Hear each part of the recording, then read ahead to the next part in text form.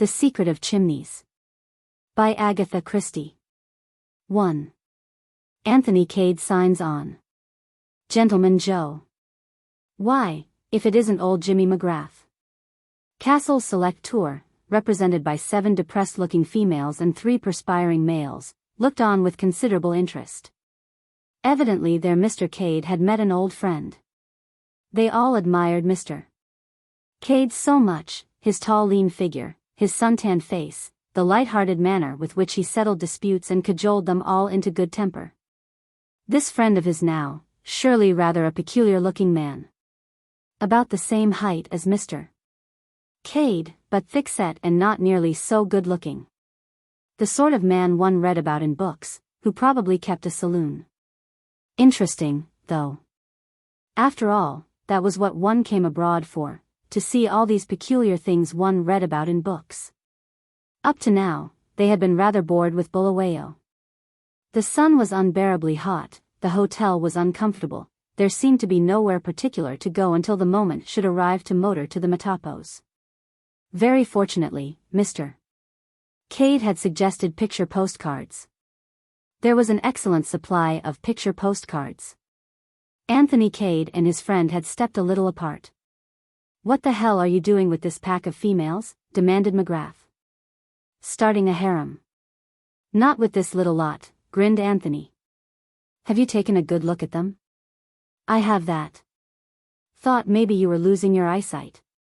"My eyesight's as good as ever it was." "No, this is a Castle select tour." "I'm Castle, the local Castle, I mean." "What the hell made you take on a job like that?" "A regrettable necessity for cash. I can assure you it doesn't suit my temperament." Jimmy grinned. "Never a hog for regular work, were you?" Anthony ignored this aspersion. "However, something will turn up soon, I expect," he remarked hopefully. "It usually does." Jimmy chuckled. "If there's any trouble brewing, Anthony Cade is sure to be in it sooner or later, I know that," he said. "You've an absolute instinct for Rose, and the 9 lives of a cat. When can we have a yarn together?" Anthony sighed. "I've got to take these cackling hens to see Rhodes' grave." "That's the stuff," said Jimmy approvingly. "They'll come back bumped black and blue with the ruts in the road, and clamoring for bed to rest the bruises on. Then you and I will have a spot or two and exchange the news." "Right. So long, Jimmy." Anthony rejoined his flock of sheep. Miss Taylor, the youngest and most skittish of the party, instantly attacked him. "Oh, Mr. Cade, was that an old friend of yours?" "It was, Miss Taylor. One of the friends of my blameless youth." Miss Taylor giggled. "I thought he was such an interesting-looking man." "I'll tell him you said so." "Oh, Mr. Cade, how can you be so naughty?" "The very idea." "What was that name he called you?" "Gentleman Joe?" "Yes." "Is your name Joe?" "I thought you knew it was Anthony, Miss Taylor." "Oh, go on with you," cried Miss Taylor coquettishly. Anthony had by now well mastered his duties. In addition to making the necessary arrangements of travel, they included soothing down irritable old gentlemen when their dignity was ruffled, seeing that elderly matrons had ample opportunities to buy picture postcards, and flirting with everything under a Catholic 40 years of age. The last task was rendered easier for him by the extreme readiness of the ladies in question to read a tender meaning into his most innocent remarks. Miss Taylor returned to the attack. "Why does he call you Joe, then?" "Oh, just because it isn't my name." "And why Gentleman Joe?" "The same kind of reason." "Oh, Mr. Cade," protested Miss Taylor, much distressed, "I'm sure you shouldn't say that. Papa was only saying last night what gentlemanly manners you had." "Very kind of your father, I'm sure, Miss Taylor. And we are all agreed that you are quite the gentleman." "I'm overwhelmed." "No, really, I mean it." "Kind hearts are more than coronets," said Anthony vaguely, without a notion of what he meant by the remark, and wishing fervently it was lunchtime. "That's such a beautiful poem, I always think." "Do you know much poetry, Mr. Cade?" "I might recite 'The boy stood on the burning deck' at a pinch." The boy stood on the burning deck, whence all but he had fled. That's all I know, but I can do that bit with action if you like. The boy stood on the burning deck, whoosh, whoosh, whoosh, the flames, you see, whence all but he had fled, for that bit I run to and fro like a dog. Miss Taylor screamed with laughter. Oh, do look at Mr. Cade. Isn't he funny? Time for morning tea, said Anthony briskly. Come this way. There is an excellent cafe in the next street. I presume, said Mrs. Caldecott, in her deep voice, that the expense is included in the tour. Morning tea, Mrs. Caldecott, said Anthony, assuming his professional manner, is an extra. Disgraceful. Life is full of trials, isn't it? Said Anthony cheerfully. Mrs. Caldecott's eyes gleamed, and she remarked with the air of one springing a mine. I suspected as much, and in anticipation I poured off some tea into a jug at breakfast this morning. I can heat that up on the spirit lamp. Come, father. Mr. and Mrs. Caldecott sailed off triumphantly to the hotel, the ladies back complacent with successful forethought. Oh, Lord, muttered Anthony, what a lot of funny people it does take to make a world. He marshaled the rest of the party in the direction of the cafe. Miss Taylor kept by his side, and resumed her catechism. Is it a long time since you saw your friend? Just over 7 years. Was it in Africa you knew him? Yes, not this part though. The first time I ever saw Jimmy McGrath, he was all trussed up ready for the cooking pot. Some of the tribes in the interior are cannibals, you know. We got there just in time. What happened? Very nice little shindy. We potted some of the beggars, and the rest took to their heels. Oh, Mr. Cade, what an adventurous life you must have led. Very peaceful, I assure you. But it was clear that the lady did not believe him.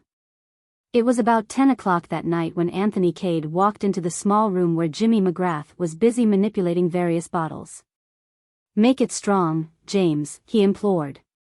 I can tell you, I need it. I should think you did, my boy. I wouldn't take on that job of yours for anything.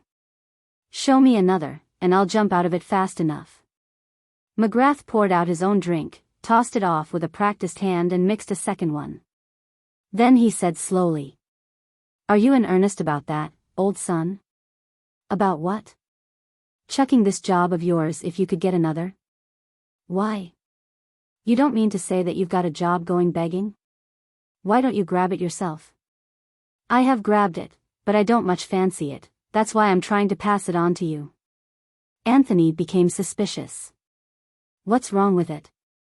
They haven't engaged you to teach in a Sunday school, have they? Do you think anyone would choose me to teach in a Sunday school? Not if they knew you well, certainly. It's a perfectly good job, nothing wrong with it whatsoever. Not in South America by any lucky chance? I've rather got my eye on South America. There's a very tidy little revolution coming off in one of those little republics soon. McGrath grinned. You always were keen on revolutions, anything to be mixed up in a really good row.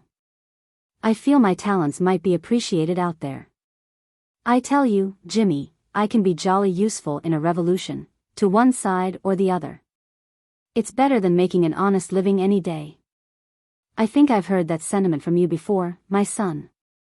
No, the job isn't in South America, it's in England. England? Return of hero to his native land after many long years.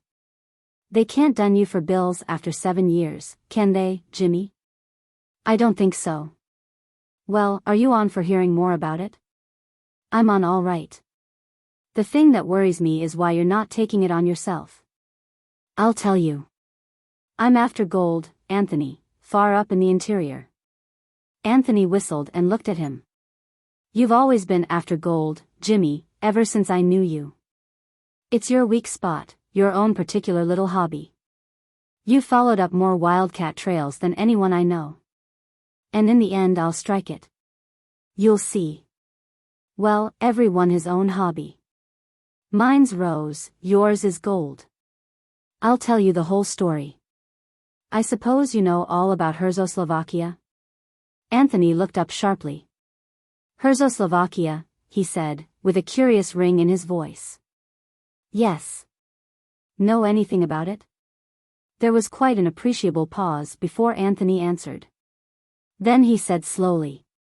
Only what everyone knows. It's one of the Balkan states, isn't it? Principal rivers, unknown.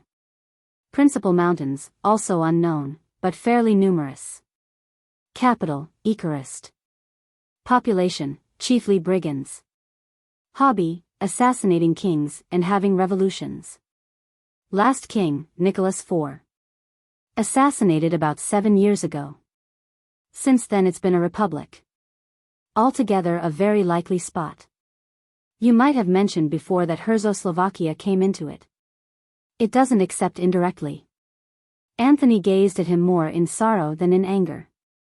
You ought to do something about this, James, he said. Take a correspondence course, or something.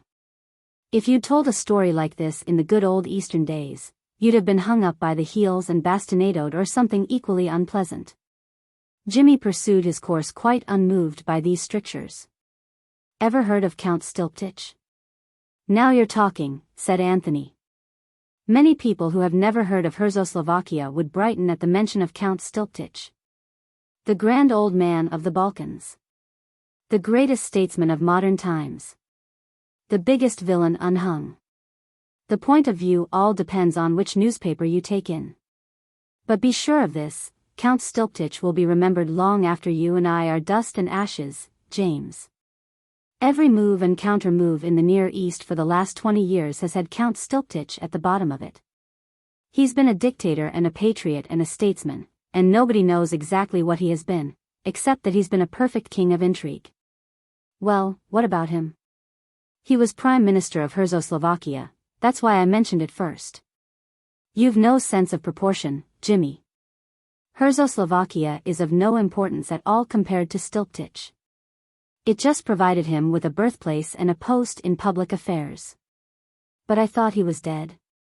So he is. He died in Paris about 2 months ago. What I'm telling you about happened some years ago. The question is, said Anthony, what are you telling me about? Jimmy accepted the rebuke and hastened on. It was like this.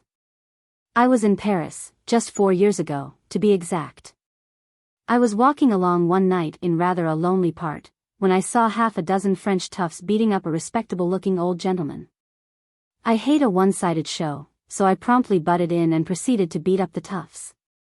I guess they'd never been hit really hard before. They melted like snow. Good for you, James, said Anthony softly. I'd like to have seen that scrap. Oh, it was nothing much, said Jimmy modestly. But the old boy was no end grateful. He'd had a couple, no doubt about that, but he was sober enough to get my name and address out of me, and he came along and thanked me next day. Did the thing in style too. It was then that I found out it was Count Stilptich I'd rescued. He'd got a house up by the Bois. Anthony nodded. Yes, Stilptich went to live in Paris after the assassination of King Nicholas. They wanted him to come back and be president later, but he wasn't taking any. He remained sound to his monarchical principles, though he was reported to have his finger in all the backstairs pies that went on in the Balkans. Very deep, the late Count Stilptich.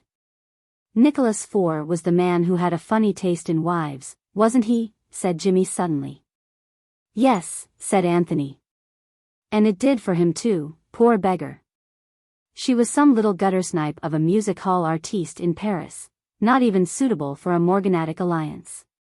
But Nicholas had a frightful crush on her, and she was all out for being a queen. Sounds fantastic, but they managed it somehow. Called her the Countess Popovsky, or something, and pretended she had Romanov blood in her veins. Nicholas married her in the cathedral at Bucharest with a couple of unwilling archbishops to do the job, and she was crowned as Queen Varaga. Nicholas squared his ministers, and I suppose he thought that was all that mattered, but he forgot to reckon with the populace. They're very aristocratic and reactionary in Czechoslovakia. They like their kings and queens to be the genuine article. There were mutterings and discontent, and the usual ruthless suppressions, and the final uprising which stormed the palace, murdered the king and queen, and proclaimed a republic. It's been a republic ever since, but things still manage to be pretty lively there, so I've heard. They've assassinated a president or two, just to keep their hand in. But revenons on nos moutons. You had got to where Count Stilptich was hailing you as his preserver. Yes. Well, that was the end of that business. I came back to Africa and never thought of it again until about 2 weeks ago I got a queer-looking parcel which had been following me all over the place for the Lord knows how long. I'd seen in a paper that Count Stilptich had recently died in Paris. Well, this parcel contained his memoirs, or reminiscences, or whatever you call the things. There was a note enclosed to the effect that if I delivered the manuscript at a certain firm of publishers in London on or before October 13th, they were instructed to hand me £1,000. £1,000? Did you say £1,000, Jimmy? I did, my son. I hope to God it's not a hoax. Put not your trust in princes or politicians, as the saying goes. Well, there it is. Owing to the way the manuscript had been following me around, I had no time to lose. It was a pity, all the same. I just fixed up this trip to the interior, and I'd set my heart on going. I shan't get such a good chance again. You're incurable, Jimmy. £1,000 in the hand is worth a lot of mythical gold. And supposing it's all a hoax? Anyway, here I am, passage booked and everything, on the way to Cape Town, and then you blow along. Anthony got up and lit a cigarette. I begin to perceive your drift, James. You go gold hunting as planned, and I collect the £1,000 for you. How much do I get out of it? What do you say to a quarter? £250 free of income tax, as the saying goes? That's it. Done, and just to make you gnash your teeth I'll tell you that I would have gone for 100. Let me tell you, James McGrath, you won't die in your bed counting up your bank balance. Anyway, it's a deal? It's a deal, all right. I'm on. And confusion to Castle's select tours. They drank the toast solemnly. 2. A lady in distress. So that's that, said Anthony, finishing off his glass and replacing it on the table. What boat were you going on? Granarth Castle. Passage booked in your name, I suppose, so I'd better travel as James McGrath. We've outgrown the passport business, haven't we? No odds either way. You and I are totally unlike, but we'd probably have the same description on one of those blinking things. Height 6 feet, hair brown, eyes blue, nose, ordinary, chin ordinary. Not so much of this ordinary stunt. Let me tell you that Castle selected me out of several applicants solely on account of my pleasing appearance and nice manners. Jimmy grinned. I noticed your manners this morning. The devil you did. Anthony rose and paced up and down the room. His brow was slightly wrinkled, and it was some minutes before he spoke. Jimmy, he said at last. Stilptich died in Paris. What's the point of sending a manuscript from Paris to London via Africa? Jimmy shook his head helplessly. I don't know. Why not do it up in a nice little parcel and send it by post? Sounds a damn sight more sensible, I agree. Of course, continued Anthony, I know that kings and queens and government officials are prevented by etiquette from doing anything in a simple, straightforward fashion. Hence king's messengers and all that. In medieval days you gave a fellow a signet ring as a sort of open sesame. The king's ring. Pass, my lord. And usually it was the other fellow who had stolen it. I always wonder why some bright lad never hit on the expedient of copying the ring, making a dozen or so, and selling them at 100 ducats apiece. They seem to have had no initiative in the Middle Ages. Jimmy yawned. My remarks on the Middle Ages don't seem to amuse you.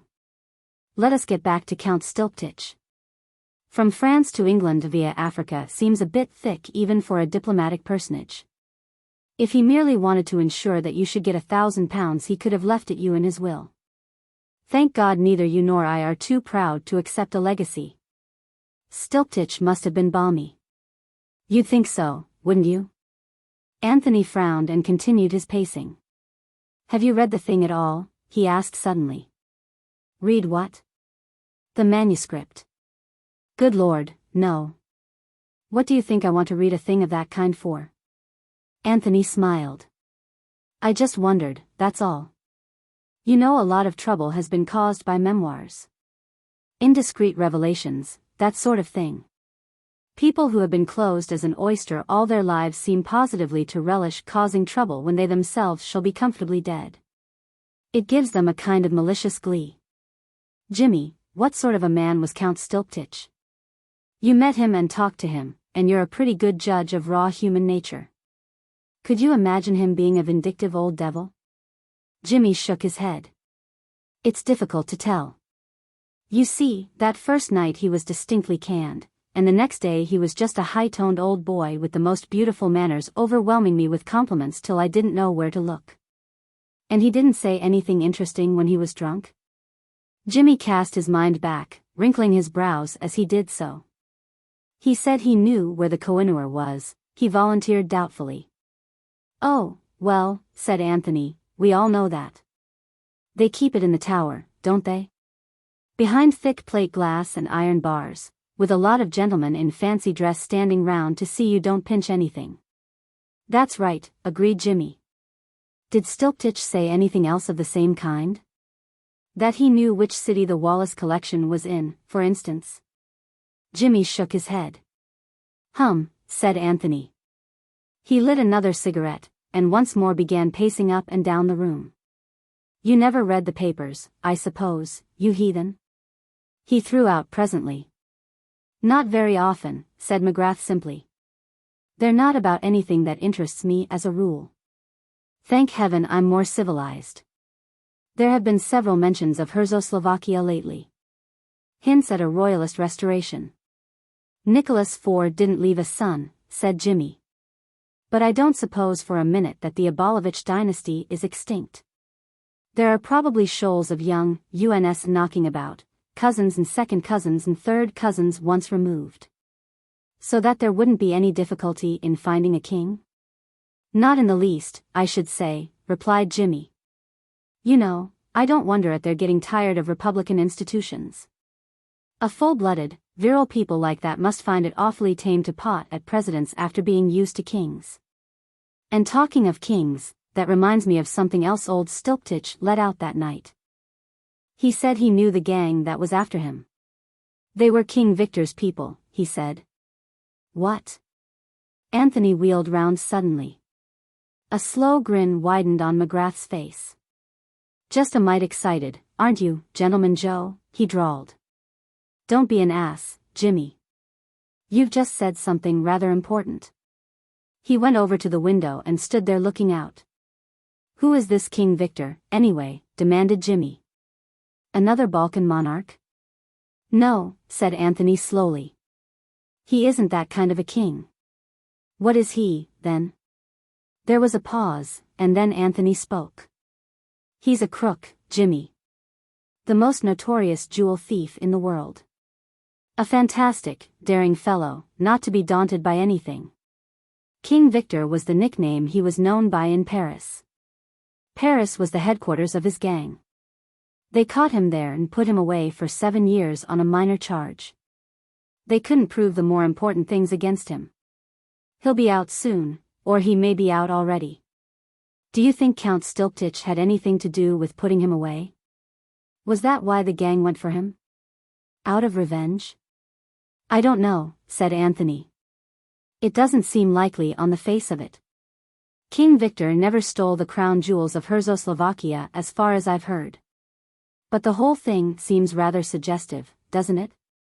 The death of Stilptich, the memoirs, and the rumors in the papers, all vague but interesting. And there's a further rumor to the effect that they've found oil in Czechoslovakia. I've a feeling in my bones, James, that people are getting ready to be interested in that unimportant little country. What sort of people? Financiers in city offices. What are you driving at with all this? Trying to make an easy job difficult, that's all. You can't pretend there's going to be any difficulty in handing over a simple manuscript at a publisher's office? No, said Anthony regretfully. I don't suppose there'll be anything difficult about that. But shall I tell you, James, where I propose to go with my £250? South America?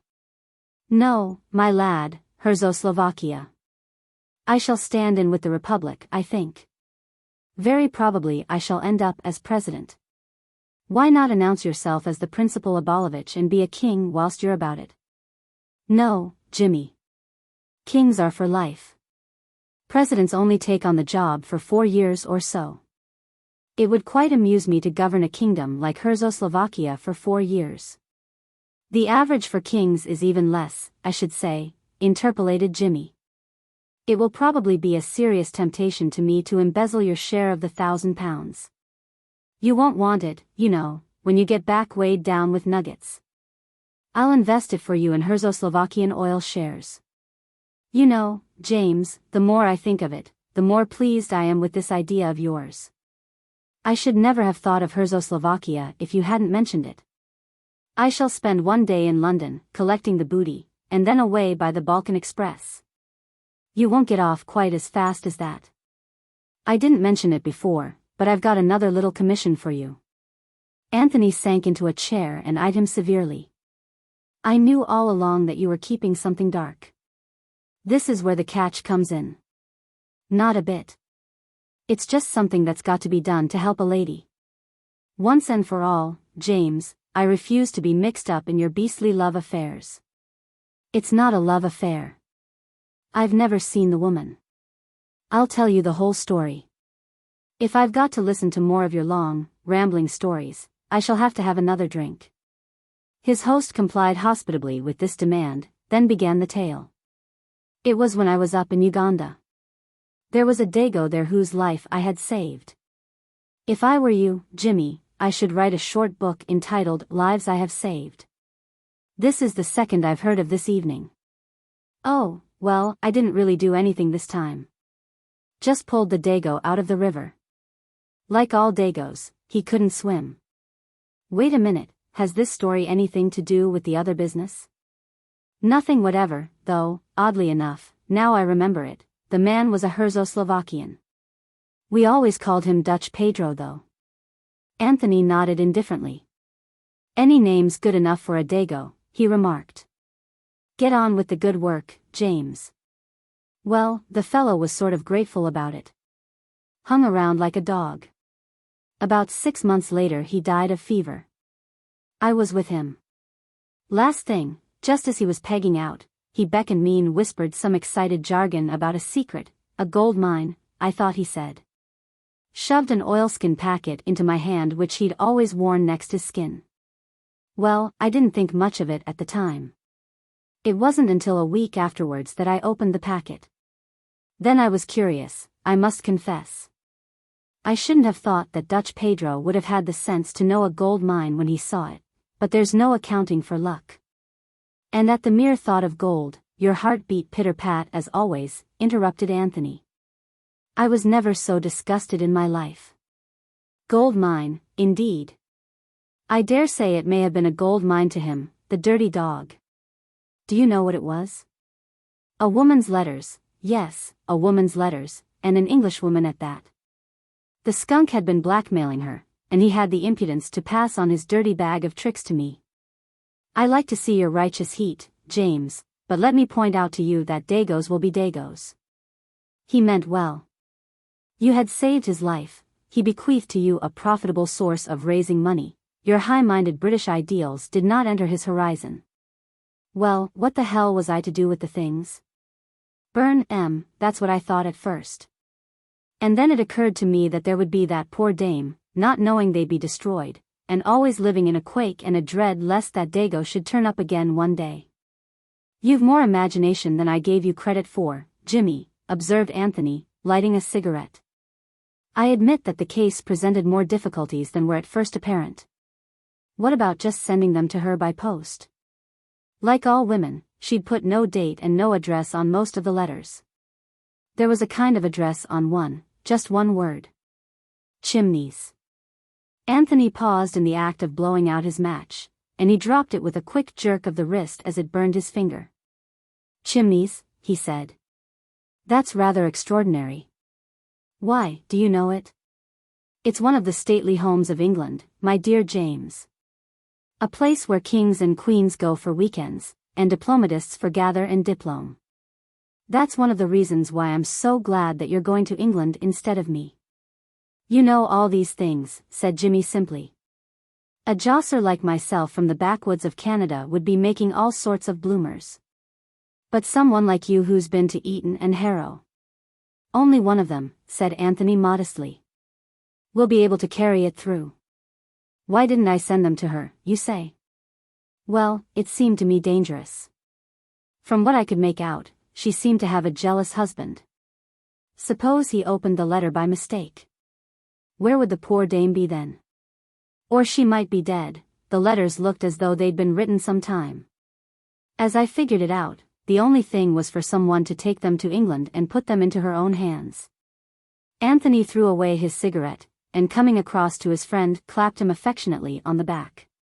You're a real knight-errant, Jimmy, he said. And the backwoods of Canada should be proud of you. I shan't do the job half as prettily as you would. You'll take it on then? Of course.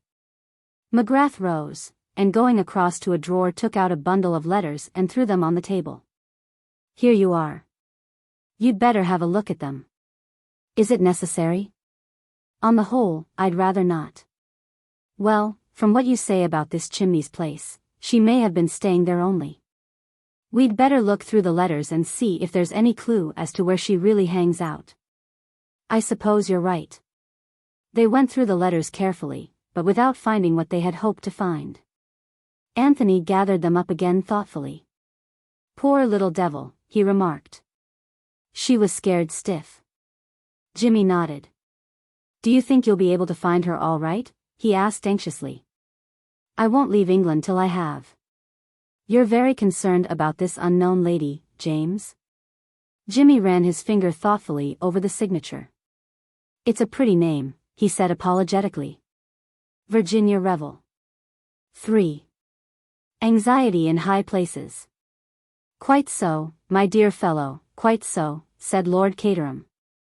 He had used the same words 3 times already, each time in the hope that they would end the interview and permit him to escape. He disliked very much being forced to stand on the steps of the exclusive London club to which he belonged and listen to the interminable eloquence of the Honourable George Lomax.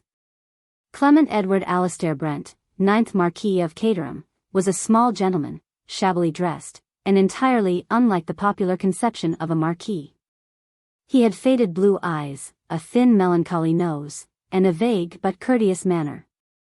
The principal misfortune of Lord Caterham's life was to have succeeded his brother, the 8th Marquis, 4 years ago. For the previous Lord Caterham had been a man of mark, a household word all over England. At one time Secretary of State for Foreign Affairs, he had always bulked largely in the councils of the Empire, and his country seat, Chimneys, was famous for its hospitality. Ably seconded by his wife, a daughter of the Duke of Perth, history had been made and unmade at informal weekend parties at Chimneys, and there was hardly anyone of note in England, or indeed in Europe, who had not, at one time or another, stayed there. That was all very well. The 9th Marquis of Caterham had the utmost respect and esteem for the memory of his brother. Henry had done that kind of thing magnificently. What Lord Caterham objected to was the assumption that he was bound to follow in his brother's footsteps, and that Chimneys was a national possession rather than a private country house. There was nothing that bored Lord Caterham more than politics, unless it was politicians. Hence his impatience under the continued eloquence of George Lomax. A robust man, George Lomax, inclined to embonpoint, with a red face and protuberant eyes, and an immense sense of his own importance. You see the point, Caterham? We simply can't afford a scandal of any kind just now. The position is one of the utmost delicacy. It always is, said Lord Caterham, with a flavour of irony. My dear fellow, I'm in a position to know. Oh, quite so, said Lord Caterham, falling back upon his previous line of defence. One slip over this Herzoslovakian business and we're done. It is most important that the oil concessions should be granted to a British company. You must see that. Of course, of course. Prince Michael Abolovich arrives the end of the week, and the whole thing can be carried through at Chimneys under the guise of a shooting party. I was thinking of going abroad this week, said Lord Caterham. Nonsense, my dear Caterham, no one goes abroad in early October. My doctor seems to think I'm in rather a bad way, said Lord Caterham, eyeing a taxi that was crawling past with longing eyes. He was quite unable to make a dash for liberty, however, since Lomax had the unpleasant habit of retaining a hold upon a person with whom he was engaged in serious conversation, doubtless the result of long experience. In this case, he had a firm grip of the lapel of Lord Caterham's coat. My dear man, I put it to you imperially. In a moment of national crisis, such as is fast approaching. Lord Caterham wriggled uneasily. He felt suddenly that he would rather give any number of house parties than listen to George Lomax quoting from one of his own speeches. He knew by experience that Lomax was quite capable of going on for 20 minutes without a stop. All right, he said hastily, I'll do it. You'll arrange the whole thing, I suppose. My dear fellow, there's nothing to arrange.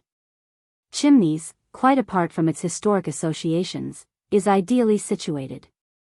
I shall be at the Abbey, less than 7 miles away. It wouldn't do, of course, for me to be actually a member of the house party.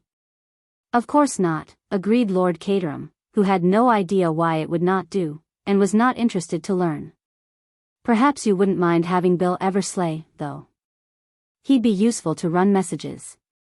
Delighted, said Lord Caterham, with a shade more animation. Bill's quite a decent shot, and Bundle likes him. The shooting, of course, is not really important. It's only the pretext, as it were. Lord Caterham looked depressed again. That will be all, then. The prince, his suite, Bill Eversleigh, Herman Isaac Stein. Who? Herman Isaac Stein. The representative of the syndicate I spoke to you about. The all-British syndicate? Yes. Why? Nothing, I only wondered, that's all. Curious names these people have. Then, of course, there ought to be 1 or 2 outsiders, just to give the thing a bona fide appearance. Lady Eileen could see to that, young people, uncritical, and with no idea of politics. Bundle would attend to that all right, I'm sure. I wonder now.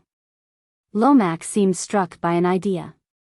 You remember the matter I was speaking about just now? You've been speaking about so many things. No, I mean this unfortunate contretemps. He lowered his voice to a mysterious whisper, the memoirs, Count Stilptich's memoirs. I think you're wrong about that, said Lord Caterham, suppressing a yawn.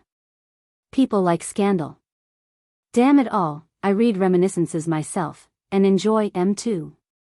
The point is not whether people will read them or not, they'll read them fast enough, but their publication at this juncture might ruin everything. The people of Herzoslovakia wish to restore the monarchy, and are prepared to offer the crown to Prince Michael, who has the support and encouragement of His Majesty's government. And who is prepared to grant concessions to Mr. Icky Herman Stein and Company in return for the loan of $1 million or so to set him on the throne. Caterham, implored Lomax in an agonized whisper. Discretion, I beg of you. Above all things, discretion. And the point is, continued Lord Caterham, with some relish, though he lowered his voice in obedience to the other's appeal, that some of Stilptich's reminiscences may upset the apple cart. Tyranny and misbehavior of the Abolovich family generally, Questions asked in the House. Why replace the present broad-minded and democratic form of government by an obsolete tyranny? Policy dictated by the blood-sucking capitalists. Down with the government. That kind of thing, Lomax nodded. And there might be worse still, he breathed. Only suppose that some reference should be made to that unfortunate disappearance, you know what I mean. Lord Caterham stared at him. No, I don't. What disappearance? You must have heard of it. Why, it happened while they were at Chimneys. Henry was terribly upset about it. It almost ruined his career. You interest me enormously, said Lord Caterham. Who or what disappeared? Lomax leant forward and put his mouth to Lord Caterham's ear. The latter withdrew it hastily. For God's sake, don't hiss at me. You heard what I said? Yes, I did, said Lord Caterham reluctantly. I remember now hearing something about it at the time. Very curious affair. I wonder who did it. It was never recovered? Never. Of course we had to go about the matter with the utmost discretion. No hint of the loss could be allowed to leak out. But Stilptich was there at the time. He knew something. Not all, but something. We were at loggerheads with him once or twice over the Turkish question. Suppose that in sheer malice he has set the whole thing down for the world to read. Think of the scandal, of the far-reaching results. Everyone would say, why was it hushed up? Of course they would, said Lord Caterham, with evident enjoyment. Lomax, whose voice had risen to a high pitch, took a grip on himself. I must keep calm, he murmured. I must keep calm. But I ask you this, my dear fellow. If he didn't mean mischief, why did he send the manuscript to London in this roundabout way? It's odd, certainly. You are sure of your facts? Absolutely. We, had our agents in Paris. The memoirs were conveyed away secretly some weeks before his death. Yes, it looks as though there's something in it, said Lord Caterham, with the same relish he had displayed before. We have found out that they were sent to a man called Jimmy, or James, McGrath, a Canadian at present in Africa. Quite an imperial affair, isn't it? Said Lord Caterham cheerily. James McGrath is due to arrive by the Granarth Castle tomorrow, Thursday. What are you going to do about it? We shall, of course, approach him at once, point out the possibly serious consequences, and beg him to defer publication of the memoirs for at least a month, and in any case to permit them to be judiciously edited. Supposing that he says, no, sir, or I'll God-darned well see you in hell first, or something bright and breezy like that, suggested Lord Caterham. That's just what I'm afraid of, said Lomax simply. That's why it suddenly occurred to me that it might be a good thing to ask him down to Chimneys as well. He'd be flattered, naturally, at being asked to meet Prince Michael, and it might be easier to handle him. I'm not going to do it, said Lord Caterham hastily. I don't get on with Canadians, never did, especially those that have lived much in Africa. You'd probably find him a splendid fellow, a rough diamond, you know. No, Lomax. I put my foot down there absolutely. Somebody else has got to tackle him. It has occurred to me, said Lomax, that a woman might be very useful here. Told enough and not too much, you understand. A woman could handle the whole thing delicately and with tact, put the position before him, as it were, without getting his back up. Not that I approve of women in politics. St. Stephen's is ruined, absolutely ruined, nowadays. But woman in her own sphere can do wonders. Look at Henry's wife and what she did for him. Marcia was magnificent, unique, a perfect political hostess. You don't want me to ask Marcia down for this party, do you? Asked Lord Caterham faintly, turning a little pale at the mention of his redoubtable sister-in-law. No, you misunderstand me. I was speaking of the influence of women in general. No, I suggest a young woman, a woman of charm, beauty, intelligence. Not Bundle. Bundle would be no use at all. She's a red-hot socialist if she's anything at all, and she'd simply scream with laughter at the suggestion. I was not thinking of Lady Eileen. Your daughter, Caterham, is charming, simply charming, but quite a child. We need someone with savoir-faire, poise, knowledge of the world, of course, the very person. My cousin Virginia. Mrs. Revel? Lord Caterham brightened up. He began to feel that he might possibly enjoy the party after all. A very good suggestion of yours, Lomax. The most charming woman in London. She is well up in Czechoslovakian affairs too.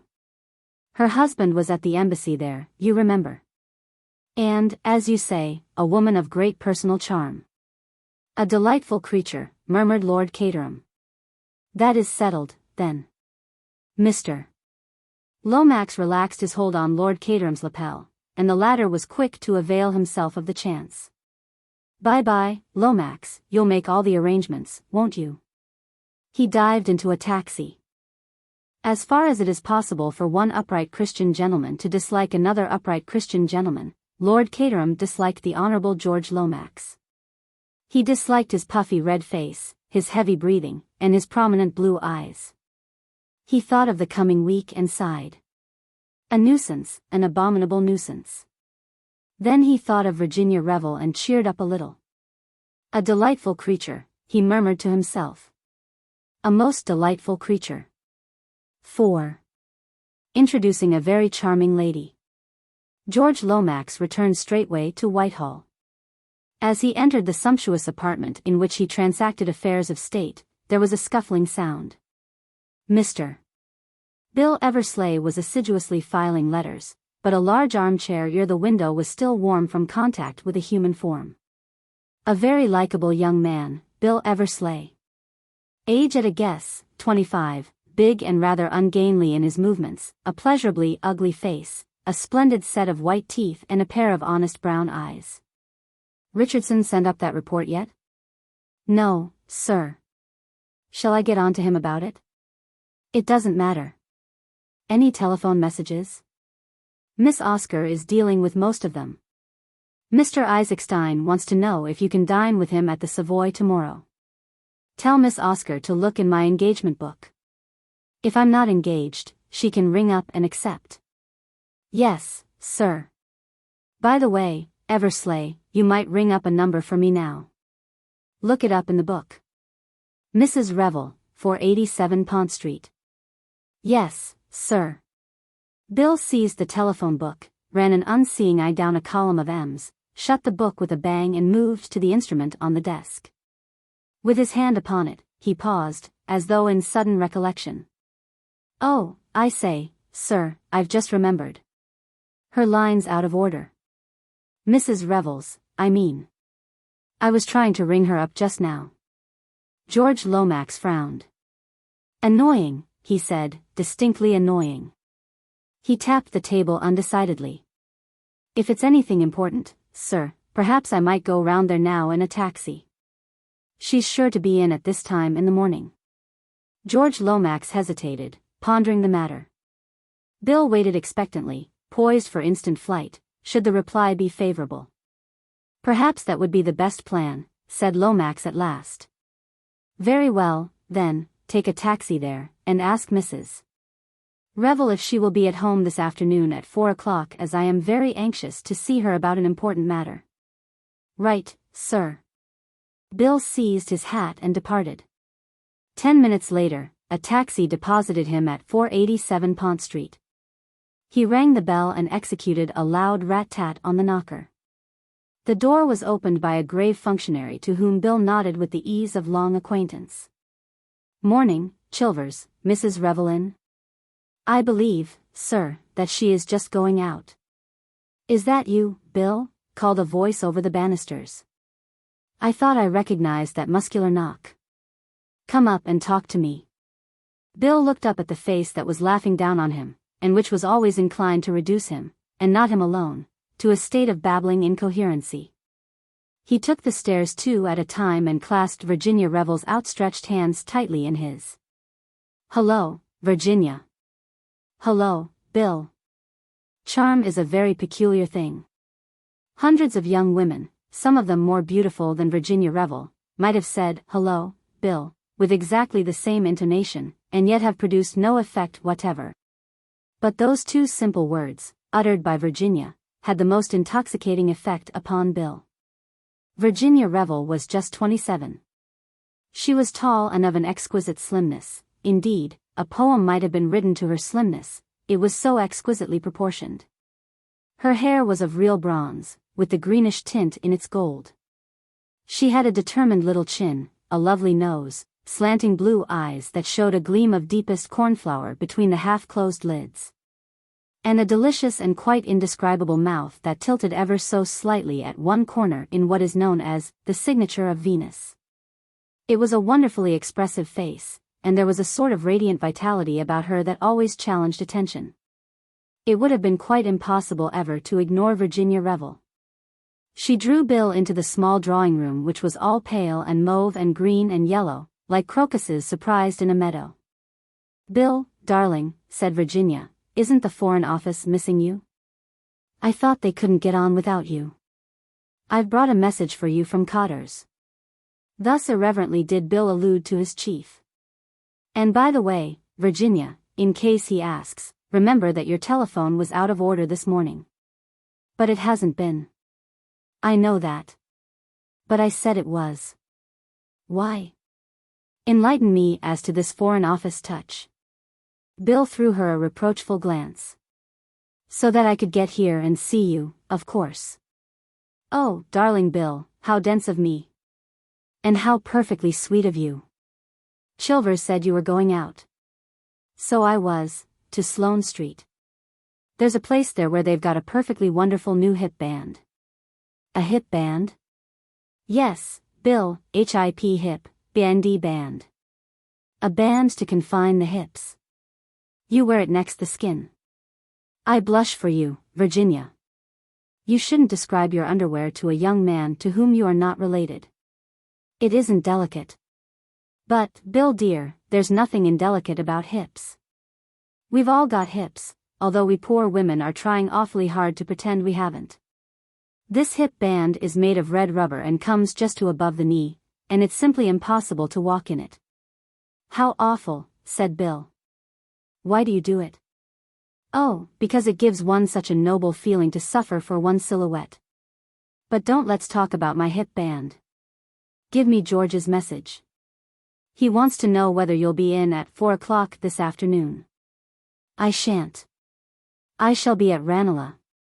"Why this sort of formal call? Is he going to propose to me, do you think?"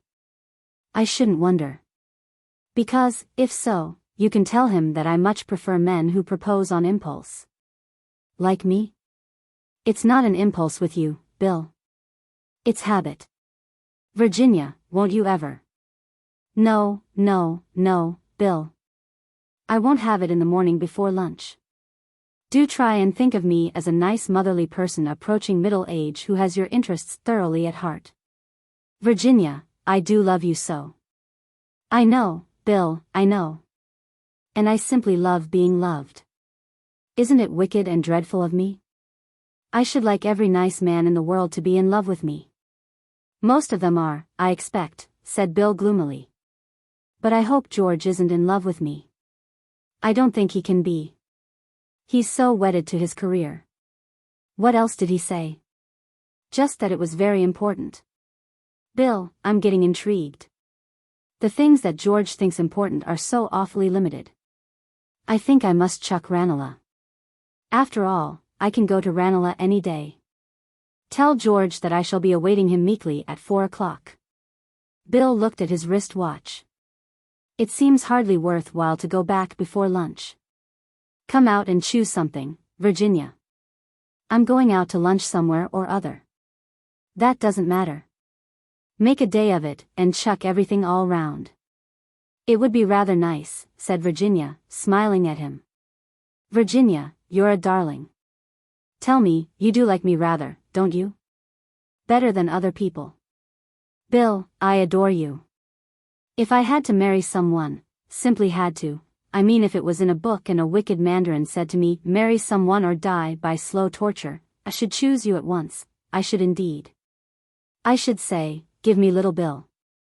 Well, then. Yes, but I haven't got to marry anyone. I love being a wicked widow. You could do all the same things still. Go about, and all that. You'd hardly notice me about the house. Bill, you don't understand. I'm the kind of person who marries enthusiastically if they marry at all. Bill gave a hollow groan. I shall shoot myself one of these days, I expect, he murmured gloomily. No, you won't, Bill darling. You'll take a pretty girl out to supper, like you did the night before last. Mr. Eversleigh was momentarily confused. If you mean Dorothy Kirkpatrick, the girl who's in Hooks and Eyes, well, dash it all, she's a thoroughly nice girl, straight as they make 'em. There was no harm in it. Bill, darling, of course there wasn't. I love you to enjoy yourself. But don't pretend to be dying of a broken heart, that's all. Mr. Eversleigh recovered his dignity. You don't understand at all, Virginia, he said severely. Men are polygamous. I know they are. Sometimes I have a shrewd suspicion that I am polyandrous. If you really love me, Bill, take me out to lunch quickly. 5. First night in London. There is often a flaw in the best-laid plans. George Lomax had made one mistake: there was a weak spot in his preparations. The weak spot was Bill. Bill Eversleigh was an extremely nice lad. He was a good cricketer and a scratch golfer, he had pleasant manners, and an amiable disposition, but his position in the Foreign Office had been gained, not by brains, but by good connections. For the work he had to do he was quite suitable.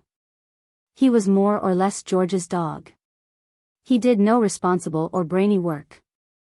His part was to be constantly at George's elbow, to interview unimportant people whom George didn't want to see, to run errands, and generally to make himself useful. All this Bill carried out faithfully enough. When George was absent, Bill stretched himself out in the biggest chair and read the sporting news, and in so doing he was merely carrying out a time-honored tradition. Being accustomed to send Bill on errands, George had dispatched him to the Union Castle offices to find out when the Granarth Castle was due in. Now, in common with most well-educated young Englishmen, Bill had a pleasant, but quite inaudible voice. Any elocution master would have found fault with his pronunciation of the word Granarth. It might have been anything. The clerk took it to be Carnfree. The Carnfree Castle was due in on the following Thursday. He said so. Bill thanked him and went out. George Lomax accepted the information and laid his plans accordingly. He knew nothing about Union Castle liners, and took it for granted that James McGrath would duly arrive on Thursday. Therefore, at the moment he was buttonholing Lord Caterham on the steps of the club on Wednesday morning, he would have been greatly surprised to learn that the Granarth Castle had docked at Southampton the preceding afternoon. At 2 o'clock that afternoon Anthony Cade, travelling under the name of Jimmy McGrath, stepped out of the boat train at Waterloo, hailed a taxi, and after a moment's hesitation ordered the driver to proceed to the Blitz Hotel. One might as well be comfortable, said Anthony to himself, as he looked with some interest out of the taxi windows. It was exactly 14 years since he had been in London. He arrived at the hotel, booked a room, and then went for a short stroll along the Embankment. It was rather pleasant to be back in London again. Everything was changed, of course. There had been a little restaurant there, just past Blackfriars Bridge, where he had dined fairly often, in company with other earnest lads. He had been a socialist then, and worn a flowing red tie. Young, very young. He retraced his steps back to the Blitz. Just as he was crossing the road, a man jostled against him, nearly making him lose his balance. They both recovered themselves, and the man muttered an apology, his eyes scanning Anthony's face narrowly. He was a short, thick-set man of the working classes, with something foreign in his appearance. Anthony went on into the hotel, wondering, as he did so, what had inspired that searching glance. Nothing in it probably. The deep tan of his face was somewhat unusual looking amongst these pallid Londoners, and it had attracted the fellow's attention. He went up to his room and, led by a sudden impulse, crossed to the looking-glass and stood studying his face in it.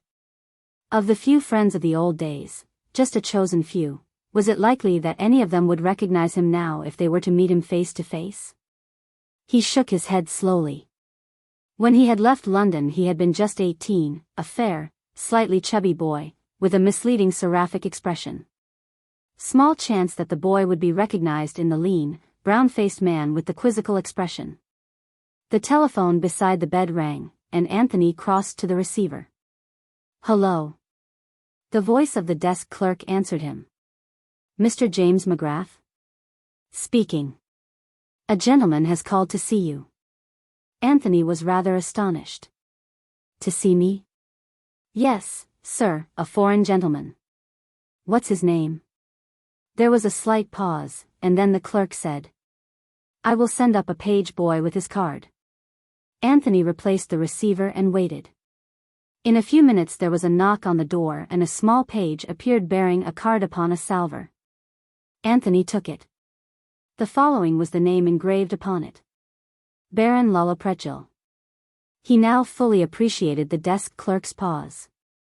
For a moment or two he stood studying the card, and then made up his mind. Show the gentleman up. Very good, sir. In a few minutes the Baron Lullapretchel was ushered into the room, a big man with an immense fan-like black beard and a high, bald forehead. He brought his heels together with a click, and bowed. Mr. McGrath, he said. Anthony imitated his movements as nearly as possible. Baron, he said. Then, drawing forward a chair. Pray sit down. I have not, I think, had the pleasure of meeting you before? That is so, agreed the Baron, seating himself. It is my misfortune, he added politely. And mine also, responded Anthony, on the same note. Let us now to business come, said the Baron. I represent in London the Loyalist party of Czechoslovakia. And represent it admirably, I am sure, murmured Anthony. The Baron bowed in acknowledgement of the compliment. You are too kind, he said stiffly. Mr. McGrath, I will not from you conceal anything. The moment has come for the restoration of the monarchy, in abeyance since the martyrdom of His Most Gracious Majesty King Nicholas IV of blessed memory. Amen, murmured Anthony. I mean here. On the throne will be placed His Highness Prince Michael, who the support of the British government has. Splendid, said Anthony. It's very kind of you to tell me all this. Everything arranged is, when you come here to trouble make. The Baron fixed him with a stern eye. My dear Baron, protested Anthony. Yes, I know what I am talking about. You have with you the memoirs of the late Count Stilptich. He fixed Anthony with an accusing eye. And if I have? What have the memoirs of Count Stilptich to do with Prince Michael? They will cause scandals. Most memoirs do that, said Anthony soothingly. Of many secrets he the knowledge had. Should he reveal but the quarter of them, Europe into war plunged may be. Come, said Anthony. It can't be as bad as all that. An unfavorable opinion of the Abalovich will abroad be spread. So democratic is the English spirit. I can quite believe, said Anthony, that the Abalovich may have been a trifle high-handed now and again. It runs in the blood. But people in England expect that sort of thing from the Balkans. I don't know why they should, but they do. You do not understand, said the Baron. You do not understand at all. And my lips sealed are. He sighed. What exactly are you afraid of? Asked Anthony. Until I have read the memoirs I do not know, explained the Baron simply. But there is sure to be something. These great diplomats are always indiscreet. The apple cart upset will be, as the saying goes. Look here, said Anthony kindly. I'm sure you're taking altogether too pessimistic a view of the thing. I know all about publishers, they sit on manuscripts and hatch them like eggs. It will be at least a year before the thing is published. Either a very deceitful or a very simple young man you are. All is arranged for the memoirs in a Sunday newspaper to come out immediately. Oh. Anthony was somewhat taken aback. But you can always deny everything, he said hopefully. The Baron shook his head sadly. No, through the hat you talk. Let us to business come. £1,000 you are to have, is it not so? You see, I have the good information got. I certainly congratulate the intelligence department of the Loyalists. Then I to you offer 1,500. Anthony stared at him in amazement, then shook his head ruefully. I'm afraid it can't be done, he said, with regret. Good. I to you offer 2,000. You tempt me, Baron, you tempt me. But I still say it can't be done. Your own price name, then. I'm afraid you don't understand the position. I'm perfectly willing to believe that you are on the side of the angels, and that these memoirs may damage your cause. Nevertheless, I've undertaken the job, and I've got to carry it through. See? I can't allow myself to be bought off by the other side. That kind of thing isn't done. The Baron listened very attentively. At the end of Anthony's speech he nodded his head several times. I see. Your honor as an English gentleman it is? Well, we don't put it that way ourselves, said Anthony. But I dare say, allowing for a difference in vocabulary, that we both mean much the same thing. The Baron rose to his feet. For the English honor I much respect have, he announced. We must another way try. I wish you good morning. He drew his heels together, clicked, bowed and marched out of the room, holding himself stiffly erect. Now I wonder what he meant by that, mused Anthony. Was it a threat? Not that I'm in the least afraid of old Lollipop. Rather a good name for him, that, by the way. I shall call him Baron Lollipop. He took a turn or two up and down the room, undecided on his next course of action. The date stipulated upon for delivering the manuscript was a little over a week ahead. Today was the 5th of October. Anthony had no intention of handing it over before the last moment. Truth to tell, he was by now feverishly anxious to read these memoirs. He had meant to do so on the boat coming over, but had been laid low with a touch of fever, and not at all in the mood for deciphering crabbed and illegible handwriting, for none of the manuscript was typed. He was now more than ever determined to see what all the fuss was about. There was the other job too. On an impulse, he picked up the telephone book and looked up the name of Revel. There were 6 Revels in the book: Edward Henry Revel, surgeon, of Harley Street; James Revel and Company, saddlers; Lennox Revel of Abbottbury Mansions, Hampstead; Miss Mary Revel with an address in Ealing, Honourable Mrs. Timothy Revel of 487 Pont Street. And Mrs. Willis Revel of 42 Cadogan Square.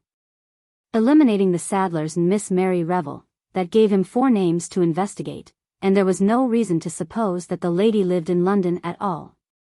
He shut up the book with a short shake of the head. For the moment I'll leave it to chance, he said. Something usually turns up. The luck of the Anthony Cades of this world is perhaps in some measure due to their own belief in it. Anthony found what he was after not half an hour later, when he was turning over the pages of an illustrated paper. It was a representation of some tableau organized by the Duchess of Perth. Below the central figure, a woman in Eastern dress, was the inscription: The Honourable Mrs. Timothy Revel as Cleopatra. Before her marriage, Mrs. Revel was the Honourable Virginia Cawthron, a daughter of Lord Edgbaston. Anthony looked at the picture some time, slowly pursing up his lips, as though to whistle. Then he tore out the whole page, folded it up and put it in his pocket. He went upstairs again, unlocked his suitcase and took out the packet of letters. He took out the folded page from his pocket and slipped it under the string that held them together. Then, at a sudden sound behind him, he wheeled round sharply. A man was standing in the doorway, the kind of man whom Anthony had fondly imagined existed only in the chorus of a comic opera. A sinister-looking figure, with a squat brutal head and lips drawn back in an evil grin. "What the devil are you doing here?" asked Anthony. "And who let you come up?" "I pass where I please," said the stranger. His voice was guttural and foreign, though his English was idiomatic enough. Another Dago, thought Anthony. "Well, get out, do you hear?" he went on aloud.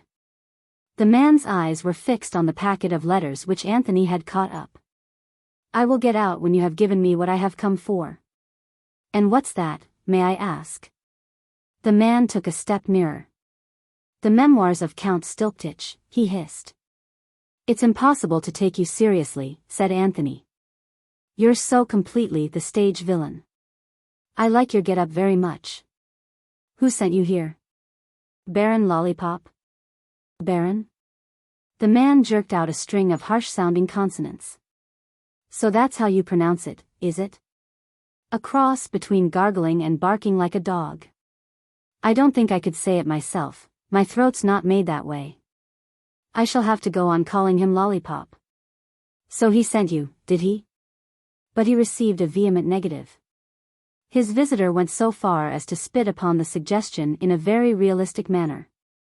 Then he drew from his pocket a sheet of paper which he threw upon the table.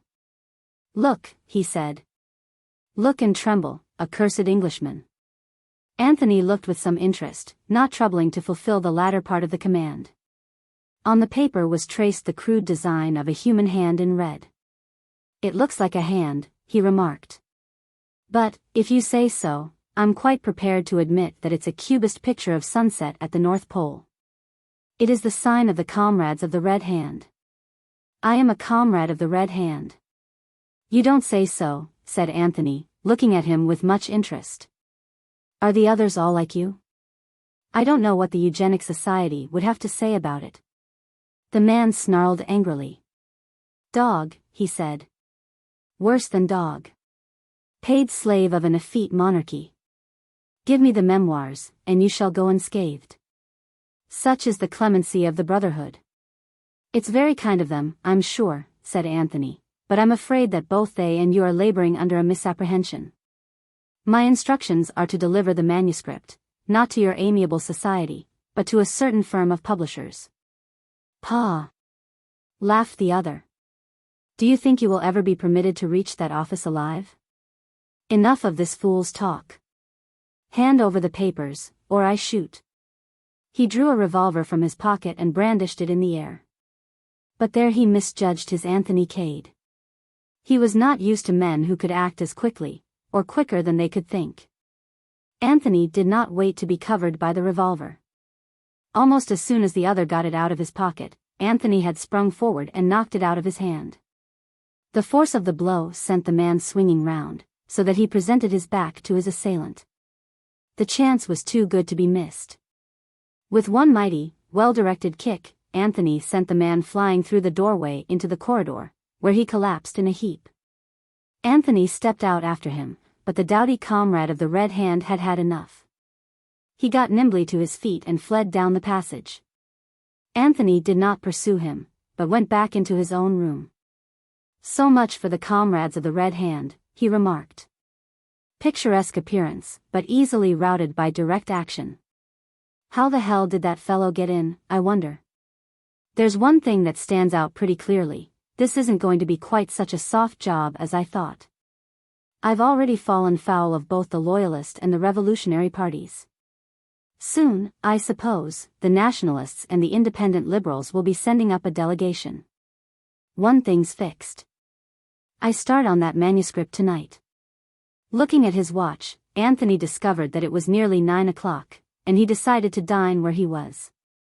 He did not anticipate any more surprise visits, but he felt that it was up to him to be on his guard. He had no intention of allowing his suitcase to be rifled whilst he was downstairs in the grill room. He rang the bell and asked for the menu, selected a couple of dishes and ordered a bottle of Bordeaux. The waiter took the order and withdrew. Whilst he was waiting for the meal to arrive, he got out the package of manuscript and put it on the table with the letters. There was a knock at the door, and the waiter entered with a small table and the accessories of the meal. Anthony had strolled over to the mantelpiece. Standing there with his back to the room, he was directly facing the mirror, and idly glancing in it he noticed a curious thing. The waiter's eyes were glued on the parcel of manuscript. Shooting little glances sideways at Anthony's immovable back, he moved softly round the table. His hands were twitching, and he kept passing his tongue over his dry lips. Anthony observed him more closely. He was a tall man, supple like all waiters, with a clean-shaven, mobile face. An Italian, Anthony thought, not a Frenchman. At the critical moment Anthony wheeled round abruptly. The waiter started slightly, but pretended to be doing something with the salt cellar. "What's your name?" asked Anthony abruptly. "Giuseppe, monsieur." "Italian, eh?" "Yes, monsieur." Anthony spoke to him in that language, and the man answered fluently enough. Finally Anthony dismissed him with a nod, but all the while he was eating the excellent meal which Giuseppe served to him, he was thinking rapidly. Had he been mistaken? Was Giuseppe's interest in the parcel just ordinary curiosity? It might be so, but remembering the feverish intensity of the man's excitement, Anthony decided against that theory. All the same, he was puzzled. Dash it all, said Anthony to himself, everyone can't be after the blasted manuscript. Perhaps I'm fancying things. Dinner concluded and cleared away, he applied himself to the perusal of the memoirs. Owing to the illegibility of the late Count's handwriting, the business was a slow one. Anthony's yawns succeeded one another with suspicious rapidity. At the end of the 4th chapter, he gave it up. So far, he had found the memoirs insufferably dull, with no hint of scandal of any kind. He gathered up the letters and the wrapping of the manuscript which were lying in a heap together on the table and locked them up in the suitcase. Then he locked the door, and as an additional precaution put a chair against it. On the chair he placed the water bottle from the bathroom. Surveying these preparations with some pride, he undressed and got into bed. He had one more shot at the Count's memoirs, but felt his eyelids drooping, and stuffing the manuscript under his pillow, he switched out the light and fell asleep almost immediately. It must have been some 4 hours later that he awoke with a start. What had awakened him he did not know, perhaps a sound, perhaps only the consciousness of danger which in men who have led an adventurous life is very fully developed. For a moment he lay quite still, trying to focus his impressions. He could hear a very stealthy rustle, and then he became aware of a denser blackness somewhere between him and the window, on the floor by the suitcase. With a sudden spring, Anthony jumped out of bed, switching the light on as he did so. A figure sprang up from where it had been kneeling by the suitcase. It was the waiter, Giuseppe. In his right hand gleamed a long thin knife. He hurled himself straight upon Anthony, who was by now fully conscious of his own danger. He was unarmed and Giuseppe was evidently thoroughly at home with his own weapon. Anthony sprang to one side, and Giuseppe missed him with the knife. The next minute the two men were rolling on the floor together, locked in a close embrace. The whole of Anthony's faculties were centered on keeping a close grip of Giuseppe's right arm so that he would be unable to use the knife. He bent it slowly back. At the same time he felt the Italian's other hand clutching at his windpipe, stifling him, choking. And still, desperately, he bent the right arm back. There was a sharp tinkle as the knife fell on the floor. At the same time, the Italian extricated himself with a swift twist from Anthony's grasp. Anthony sprang up too, but made the mistake of moving towards the door to cut off the other's retreat. He saw, too late, that the chair and the water bottle were just as he had arranged them. Giuseppe had entered by the window, and it was the window he made for now. In the instant's respite given him by Anthony's move toward the door, he had sprung out on the balcony, leaped over to the adjoining balcony and had disappeared through the adjoining window. Anthony knew well enough that it was of no use to pursue him. His way of retreat was doubtless fully assured. Anthony would merely get himself into trouble. He walked over to the bed, thrusting his hand beneath the pillow and drawing out the memoirs. Lucky that they had been there and not in the suitcase. He crossed over to the suitcase and looked inside, meaning to take out the letters. Then he swore softly under his breath. The letters were gone. 6. The Gentle Art of Blackmail. It was exactly 5 minutes to 4 when Virginia Revel, rendered punctual by a healthy curiosity, returned to the house in Pont Street. She opened the door with her latchkey, and stepped into the hall to be immediately confronted by the impassive Chilvers. "I beg pardon, ma'am, but a person has called to see you." For the moment, Virginia did not pay attention to the subtle phraseology whereby Chilvers cloaked his meaning. "Mr. Lomax? Where is he? In the drawing room?" "Oh, no, ma'am, not Mr. Lomax." Chilvers' tone was faintly reproachful. "A person, I was reluctant to let him in, but he said his business was most important, connected with the late captain, I understood him to say. Thinking therefore that you might wish to see him, I put him in the study." Virginia stood thinking for a minute. She had been a widow now for some years, and the fact that she rarely spoke of her husband was taken by some to indicate that below her careless demeanor was a still aching wound. By others it was taken to mean the exact opposite, that Virginia had never really cared for Tim Revel, and that she found it insincere to profess a grief she did not feel. I should have mentioned, ma'am, continued Chilvers, that the man appears to be some kind of foreigner. Virginia's interest heightened a little. Her husband had been in the diplomatic service, and they had been together in Czechoslovakia just before the sensational murder of the king and queen. This man might probably be a Czechoslovakian, some old servant who had fallen on evil days. You did quite right, Chilvers, she said with a quick, approving nod. Where did you say you had put him? In the study? She crossed the hall with her light buoyant step, and opened the door of the small room that flanked the dining room. The visitor was sitting in a chair by the fireplace. He rose on her entrance and stood looking at her. Virginia had an excellent memory for faces, and she was at once quite sure that she had never seen the man before. He was tall and dark, supple in figure, and quite unmistakably a foreigner, but she did not think he was of Slavonic origin. She put him down as Italian or possibly Spanish. You wish to see me? She asked. I am Mrs. Revel. The man did not answer for a minute or two. He was looking her slowly over, as though appraising her narrowly. There was a veiled insolence in his manner which she was quick to feel. Will you please state your business? She said, with a touch of impatience. You are Mrs. Revel? Mrs. Timothy Revel? Yes. I told you so just now. Quite so. It is a good thing that you consented to see me, Mrs. Revel. Otherwise, as I told your butler, should have been compelled to do business with your husband. Virginia looked at him in astonishment, but some impulse quelled the retort that sprang to her lips. She contented herself by remarking dryly. You might have found some difficulty in doing that. I think not. I am very persistent. But I will come to the point. Perhaps you recognize this? He flourished something in his hand. Virginia looked at it without much interest. Can you tell me what it is, madam? It appears to be a letter, replied Virginia, who was by now convinced that she had to do with a man who was mentally unhinged.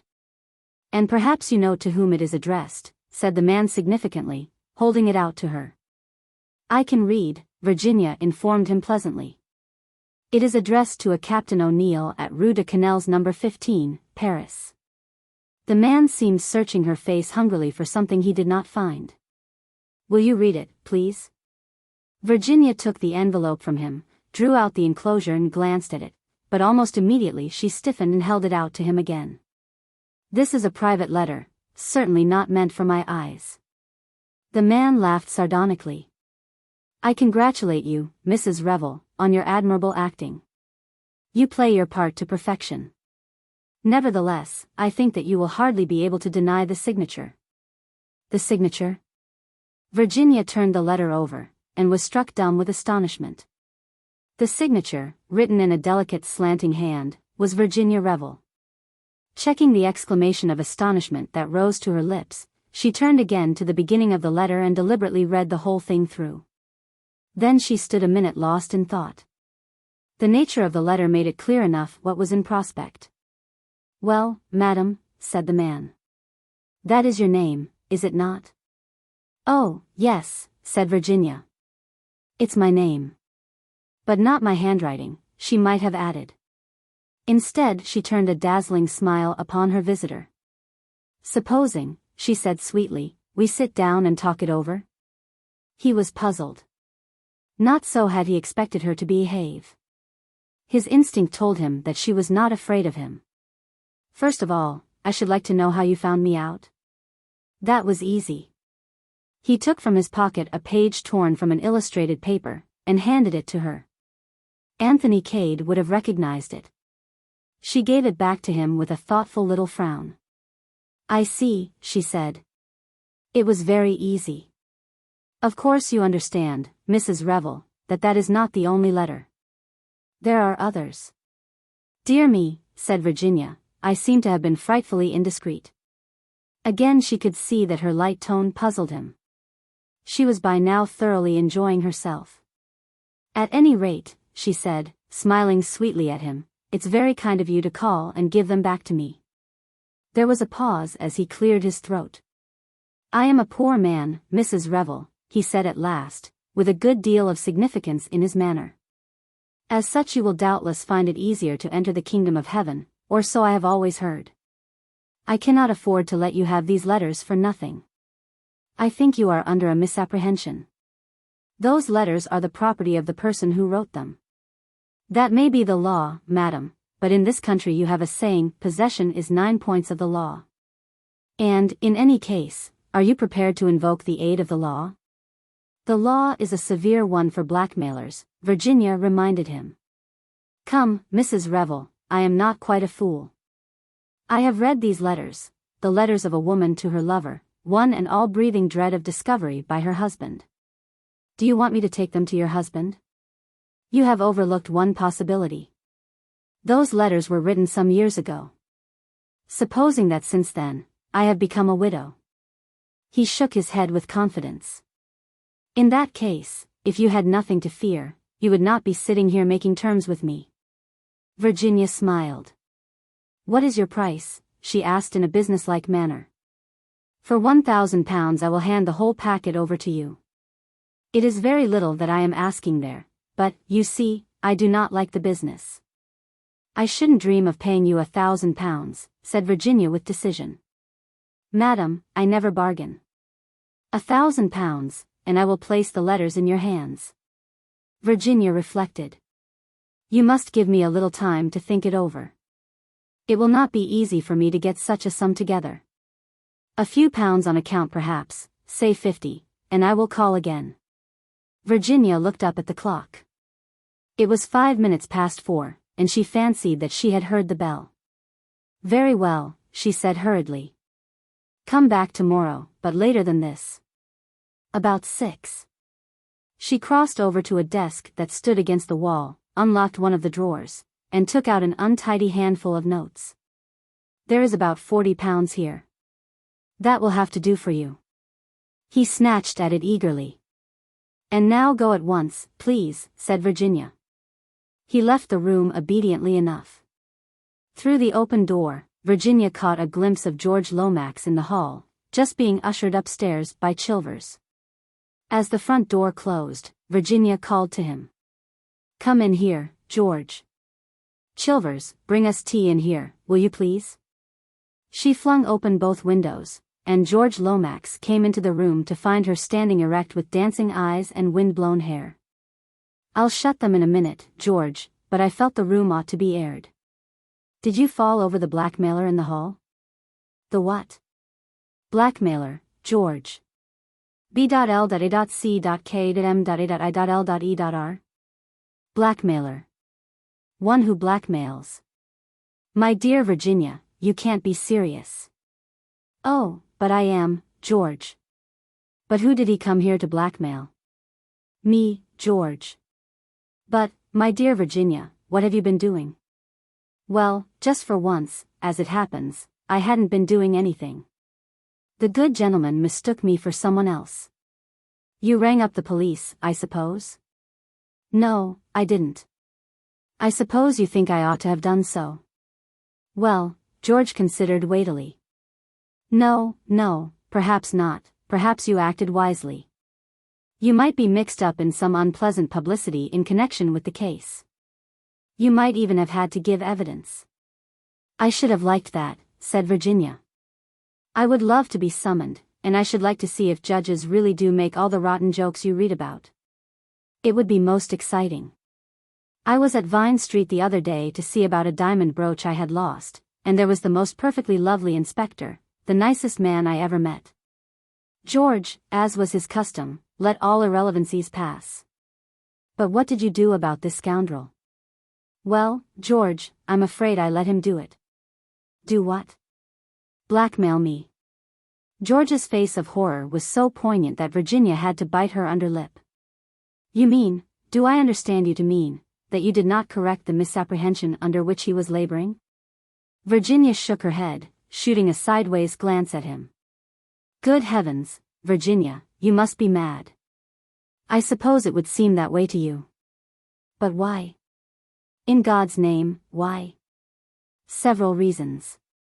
To begin with, he was doing it so beautifully, blackmailing me, I mean, I hate to interrupt an artist when he's doing his job really well. And then, you see, I'd never been blackmailed. I should hope not, indeed. And I wanted to see what it felt like. I am quite at a loss to comprehend you, Virginia. I knew you wouldn't understand. You did not give him money, I hope. Just a trifle, said Virginia apologetically. How much? £40. Virginia. My dear George, it's only what I pay for an evening dress.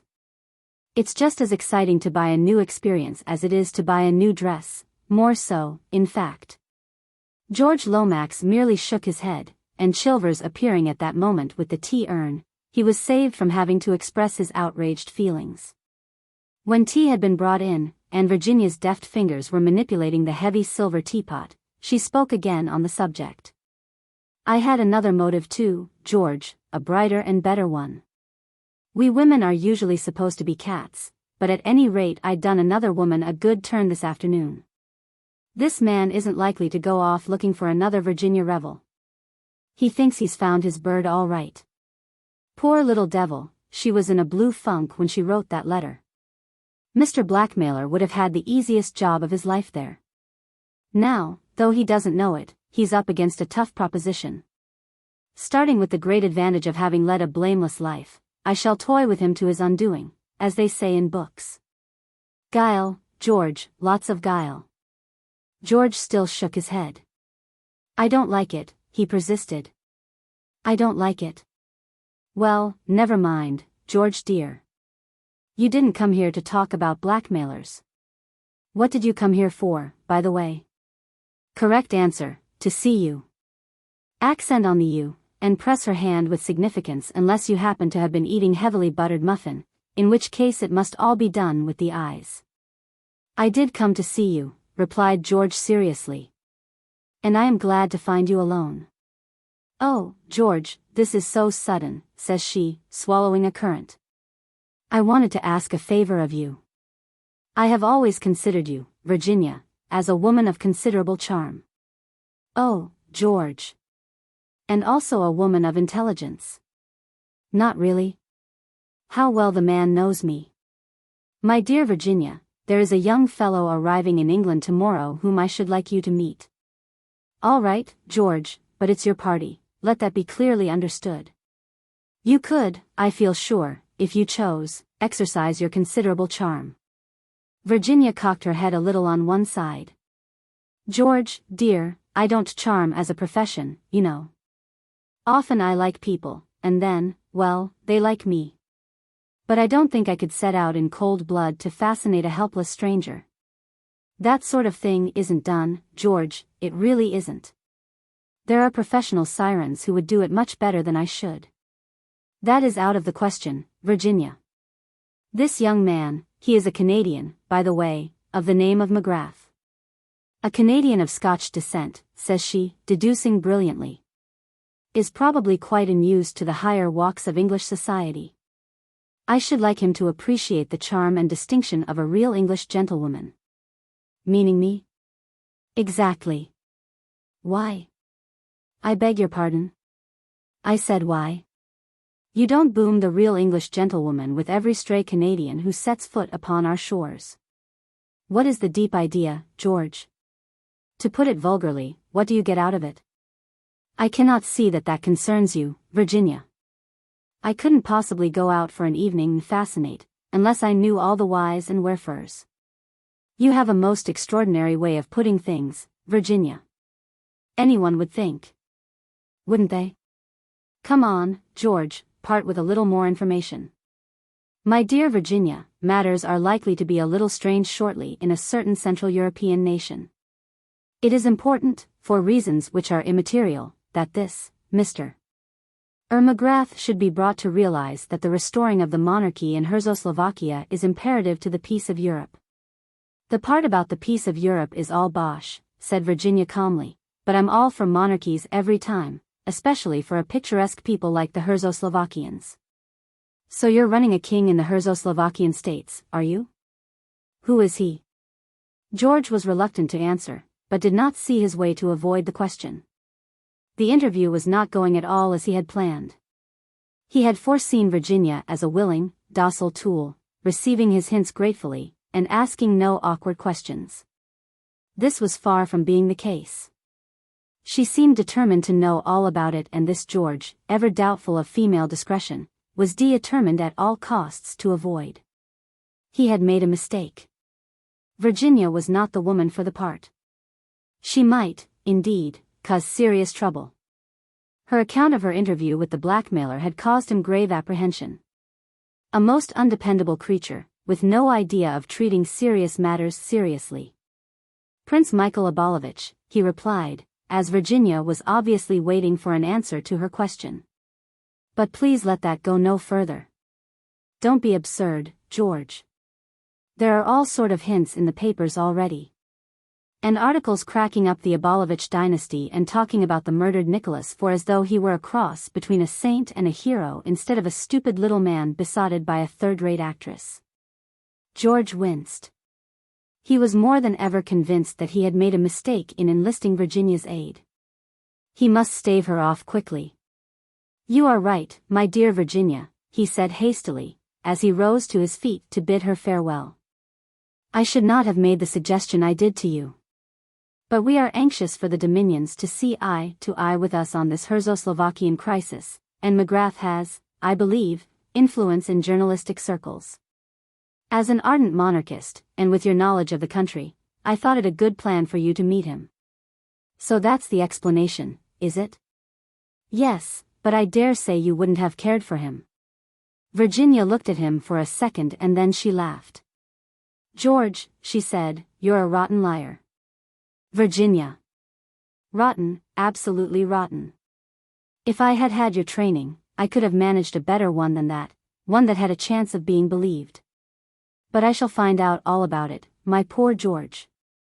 Rest assured of that. The mystery of Mr. McGrath. I shouldn't wonder if I got a hint or two at Chimneys this weekend. At Chimneys? You are going to Chimneys? George could not conceal his perturbation. He had hoped to reach Lord Caterham in time for the invitation to remain unissued. Bundle rang up and asked me this morning. George made a last effort. Rather a dull party, I believe, he said. Hardly in your line, Virginia. My poor George, why didn't you tell me the truth and trust me? It's still not too late. George took her hand and dropped it again limply. I have told you the truth, he said coldly, and he said it without a blush. That's a better one, said Virginia approvingly. But it's still not good enough. Cheer up, George, I shall be at Chimneys all right, exerting my considerable charm, as you put it. Life has become suddenly very much more amusing. First a blackmailer, and then George in diplomatic difficulties. Will he tell all to the beautiful woman who asks for his confidence so pathetically? No, he will reveal nothing until the last chapter. Goodbye, George. One last fond look before you go? No? Oh, George, dear, don't be sulky about it. Virginia ran to the telephone as soon as George had departed with a heavy gait through the front door. She obtained the number she required and asked to speak to Lady Eileen Brent. Is that you, Bundle? I'm coming to Chimneys all right tomorrow. What? Bore me? No, it won't. Bundle, wild horses wouldn't keep me away. So there. 7. Mr. McGrath refuses an invitation. The letters were gone. Having once made up his mind to the fact of their disappearance, there was nothing to do but accept it. Anthony realized very well that he could not pursue Giuseppe through the corridors of the Blitz Hotel. To do so was to court undesired publicity, and in all probability to fail in his object all the same. He came to the conclusion that Giuseppe had mistaken the packet of letters, enclosed as they were in the other wrappings, for the memoirs themselves. It was likely therefore that when he discovered his mistake he would make another attempt to get hold of the memoirs. For this attempt Anthony intended to be fully prepared. Another plan that occurred to him was to advertise discreetly for the return of the package of letters. Supposing Giuseppe to be an emissary of the Comrades of the Red Hand, or, which seemed to Anthony more probable, to be employed by the Loyalist Party. The letters could have no possible interest for either employer, and he would probably jump at the chance of obtaining a small sum of money for their return. Having thought out all this, Anthony returned to bed and slept peacefully until morning. He did not fancy that Giuseppe would be anxious for a second encounter that night. Anthony got up with his plan of campaign fully thought out. He had a good breakfast, glanced at the papers which were full of the new discoveries of oil in Czechoslovakia, and then demanded an interview with the manager, and, being Anthony Cade, with a gift for getting his own way by means of quiet determination, he obtained what he asked for. The manager, a Frenchman with an exquisitely suave manner, received him in his private office. "You wished to see me, I understand, Mr. McGrath?" "I did. I arrived at your hotel yesterday afternoon, and I had dinner served to me in my own rooms by a waiter whose name was Giuseppe." He paused. "I dare say we have a waiter of that name," agreed the manager indifferently. "I was struck by something unusual in the waiter's manner, but thought nothing more of it at the time. Later, in the night, I was awakened by the sound of someone moving softly about the room. I switched on the light, and found this same Giuseppe in the act of rifling my leather suitcase." The manager's indifference had completely disappeared now. "But I have heard nothing of this," he exclaimed. "Why was I not informed sooner?" "The man and I had a brief struggle. He was armed with a knife, by the way. In the end he succeeded in making off by way of the window." "What did you do then, Mr. McGrath?" "I examined the contents of my suitcase." "Had anything been taken?" "Nothing of importance," said Anthony slowly. The manager leaned back with a sigh. "I am glad of that," he remarked. "But you will allow me to say, Mr. McGrath, that I do not quite understand your attitude in the matter. You made no attempt to arouse the hotel? To pursue the thief?" Anthony shrugged his shoulders. "Nothing of value had been taken, as I tell you. I am aware, of course, that strictly speaking it is a case for the police." He paused, and the manager murmured without any particular enthusiasm. "For the police, of course. In any case. I was fairly certain that the man would manage to make good his escape, and since nothing was taken, why bother with the police?" The manager smiled a little. "I see that you realize, Mr. McGrath, that I am not at all anxious to have the police called in. From my point of view it is always disastrous. If the newspapers can get hold of anything connected with a big fashionable hotel such as this, they always run it for all it is worth, no matter how insignificant the real subject matter may be." "Quite so," agreed Anthony. "Now I told you that nothing of value had been taken, and that was perfectly true in a sense. Nothing of any value to the thief was taken, but he got hold of something which is of considerable value to me." "Ah. Letters, you understand." An expression of superhuman discretion, only to be achieved by a Frenchman, settled down upon the manager's face. "I comprehend," he murmured. "But perfectly. Naturally, it is not a matter for the police. We are quite agreed upon that point. But you will understand that I have every intention of recovering these letters. In the part of the world where I come from, people are used to doing things for themselves. What I require from you therefore is the fullest possible information you can give me about this waiter, Giuseppe." "I see no objection to that," said the manager after a moment or two's pause. "I cannot give you the information offhand, of course, but if you will return in half an hour's time I will have everything ready to lay before you." "Thank you very much. That will suit me admirably." In half an hour's time, Anthony returned to the office again to find that the manager had been as good as his word.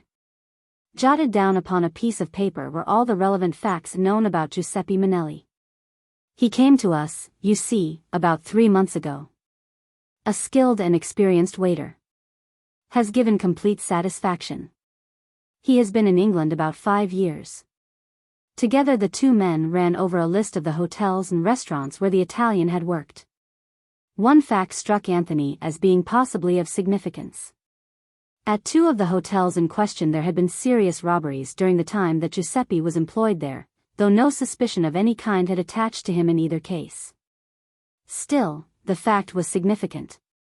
Was Giuseppe merely a clever hotel thief? Had his search of Anthony's suitcase been merely part of his habitual professional tactics? He might just possibly have had the packet of letters in his hand at the moment when Anthony switched on the light, and have shoved it into his pocket mechanically so as to have his hands free. In that case, the thing was mere plain or garden robbery. Against that, there was to be put the man's excitement of the evening before when he had caught sight of the papers lying on the table. There had been no money or object of value there such as would excite the cupidity of an ordinary thief. No, Anthony felt convinced that Giuseppe had been acting as a tool for some outside agency. With the information supplied to him by the manager, it might be possible to learn something about Giuseppe's private life, and so finally track him down. He gathered up the sheet of paper and rose. "Thank you very much indeed. It's quite unnecessary to ask, I suppose, whether Giuseppe is still in the hotel?" The manager smiled. His bed was not slept in, and all his things had been left behind. He must have rushed straight out after his attack upon you. I don't think there is much chance of our seeing him again. I imagine not. Well, thank you very much indeed. I shall be staying on here for the present. I hope you will be successful in your task, but I confess that I am rather doubtful. I always hope for the best. One of Anthony's first proceedings was to question some of the other waiters who had been friendly with Giuseppe, but he obtained very little to go upon. He wrote out an advertisement on the lines he had planned, and had it sent to 5 of the most widely read newspapers. He was just about to go out and visit the restaurant at which Giuseppe had been previously employed when the telephone rang. Anthony took up the receiver. "Hello, what is it?" A toneless voice replied. "Am I speaking to Mr. McGrath?" "You are." "Who are you?" "This is Messrs. Balderson and Hodgkins." "Just a minute, please. I will put you through to Mr. Balderson." Our worthy publishers, thought Anthony. So they are getting worried too, are they? They needn't. There's a week to run still. A hearty voice struck suddenly upon his ear. "Hello. That Mr. McGrath?" "Speaking. I'm Mr. Balderson of Balderson and Hodgkins. What about that manuscript, Mr. McGrath?" "Well," said Anthony, "what about it?" "Everything about it. I understand, Mr. McGrath, that you have just arrived in this country from South Africa. That being so, you can't possibly understand the position. There's going to be trouble about that manuscript, Mr. McGrath, big trouble. Sometimes I wish we'd never said we'd handle it." "Indeed?" "I assure you it's so. At present I'm anxious to get it into my possession as quickly as possible, so as to have a couple of copies made. Then, if the original is destroyed, well, no harm will be done."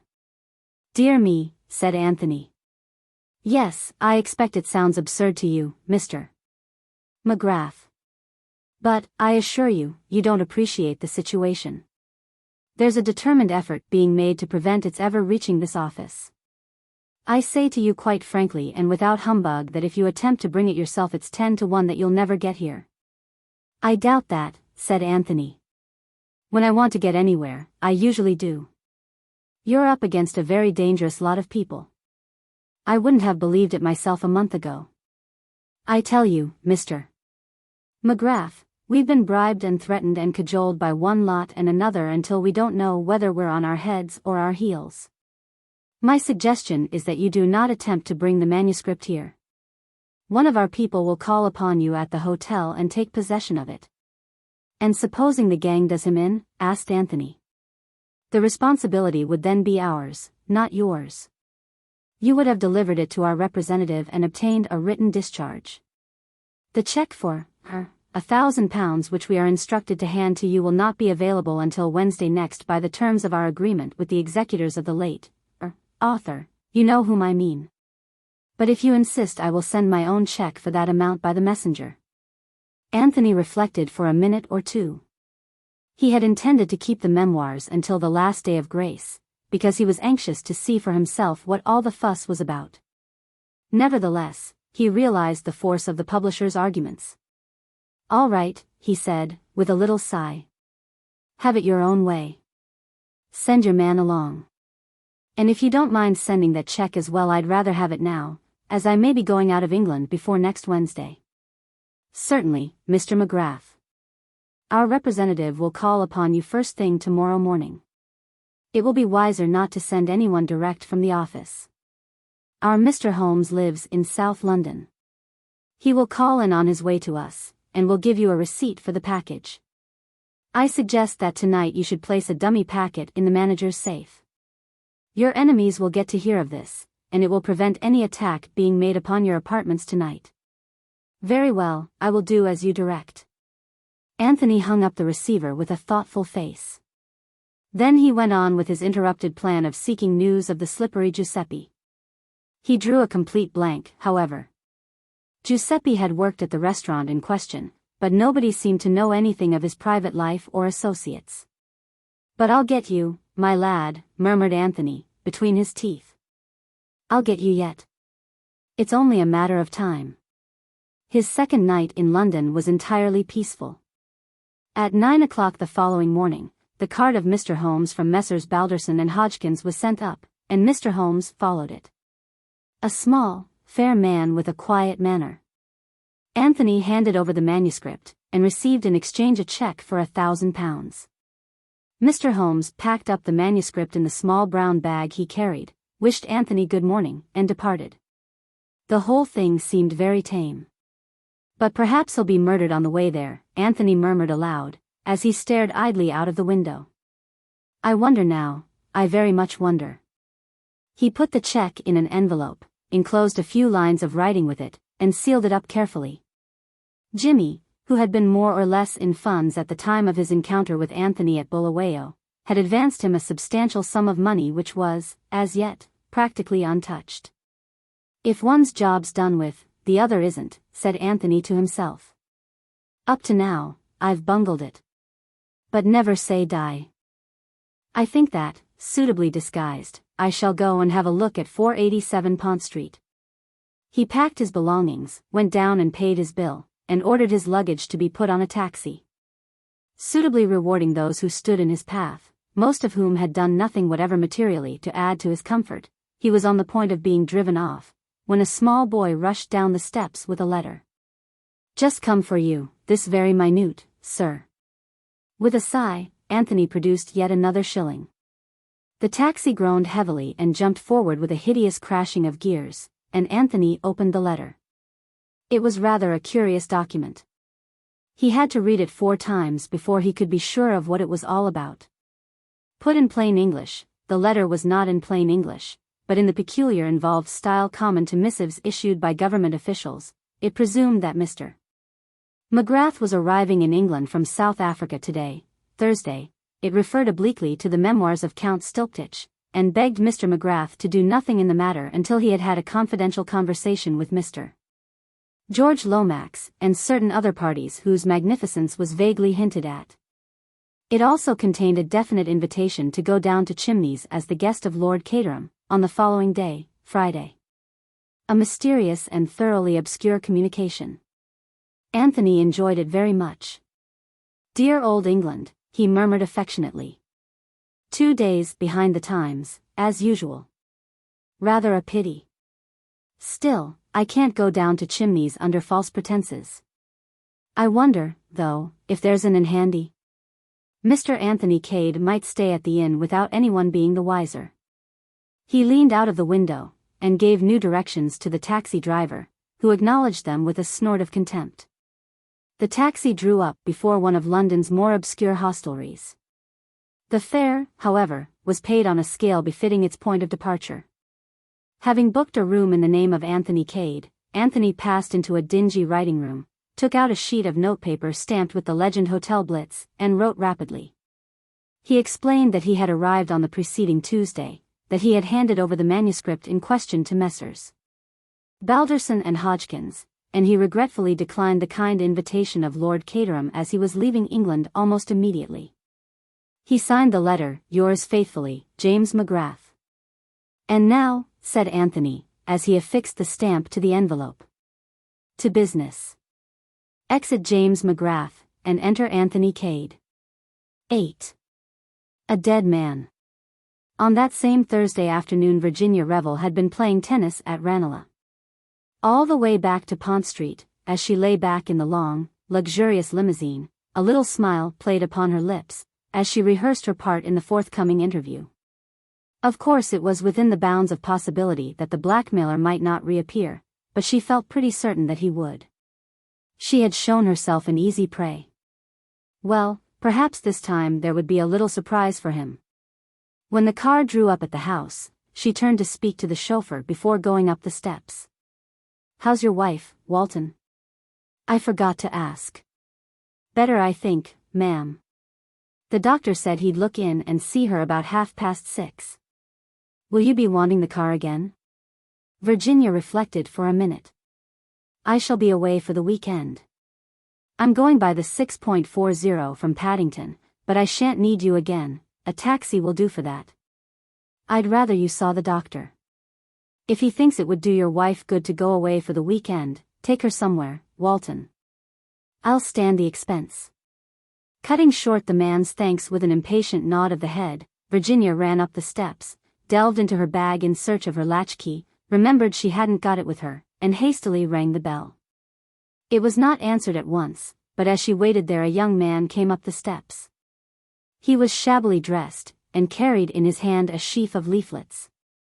He held one out to Virginia with the legend on it plainly visible, "Why did I serve my country?" In his left hand he held a collecting box. "I can't buy 2 of those awful poems in one day," said Virginia pleadingly. "I bought one this morning." "I did, indeed, honor bright." The young man threw back his head and laughed. Virginia laughed with him. Running her eyes carelessly over him, she thought him a more pleasing specimen than usual of London's unemployed. She liked his brown face, and the lean hardness of him. She went so far as to wish she had a job for him. But at that moment the door opened, and immediately Virginia forgot all about the problem of the unemployed, for to her astonishment the door was opened by her own maid, Elise. "Where's Chilvers?" she demanded sharply, as she stepped into the hall. "But he is gone, madam, with the others." "What others?" "Gone where?" "But to Datchet, madam, to the cottage, as your telegram said." "My telegram?" said Virginia, utterly at sea. "Did not madam send a telegram?" "Surely there can be no mistake." "It came but an hour ago." "I never sent any telegram." "What did it say?" "I believe it is still on the table là-bas." Elise retired, pounced upon it, and brought it to her mistress in triumph. "Voilà, madam." The telegram was addressed to Chilvers and ran as follows. "Please take household down to cottage at once, and make preparations for weekend party there. Catch 5.49 train." There was nothing unusual about it, it was just the sort of message she herself had frequently sent before, when she had arranged a party at her riverside bungalow on the spur of the moment. She always took the whole household down, leaving an old woman as caretaker. Chilvers would not have seen anything wrong with the message, and like a good servant had carried out his orders faithfully enough. I remained," explained Elise, knowing that madam would wish me to pack for her. "It's a silly hoax," cried Virginia, flinging down the telegram angrily. "You know perfectly well, Elise, that I am going to Chimneys. I told you so this morning." "I thought madam had changed her mind." "Sometimes that does happen, does it not, madam?" Virginia admitted the truth of the accusation with a half-smile. She was busy trying to find a reason for this extraordinary practical joke. Elise cut forward a suggestion. "Mon Dieu," she cried, clasping her hands. "If it should be the malefactors, the thieves! They send the bogus telegram and get the domestiques all out of the house, and then they rob it." "I suppose that might be it," said Virginia doubtfully. Yes, madam, that is it without a doubt. Every day you read in the papers of such things. Madam will ring up the police at once, before they arrive and cut our throats. Don't get so excited, Elise. They won't come and cut our throats at 6 o'clock in the afternoon. Madam, I implore you, let me run out and fetch a policeman now, at once. What on earth for? Don't be silly, Elise. Go up and pack my things for Chimneys if you haven't already done it. The new Caillouax evening dress, and the white crepe Maricane, and, yes, the black velvet. Black velvet is so political, is it not? Madame looks ravishing in the eau de Nil satin, suggested Elise, her professional instincts reasserting themselves. No, I won't take that. Hurry up, Elise, there's a good girl. We've got very little time. I'll send a wire to Chilvers at Datchet, and I'll speak to the policeman on the beat as we go out and tell him to keep an eye on the place. Don't start rolling your eyes again, Elise. If you get so frightened before anything has happened, what would you do if a man jumped out from some dark corner and stuck a knife into you? Elise gave vent to a shrill squeak, and beat a speedy retreat up the stairs, darting nervous glances over each shoulder as she went. Virginia made a face at her retreating back, and crossed the hall to the little study where the telephone was. Elise's suggestion of ringing up the police station seemed to her a good one, and she intended to act upon it without any further delay. She opened the study door and crossed to the telephone. Then, with her hand on the receiver, she stopped. A man was sitting in the big armchair, sitting in a curious huddled position. In the stress of the moment, she had forgotten all about her expected visitor. Apparently he had fallen asleep whilst waiting for her. She came right up to the chair, a slightly mischievous smile upon her face. And then suddenly the smile faded. The man was not asleep. He was dead. She knew it at once, knew it instinctively even before her eyes had seen and noted the small shining pistol lying on the floor, the little singed hole just above the heart with the dark stain round it, and the horrible dropped jaw. She stood quite still, her hands pressed to her sides. In the silence she heard Elise running down the stairs. Madam. Madam. Well, what is it? She moved quickly to the door. Her whole instinct was to conceal what had happened, for the moment anyway, from Elise. Elise would promptly go into hysterics, she knew that well enough, and she felt a great need for calm and quiet in which to think things out. Madam, would it not be better if I should draw the chain across the door? These malefactors, at any minute they may arrive. Yes, if you like. Anything you like. She heard the rattle of the chain, and then Elise running upstairs again, and drew a long breath of relief. She looked at the man in the chair and then at the telephone. Her course was quite clear, she must ring up the police at once.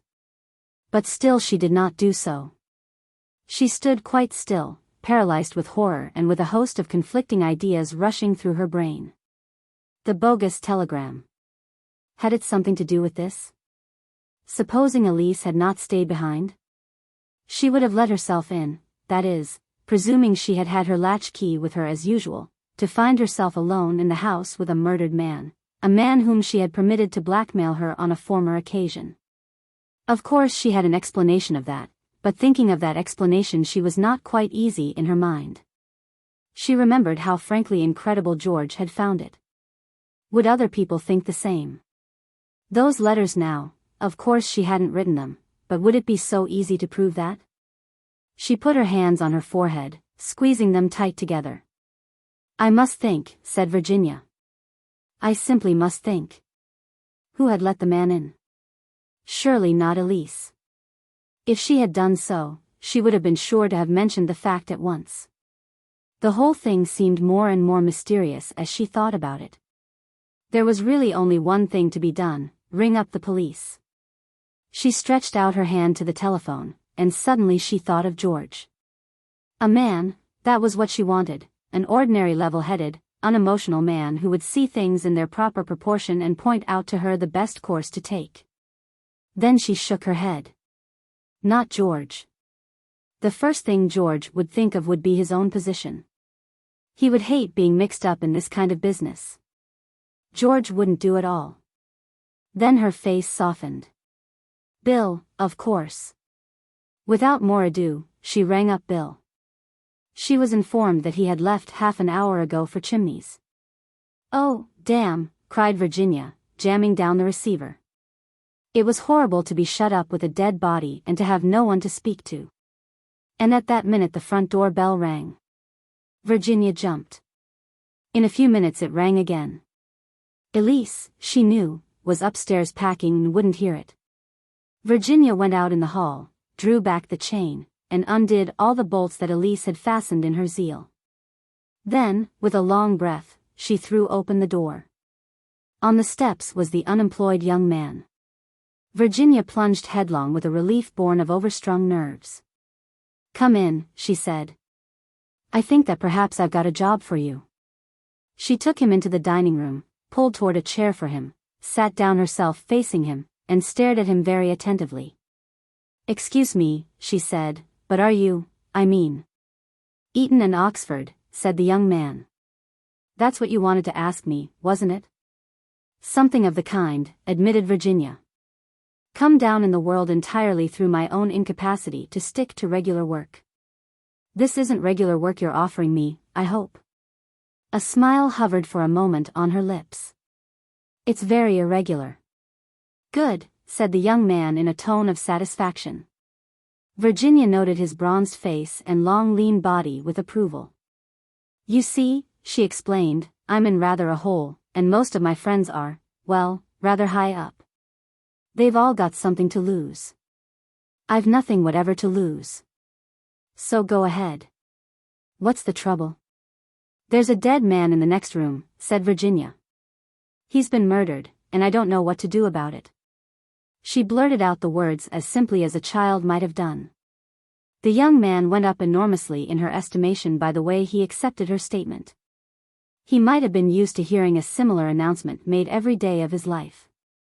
"Excellent," he said, with a trace of enthusiasm. "I've always wanted to do a bit of amateur detective work. Shall we go and view the body, or will you give me the facts first?" "I think I'd better give you the facts." She paused for a moment to consider how best to condense her story, and then began, speaking quietly and concisely. "This man came to the house for the first time yesterday and asked to see me. He had certain letters with him, love letters, signed with my name." "But which weren't written by you," put in the young man quietly. Virginia looked at him in some astonishment. "How did you know that?" "Oh, I deduced it."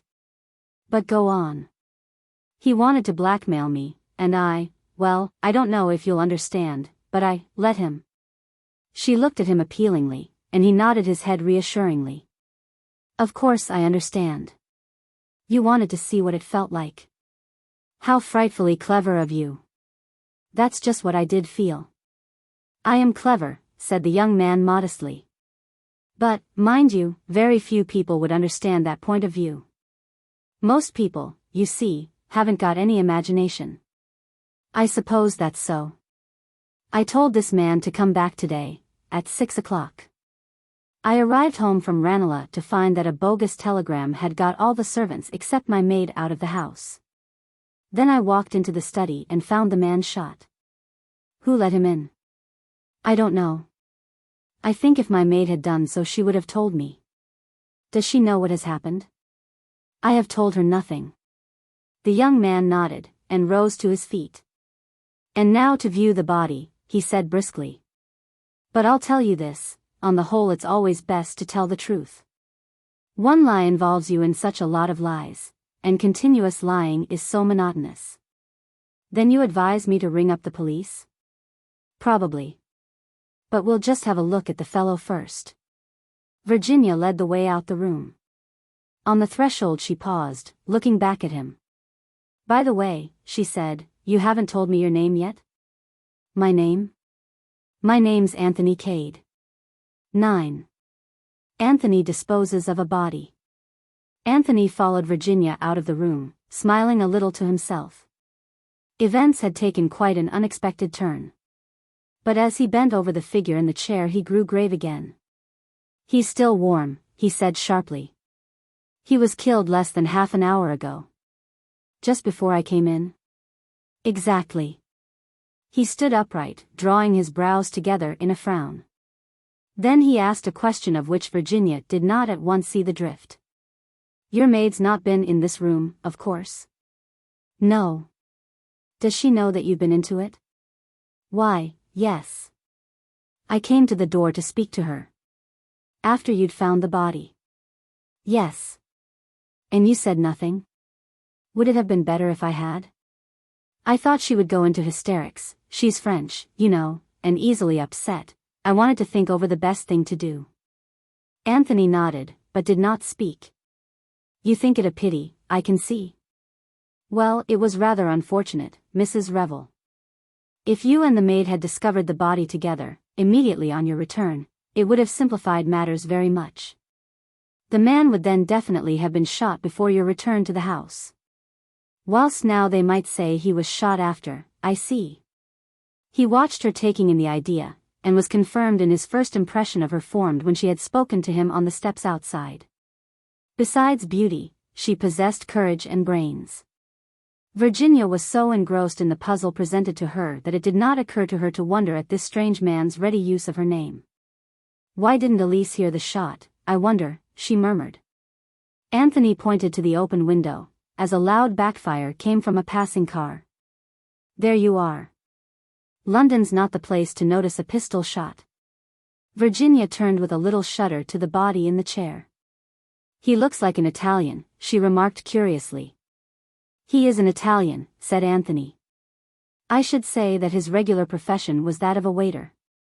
He only did blackmailing in his spare time. His name might very possibly be Giuseppe. Good heavens, cried Virginia. Is this Sherlock Holmes? No, said Anthony regretfully. I'm afraid it's just plain or garden cheating. I'll tell you all about it presently. Now you say this man showed you some letters and asked you for money. Did you give him any? Yes, I did. How much? £40. That's bad, said Anthony, but without manifesting any undue surprise. Now let's have a look at the telegram. Virginia picked it up from the table and gave it to him. She saw his face grow grave as he looked at it. What's the matter? He held it out, pointing silently to the place of origin. Barnes, he said. And you were at Ranelagh this afternoon. What's to prevent you having sent it off yourself? Virginia felt fascinated by his words. It was as though a net was closing tighter and tighter round her. He was forcing her to see all the things which she had felt dimly at the back of her mind. Anthony took out his handkerchief and wound it round his hand, then he picked up the pistol. We criminals have to be so careful, he said apologetically. Fingerprints, you know. Suddenly she saw his whole figure stiffen. His voice, when he spoke, had altered. It was terse and curt. Mrs. Revel, he said, have you ever seen this pistol before? No, said Virginia wonderingly. Are you sure of that? Quite sure. Have you a pistol of your own? No. Have you ever had one? No, never. You are sure of that? Quite sure. He stared at her steadily for a minute, and Virginia stared back in complete surprise at his tone. Then, with a sigh, he relaxed. That's odd, he said. How do you account for this? He held out the pistol.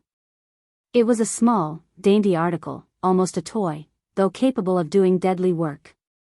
Engraved on it was the name Virginia. Oh, it's impossible, cried Virginia. Her astonishment was so genuine that Anthony could but believe in it. Sit down, he said quietly. There's more in this than there seemed to be first go off. To begin with, what's our hypothesis? There are only two possible ones. There is, of course, the real Virginia of the letters. She may have somehow or other tracked him down, shot him, dropped the pistol, stolen the letters, and taken herself off. That's quite possible, isn't it? I suppose so, said Virginia unwillingly. The other hypothesis is a good deal more interesting. Whoever wished to kill Giuseppe, wished also to incriminate you, in fact that may have been their main object. They could get him easily enough anywhere, but they took extraordinary pains and trouble to get him here, and whoever they were they knew all about you, your cottage at Datchet, your usual household arrangements. And the fact that you were at Ranelagh this afternoon.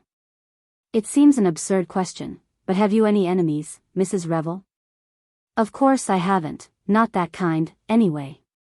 The question is, said Anthony, what are we going to do now? There are two courses open to us. A. Ring up the police, tell the whole story, and trust to your unassailable position in the world and your hitherto blameless life. B. An attempt on my part to dispose successfully of the body. Naturally, my private inclinations urge me to B. I've always wanted to see if I couldn't conceal a crime with the necessary cunning, but have had a squeamish objection to shedding blood. On the whole, I expect A's the soundest. Then there's a sort of Baudelarized, ring up the police, etc. But suppress the pistol and the blackmailing letters, that is, if they are on him still. Anthony ran rapidly through the dead man's pockets. He's been stripped clean, he announced. There's not a thing on him. There'll be dirty work at the crossroads over those letters yet. Hello, what's this? Hole in the lining, something got caught there, torn roughly out, and a scrap of paper left behind. He drew out the scrap of paper as he spoke, and brought it over to the light. Virginia joined him. Pity we haven't got the rest of it, he muttered. Chimneys 11.45 Thursday, sounds like an appointment. Chimneys, cried Virginia. How extraordinary. Why extraordinary? Rather high-toned for such a low fellow? I'm going to Chimneys this evening. At least I was. Anthony wheeled round on her. What's that? Say that again. I was going to Chimneys this evening, repeated Virginia. Anthony stared at her. I begin to see. At least, I may be wrong, but it's an idea. Suppose someone wanted badly to prevent your going to Chimneys? My cousin George Lomax does, said Virginia with a smile. But I can't seriously suspect George of murder. Anthony did not smile. He was lost in thought.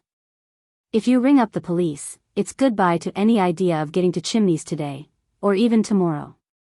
And I should like you to go to Chimneys. I fancy it will disconcert our unknown friends. Mrs. Revel, will you put yourself in my hands? It's to be Plan B, then? It's to be Plan B. The first thing is to get that maid of yours out of the house. Can you manage that? Easily. Virginia went out in the hall and called up the stairs. Elise. Elise. Madam? Anthony heard a rapid colloquy, and then the front door opened and shut. Virginia came back into the room. She's gone. I sent her for some special scent, told her the shop in question was open until 8. It won't be, of course. She's to follow after me by the next train without coming back here. Good, said Anthony approvingly. We can now proceed to the disposal of the body. It's a time-worn method, but I'm afraid I shall have to ask you if there's such a thing in the house as a trunk. Of course there is. Come down to the basement and take your choice. There was a variety of trunks in the basement. Anthony selected a solid affair of suitable size. I'll attend to this part of it, he said tactfully. You go upstairs and get ready to start. Virginia obeyed. She slipped out of her tennis kit, put on a soft brown traveling dress and a delightful little orange hat, and came down to find Anthony waiting in the hall with a neatly strapped trunk beside him. I should like to tell you the story of my life, he remarked, but it's going to be rather a busy evening. Now this is what you've got to do. Call a taxi, have your luggage put on it, including the trunk. Drive to Paddington. There have the trunk put in the left luggage office. I shall be on the platform. As you pass me, drop the cloakroom ticket. I will pick it up and pretend to return it to you, but in reality I shall keep it. Go on to Chimneys, and leave the rest to me. It's awfully good of you, said Virginia. It's really dreadful of me saddling a perfect stranger with a dead body like this. I like it, returned Anthony nonchalantly. If one of my friends, Jimmy McGrath, were here, he'd tell you that anything of this kind suits me down to the ground. Virginia was staring at him. What name did you say? Jimmy McGrath? Anthony returned her glance keenly. Yes. Why? Have you heard of him? Yes, and quite lately. She paused irresolutely, and then went on. Mr. Cade, I must talk to you. Can't you come down to Chimneys? You'll see me before very long, Mrs. Revel, I'll tell you that. Now, exit conspirator A by back door Slyn Kingley. Exit conspirator B in blaze of glory by front door to taxi. The plan went through without a hitch. Anthony, having picked up a second taxi, was on the platform and duly retrieved the fallen ticket. He then departed in search of a somewhat battered second-hand Morris Cowley which he had acquired earlier in the day in case it should be necessary to his plans. Returning to Paddington in this, he handed the ticket to the porter, who got the trunk out of the cloakroom and wedged it securely at the back of the car. Anthony drove off. His objective now was out of London. Through Notting Hill, Shepherd's Bush, down Goldhawk Road, through Brentford and Hounslow till he came to the long stretch of road midway between Hounslow and Staines. It was a well-frequented road, with motors passing continually. No footmarks or tire marks were likely to show. Anthony stopped the car at a certain spot.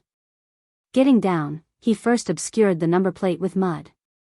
Then, waiting until he heard no car coming in either direction, he opened the trunk, heaved out Giuseppe's body, and laid it neatly down by the side of the road, on the inside of a curve, so that the headlights of passing motors would not strike on it. Then he entered the car again and drove away. The whole business had occupied exactly 1 minute and a half. He made a detour to the right, returning to London by way of Burnham Beeches. There again he halted the car, and choosing a giant of the forest he deliberately climbed the huge tree. It was something of a feat, even for Anthony. To one of the topmost branches, he affixed a small brown paper parcel, concealing it in a little niche close to the bole. A very clever way of disposing of the pistol, said Anthony to himself with some approval. Everybody hunts about on the ground, and drags pawns. But there are very few people in England who could climb that tree. Next, back to London and Paddington Station. Here he left the trunk, at the other cloakroom this time, the one on the arrival side. He thought longingly of such things as good rump steaks, juicy chops, and large masses of fried potatoes. But he shook his head ruefully, glancing at his wrist watch.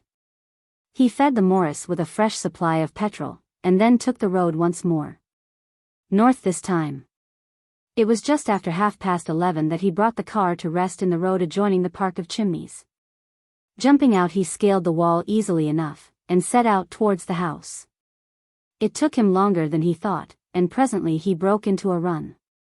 A great grey mass loomed up out of the darkness, the venerable pile of chimneys. In the distance a stable clock chimed the 3/4. 11:45, the time mentioned on the scrap of paper. Anthony was on the terrace now, looking up at the house. Everything seemed dark and quiet. They go to bed early, these politicians, he murmured to himself. And suddenly a sound smote upon his ears, the sound of a shot. Anthony spun round quickly. The sound had come from within the house, he was sure of that. He waited a minute, but everything was still as death. Finally he went up to one of the long French windows from where he judged the sound that had startled him had come. He tried the handle. It was locked. He tried some of the other windows, listening intently all the while. But the silence remained unbroken. In the end he told himself that he must have imagined the sound, or perhaps mistaken a stray shot coming from a poacher in the woods.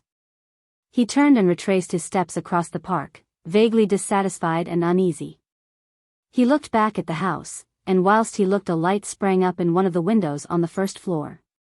In another minute it went out again, and the whole place was in darkness once more. 10. Chimneys. Inspector Badgeworthy in his office. Time, 8:30 a.m. A tall portly man, Inspector Badgeworthy, with a heavy regulation tread. Inclined to breathe hard in moments of professional strain. In attendance Constable Johnson, very new to the force, with a downy unfledged look about him, like a human chicken. The telephone on the table rang sharply, and the inspector took it up with his usual portentous gravity of action. Yes. Police Station Market Basing. Inspector Badgeworthy speaking. What? Slight alteration in the inspector's manner. As he is greater than Johnson, so others are greater than Inspector Badgeworthy. Speaking, my lord. I beg your pardon, my lord? I didn't quite hear what you said. Long pause, during which the inspector listens, quite a variety of expressions passing over his usually impassive countenance. Finally he lays down the receiver, after a brief, "At once, my lord." He turned to Johnson, seeming visibly swelled with importance. "From his lordship, at Chimneys, murder." "Murder," echoed Johnson, suitably impressed. "Murder it is," said the inspector, with great satisfaction. "Why, there's never been a murder here, not that I've ever heard of, except the time that Tom Pierce shot his sweetheart. And that, in a manner of speaking, wasn't murder at all, but drink," said the inspector, deprecatingly. "He weren't hanged for it," agreed Johnson gloomily. "But this is the real thing, is it, sir?" "It is, Johnson. One of his lordship's guests, a foreign gentleman, discovered shot. Open window, and footprints outside." "I'm sorry it were a foreigner," said Johnson, with some regret. It made the murder seem less real. Foreigners, Johnson felt, were liable to be shot. "His lordship's in a rare taking," continued the inspector. "We'll get hold of Dr. Cartwright and take him up with us right away. I hope to goodness no one will get messing with those footprints." Badgeworthy was in a seventh heaven. A murder. At Chimneys. Inspector Badgeworthy in charge of the case. The police have a clue. Sensational arrest. Promotion and kudos for the aforementioned inspector. "That is," said Inspector Badgeworthy to himself, "if Scotland Yard doesn't come butting in." The thought damped him momentarily. It seemed so extremely likely to happen under the circumstances. They stopped at Dr. Cartwright's, and the doctor, who was a comparatively young man, displayed a keen interest. His attitude was almost exactly that of Johnson. "Why, bless my soul," he exclaimed. "We haven't had a murder here since the time of Tom Pierce." All three of them got into the doctor's little car, and started off briskly for Chimneys. As they passed the local inn, the Jolly Cricketers, the doctor noticed a man standing in the doorway. "Stranger," he remarked. "Rather a nice-looking fellow. Wonder how long he's been here, and what he's doing staying at the Cricketers. I haven't seen him about at all. He must have arrived last night." "He didn't come by train," said Johnson. Johnson's brother was the local railway porter, and Johnson was therefore always well up in arrivals and departures. "Who was there for Chimneys yesterday?" asked the inspector. "Lady Eileen, she come down by the 3.40, and two gentlemen with her, an American gent, and a young army chap, neither of them with valets. His lordship come down with a foreign gentleman, the one that's been shot as likely as not, by the 5.40, and the foreign gentleman's valet. Mr. Eversley come by the same train. Mrs. Revel came by the 7.25, and another foreign-looking gentleman came by it too, one with a bald head and a hook nose. Mrs. Revel's maid came by the 8.56. Johnson paused, out of breath. "And there was no one for the Cricketers?" Johnson shook his head. "He must have come by car then," said the inspector. "Johnson, make a note to institute inquiries at the Cricketers on your way back. We want to know all about any strangers. He was very sunburnt, that gentleman. Likely as not, he's come from foreign parts too." The inspector nodded his head with great sagacity, as though to imply that that was the sort of wide-awake man he was, not to be caught napping under any consideration. The car passed in through the park gates of Chimneys. Descriptions of that historic place can be found in any guide-book. It is also number 3 in Historic Homes of England, price 21s. On Thursdays, Charzabanks come over from Midlingham and view those portions of it which are open to the public. In view of all these facilities, to describe Chimneys would be superfluous. They were received at the door by a white-headed butler whose demeanor was perfect. "We are not accustomed," it seemed to say, "to having murder committed within these walls. But these are evil days. Let us meet disaster with perfect calm, and pretend with our dying breath that nothing out of the usual has occurred. His lordship," said the butler, "is expecting you. This way, if you please." He led them to a small cozy room which was Lord Caterham's refuge from the magnificence elsewhere, and announced them. The police, my lord, and Dr. Cartwright. Lord Caterham was pacing up and down in a visibly agitated state. Ha! Inspector, you've turned up at last. I'm thankful for that. How are you, Cartwright? This is the very devil of a business, you know. The very devil of a business. And Lord Caterham, running his hands through his hair in a frenzied fashion until it stood upright in little tufts, looked even less like a peer of the realm than usual. Where's the body? Asked the doctor, in curt businesslike fashion. Lord Caterham turned to him as though relieved at being asked a direct question. In the council chamber, just where it was found. I wouldn't have it touched. I believed, that was the correct thing to do. Quite right, my lord, said the inspector approvingly. He produced a notebook and pencil. And who discovered the body? Did you? Good lord, no, said Lord Caterham. You don't think I usually get up at this unearthly hour in the morning, do you? No, a housemaid found it. She screamed a good deal, I believe. I didn't hear her myself. Then they came to me about it, and of course I got up and came down, and there it was, you know. You recognized the body as that of one of your guests? That's right, Inspector. By name? This perfectly simple question seemed to upset Lord Caterham. He opened his mouth once or twice, and then shut it again. Finally he asked feebly. Do you mean, what was his name? Yes, my lord. Well, said Lord Caterham, looking slowly round the room, as though hoping to gain inspiration. His name was, I should say it was, yes, decidedly so, Count Stanislaus. There was something so odd about Lord Caterham's manner, that the inspector ceased using his pencil and stared at him instead. But at that moment a diversion occurred which seemed highly welcome to the embarrassed peer. The door opened and a girl came into the room.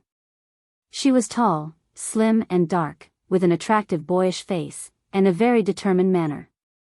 This was Lady Eileen Brent, commonly known as Bundle, Lord Caterham's eldest daughter.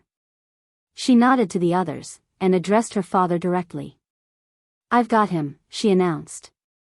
For a moment the inspector was on the point of starting forward under the impression that the young lady had captured the murderer red-handed, but almost immediately he realized that her meaning was quite different. Lord Caterham uttered a sigh of relief. That's a good job. What did he say?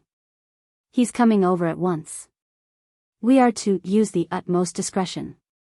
Her father made a sound of annoyance.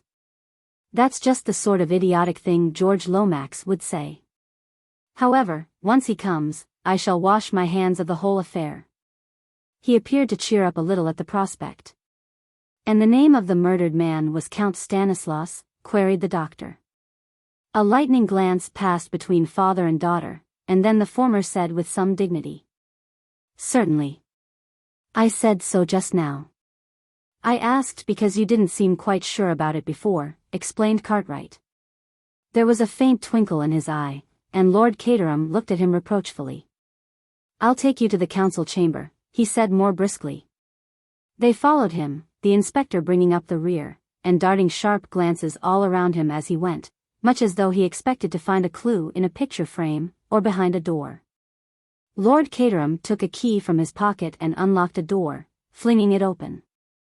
They all passed into a big room paneled in oak, with 3 long windows giving on the terrace. There was a long refectory table and a good many oak chests, and some beautiful old chairs. On the walls were various paintings of dead and gone Caterhams and others. Near the left-hand wall, about halfway between the door and the window, a man was lying on his back, his arms flung wide. Dr. Cartwright went over and knelt down by the body. The inspector strode across to the windows, and examined them in turn. The center one was closed, but not fastened. On the steps outside were footprints leading up to the window, and a second set going away again. Clear enough, said the inspector, with a nod. But there ought to be footprints on the inside as well. They'd show up plain on this parquet floor. I think I can explain that, interposed Bundle. The housemaid had polished half the floor this morning before she saw the body. You see, it was dark when she came in here. She went straight across to the windows, drew the curtains, and began on the floor, and naturally didn't see the body, which is hidden from that side of the room by the table. She didn't see it until she came right on top of it. The inspector nodded. Well, said Lord Caterham, eager to escape. I'll leave you here, Inspector. You'll be able to find me if you, want me. But Mr. George Lomax is coming over from Wyvern Abbey shortly, and he'll be able to tell you far more than I could. It's his business really. I can't explain, but he will when he comes. Lord Caterham beat a precipitate retreat without waiting for a reply. Too bad for Lomax, he complained. Letting me in for this. What's the matter, Treadwell? The white-haired butler was hovering deferentially at his elbow. I have taken the liberty, my lord, of advancing the breakfast hour as far as you are concerned. Everything is ready in the dining room. I don't suppose for a minute I can eat anything, said Lord Caterham gloomily, turning his footsteps in that direction. Not for a moment. Bundle slipped her hand through his arm, and they entered the dining room together. On the sideboard were half a score of heavy silver dishes, ingeniously kept hot by patent arrangements. Omelette, said Lord Caterham, lifting each lid in turn. Eggs and bacon, kidneys, devilled bird, haddock, cold ham, cold pheasant. I don't like any of these things, Treadwell. Ask the cook to poach me an egg, will you? Very good, my lord. Treadwell withdrew. Lord Caterham, in an absent-minded fashion, helped himself plentifully to kidneys and bacon, poured himself out a cup of coffee, and sat down at the long table.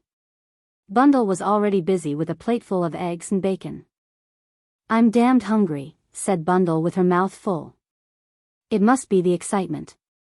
It's all very well for you, complained her father. You young people like excitement. But I'm in a very delicate state of health. Avoid all worry, that's what Sir Abner Willis said, avoid all worry. So easy for a man sitting in his consulting room in Harley Street to say that. How can I avoid worry when that ass Lomax lands me with a thing like this? I ought to have been firm at the time. I ought to have put my foot down. With a sad shake of the head, Lord Caterham rose and carved himself a plate of ham. Cotters has certainly done it this time, observed Bundle cheerfully. He was almost incoherent over the telephone. He'll be here in a minute or two, spluttering 19 to the dozen about discretion and hushing it up. Lord Caterham groaned at the prospect. Was he up? He asked. He told me, replied Bundle, that he had been up and dictating letters and memoranda ever since 7 o'clock. Proud of it, too, remarked her father.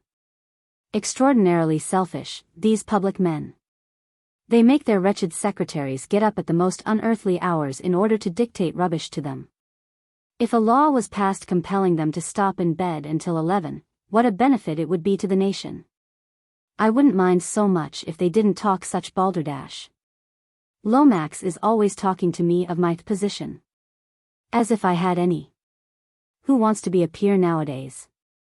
Nobody, said Bundle. They'd much rather keep a prosperous public house. Treadwell reappeared silently with 2 poached eggs in a little silver dish which he placed on the table in front of Lord Caterham. What's that, Treadwell? Said the latter, looking at them with faint distaste. Poached eggs, my lord. I hate poached eggs, said Lord Caterham peevishly. They're so insipid. I don't like to look at them even. Take them away, will you, Treadwell? Very good, my lord. Treadwell and the poached eggs withdrew as silently as they came. Thank God no one gets up early in this house, remarked Lord Caterham devoutly. We shall have to break this to them when they do, I suppose. He sighed. I wonder who murdered him, said Bundle. And why? That's not our business, thank goodness, said Lord Caterham. That's for the police to find out. Not that Badgeworthy will ever find out anything. On the whole, I rather hope it was Nosey Stein. Meaning? The All-British Syndicate. Why should Mr. Isaac Stein murder him when he'd come down here on purpose to meet him? High finance, said Lord Caterham vaguely. And that reminds me, I shouldn't be at all surprised if Isaac Stein wasn't an early riser. He may blow in upon us at any minute. It's a habit in the city. I believe that, however rich you are, you always catch the 9.17. The sound of a motor being driven at great speed was heard through the open window. Cottars, cried Bundle. Father and daughter leaned out of the window and hailed the occupant of the car as it drew up before the entrance. In here, my dear fellow, in here, cried Lord Caterham, hastily swallowing his mouthful of ham. George had no intention of climbing in through the window. He disappeared through the front door, and reappeared ushered in by Treadwell, who withdrew at once. Have some breakfast, said Lord Caterham, shaking him by the hand. What about a kidney? George waved the kidney aside impatiently. This is a terrible calamity, terrible, terrible. It is indeed. Some haddock? No, no. It must be hushed up, at all costs it must be hushed up. As Bundle had prophesied, George began to splutter. I understand your feelings, said Lord Caterham sympathetically. Try an egg and bacon, or some haddock. A totally unforeseen contingency, national calamity, concessions jeopardized. Take time, said Lord Caterham. And take some food. What you need is some food, to pull you together. Poached eggs now? There were some poached eggs here a minute or two ago. I don't want any food, said George. I've had breakfast, and even if I hadn't had any I shouldn't want it. We must think what is to be done. You have told no one as yet? Well, there's Bundle and myself. And the local police. And Cartwright. And all the servants, of course. George groaned. Pull yourself together, my dear fellow, said Lord Caterham kindly. I wish you'd have some breakfast. You don't seem to realize that you can't hush up a dead body. It's got be buried and all that sort of thing. Very unfortunate, but there it is. George became suddenly calm. You are right, Caterham. You have called in the local police, you say? That will not do. We must have battle. Battle, murder and sudden death, inquired Lord Caterham, with a puzzled face. No, no, you misunderstand me. I referred to Superintendent Battle of Scotland Yard. A man of the utmost discretion. He worked with us in that deplorable business of the party funds. What was that? Asked Lord Caterham, with some interest. But George's eye had fallen upon Bundle, as she sat half in and half out of the window, and he remembered discretion just in time. He rose. We must waste no time. I must send off some wires at once. If you write them out, Bundle will send them through the telephone. George pulled out a fountain pen and began to write with incredible rapidity. He handed the first one to Bundle, who read it with a great deal of interest. God!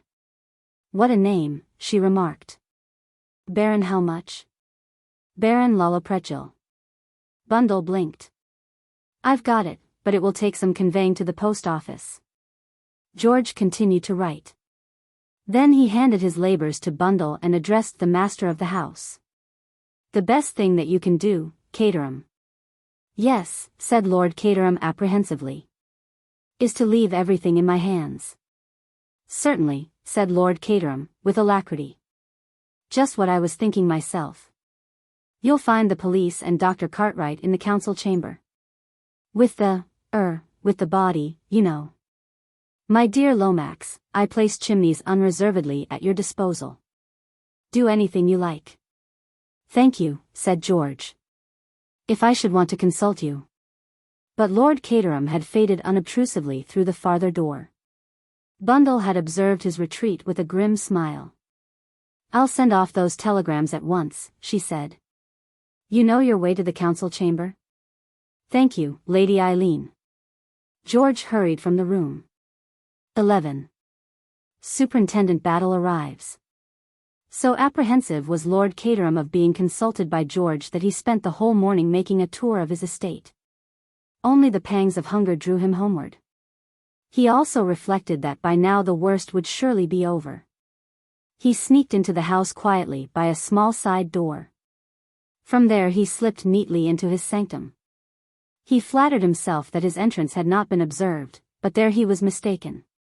The watchful Treadwell let nothing escape him. He presented himself at the door. "You'll excuse me, my lord." "What is it, Treadwell?" "Mr. Lomax, my lord, is anxious to see you in the library as soon as you return." By this delicate method Treadwell conveyed that Lord Caterham had not yet returned unless he chose to say so. Lord Caterham sighed, and then rose. "I suppose it will have to be done sooner or later." "In the library, you say?" "Yes, my lord." Sighing again, Lord Caterham crossed the wide spaces of his ancestral home, and reached the library door. The door was locked. As he rattled the handle, it was unlocked from inside, opened a little way, and the face of George Lomax appeared, peering out suspiciously. His face changed when he saw who it was. "Ah, Caterham, come in. We were just wondering what had become of you." Murmuring something vague about duties on the estate, repairs for tenants, Lord Caterham sidled in apologetically. There were two other men in the room. One was Colonel Melrose, the chief constable. The other was a squarely built middle-aged man with a face so singularly devoid of expression as to be quite remarkable. "Superintendent Battle arrived half an hour ago," explained George. "He has been round with Inspector Badgeworthy, and Sr. Cartwright. He now wants a few facts from us." They all sat down, after Lord Caterham had greeted Melrose and acknowledged his introduction to Superintendent Battle. "I need hardly tell you, Battle," said George, "that this is a case in which we must use the utmost discretion." The superintendent nodded in an offhand manner that rather took Lord Caterham's fancy. "That will be all right, Mr. Lomax. But no concealments from us. I understand that the dead gentleman was called Count Stanislaus, at least, that is the name by which the household knew him.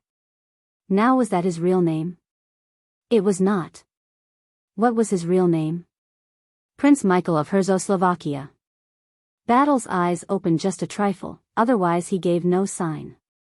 "And what, if I may ask the question, was the purpose of his visit here?" "Just pleasure." "There was a further object, Battle." "All this in the strictest confidence, of course." Yes, Mr. Lomax." "Colonel Melrose?" "Of course." "Well, then, Prince Michael was here for the express purpose of meeting Mr. Hermann Isaacstein. A loan was to be arranged on certain terms." "Which were?" "I do not know the exact details." Indeed, they had not yet been arranged. But in the event of coming to the throne, Prince Michael pledged himself to grant certain oil concessions to those companies in which Mr. Isaacstein is interested. The British government was prepared to support the claim of Prince Michael to the throne in view of his pronounced British sympathies. "Well," said Superintendent Battle, "I don't suppose I need go further into it than that. Prince Michael wanted the money, Mr. Isaacstein wanted oil, and the British government was ready to do the heavy father. Just one question. Was anyone else after those concessions? I believe an American group of financiers had made overtures to His Highness. And been turned down, eh?" But George refused to be drawn. Prince Michael's sympathies were entirely pro-British, he repeated. Superintendent Battle did not press the point. "Lord Caterham, I understand that this is what occurred yesterday. You met Prince Michael in town and journeyed down here in company with him." The prince was accompanied by his valet, a Herzoslovakian named Boris Anchaukov, but his equerry, Captain Andrassy, remained in town. The prince, on arriving, declared himself greatly fatigued, and retired to the apartments set aside for him. Dinner was served to him there, and he did not meet the other members of the house party. Is that correct?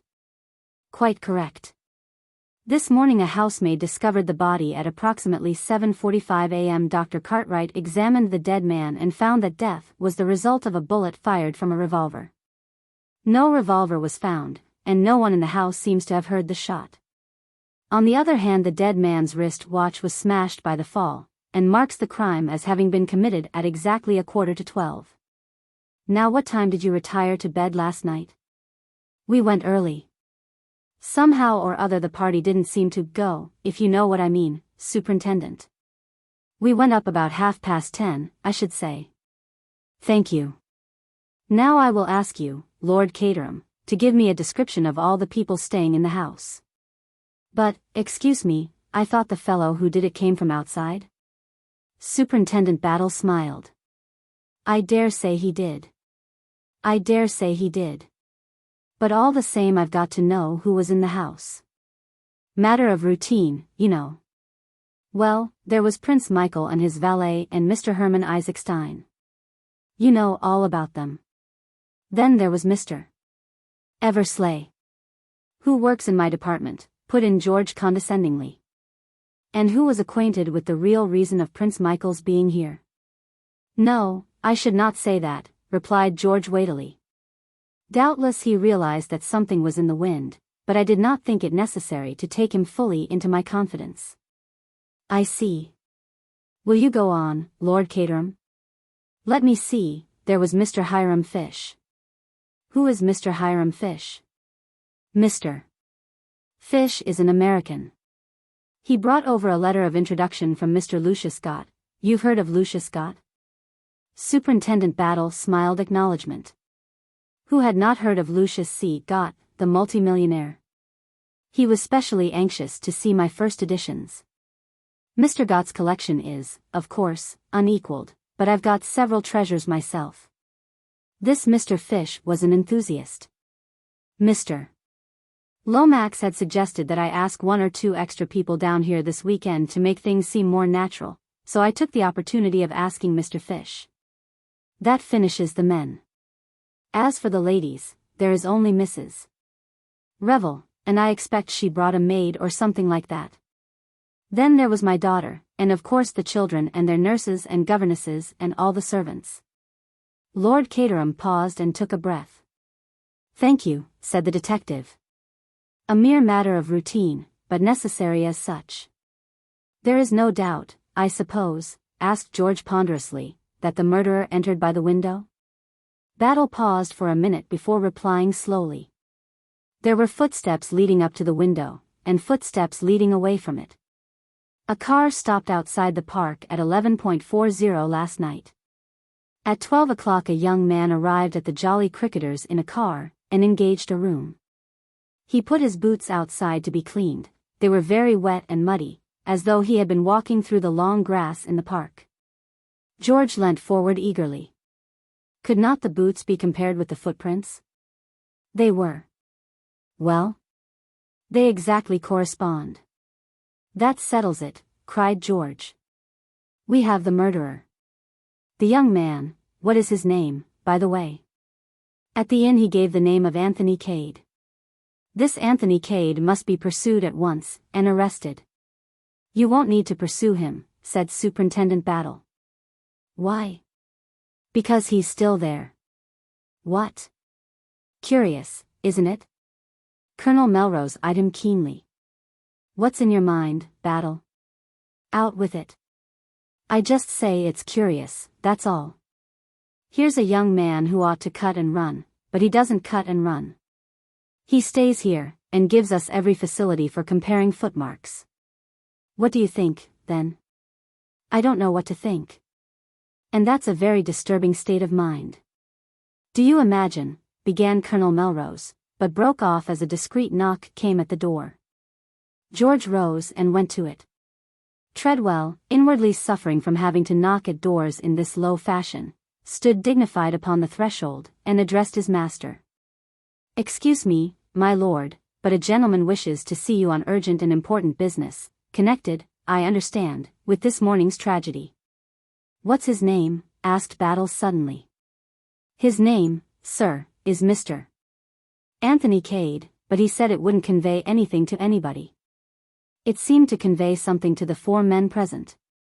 They all sat up in varying degrees of astonishment. Lord Caterham began to chuckle. I'm really beginning to enjoy myself. Show him in, Treadwell.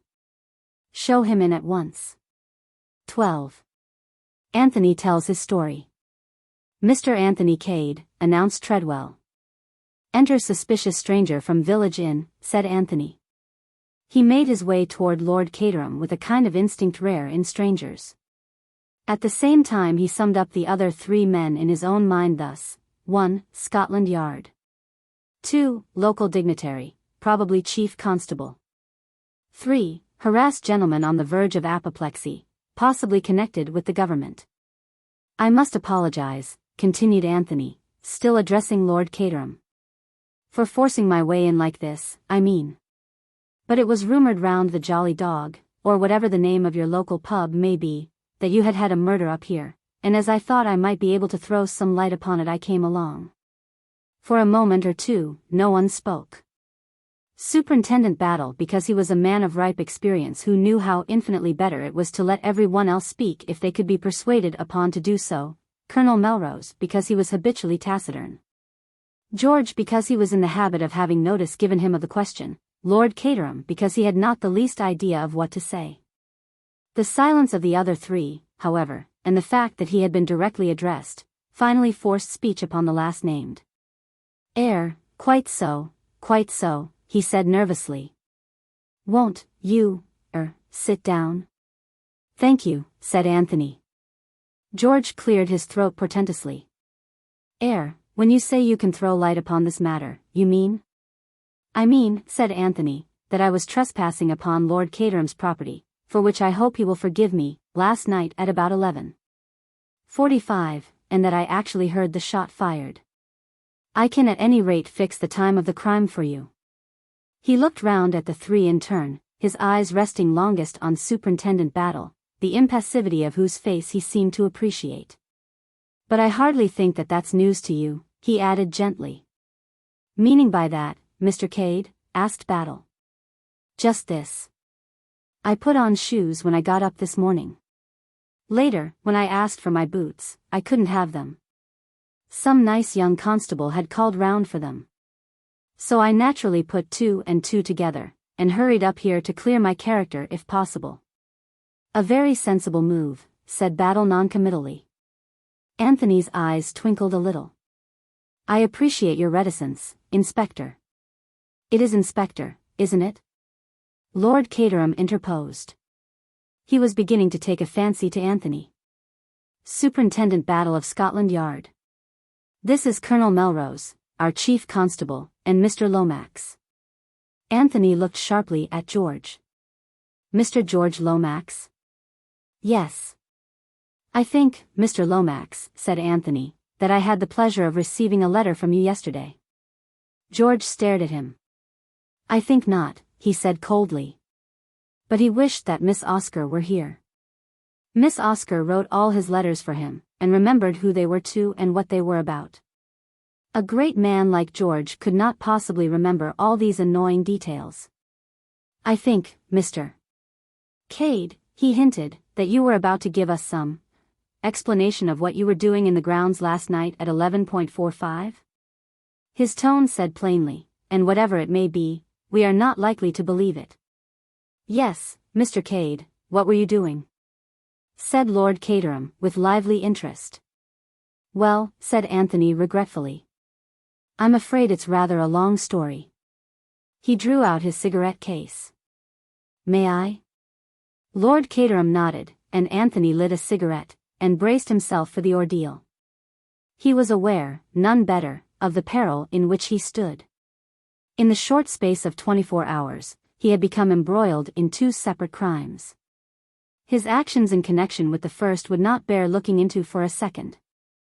After deliberately disposing of one body, and so defeating the aims of justice, he had arrived upon the scene of the second crime at the exact moment when it was being committed. For a young man looking for trouble, he could hardly have done better. South America, thought Anthony to himself, simply isn't in it with this. He had already decided upon his course of action. He was going to tell the truth, with one trifling alteration, and one grave suppression. The story begins, said Anthony, about 3 weeks ago, in Bulawayo. Mr. Lomax, of course, knows where that is, outpost of the Empire. What do we know of England who only England know, all that sort of thing. I was conversing with a friend of mine, a Mr. James McGrath. He brought out the name slowly, with a thoughtful eye on George. George bounded in his seat and repressed an exclamation with difficulty. The upshot of our conversation was that I came to England to carry out a little commission for Mr. McGrath, who was unable to go himself. Since the passage was booked in his name, I traveled as James McGrath. I don't know what particular kind of offense that was. The superintendent can tell me, I dare say, and run me in for so many months hard if necessary. We'll get on with the story, if you please, sir, said Battle, but his eyes twinkled a little. On arrival in London I went to the Blitz Hotel, still as James McGrath.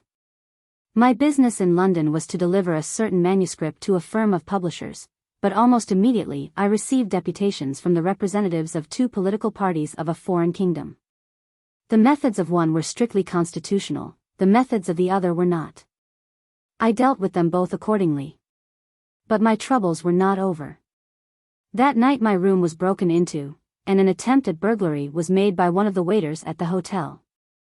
That was not reported to the police, I think, said Superintendent Battle. You are right. It was not. Nothing was taken, you see. But I did report the occurrence to the manager of the hotel, and he will confirm my story, and tell you that the waiter in question decamped rather abruptly in the middle of the night. The next day, the publishers rang me up, and suggested that one of their representatives would call upon me and receive the manuscript. I agreed to this, and the arrangement was duly carried out on the following morning. Since I have heard nothing further, I presume the manuscript reached them safely. Yesterday, still as James McGrath, I received a letter from Mr. Lomax. Anthony paused. He was by now beginning to enjoy himself. George shifted uneasily. I remember, he murmured.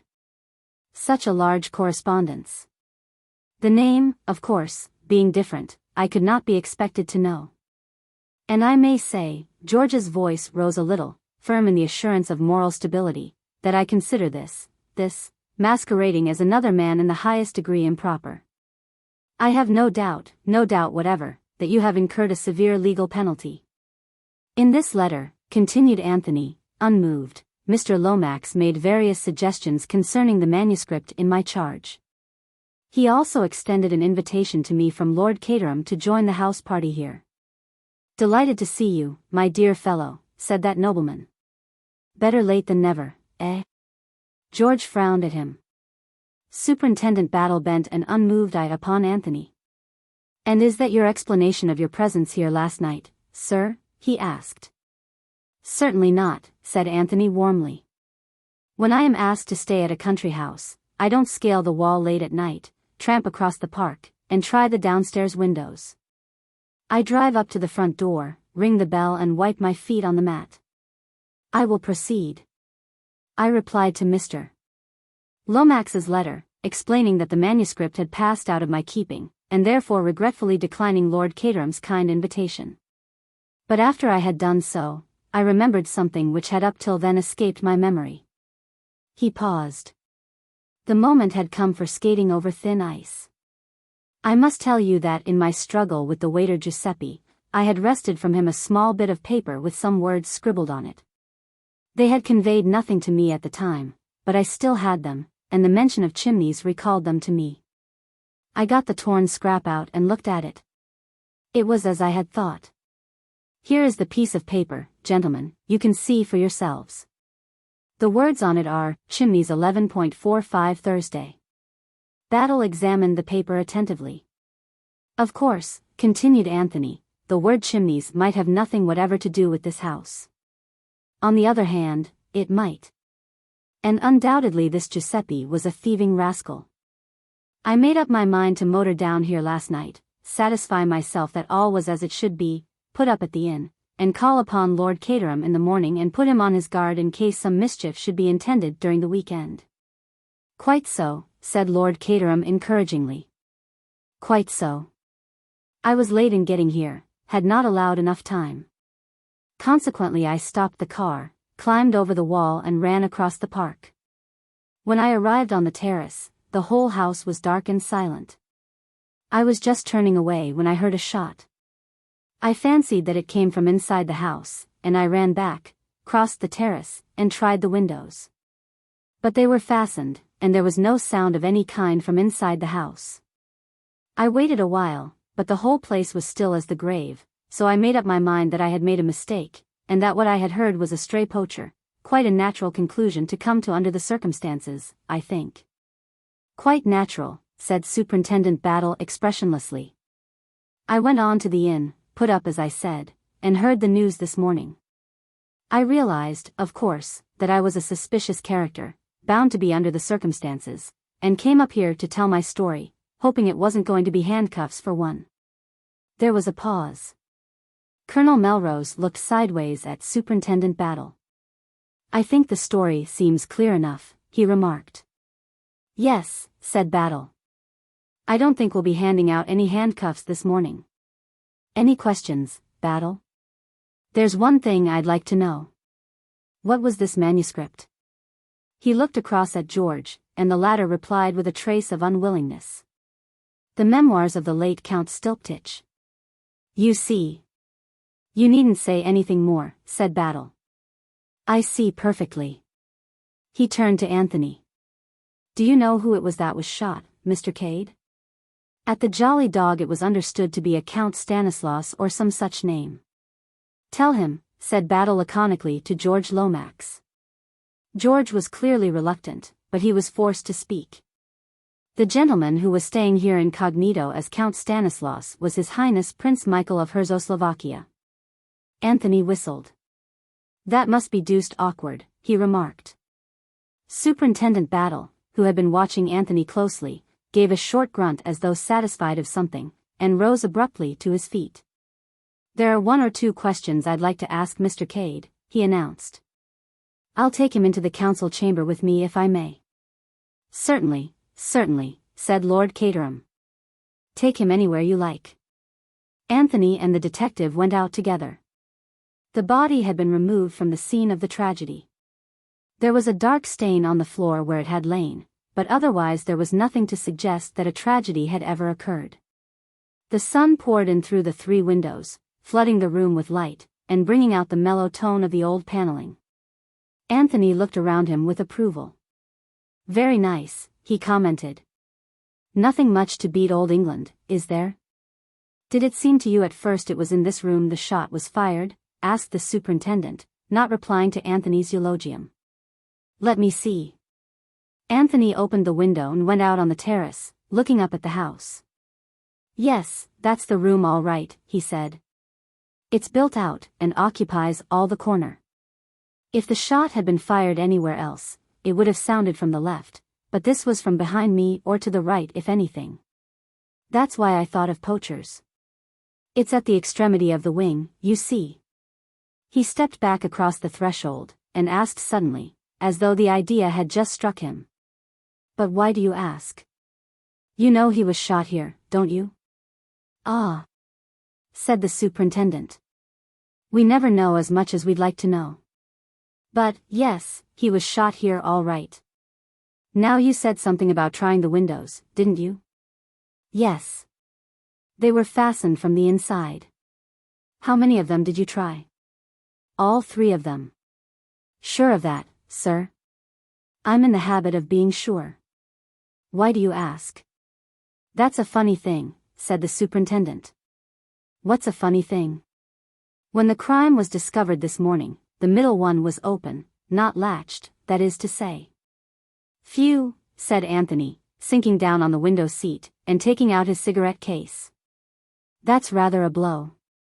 That opens up quite a different aspect of the case. It leaves us 2 alternatives.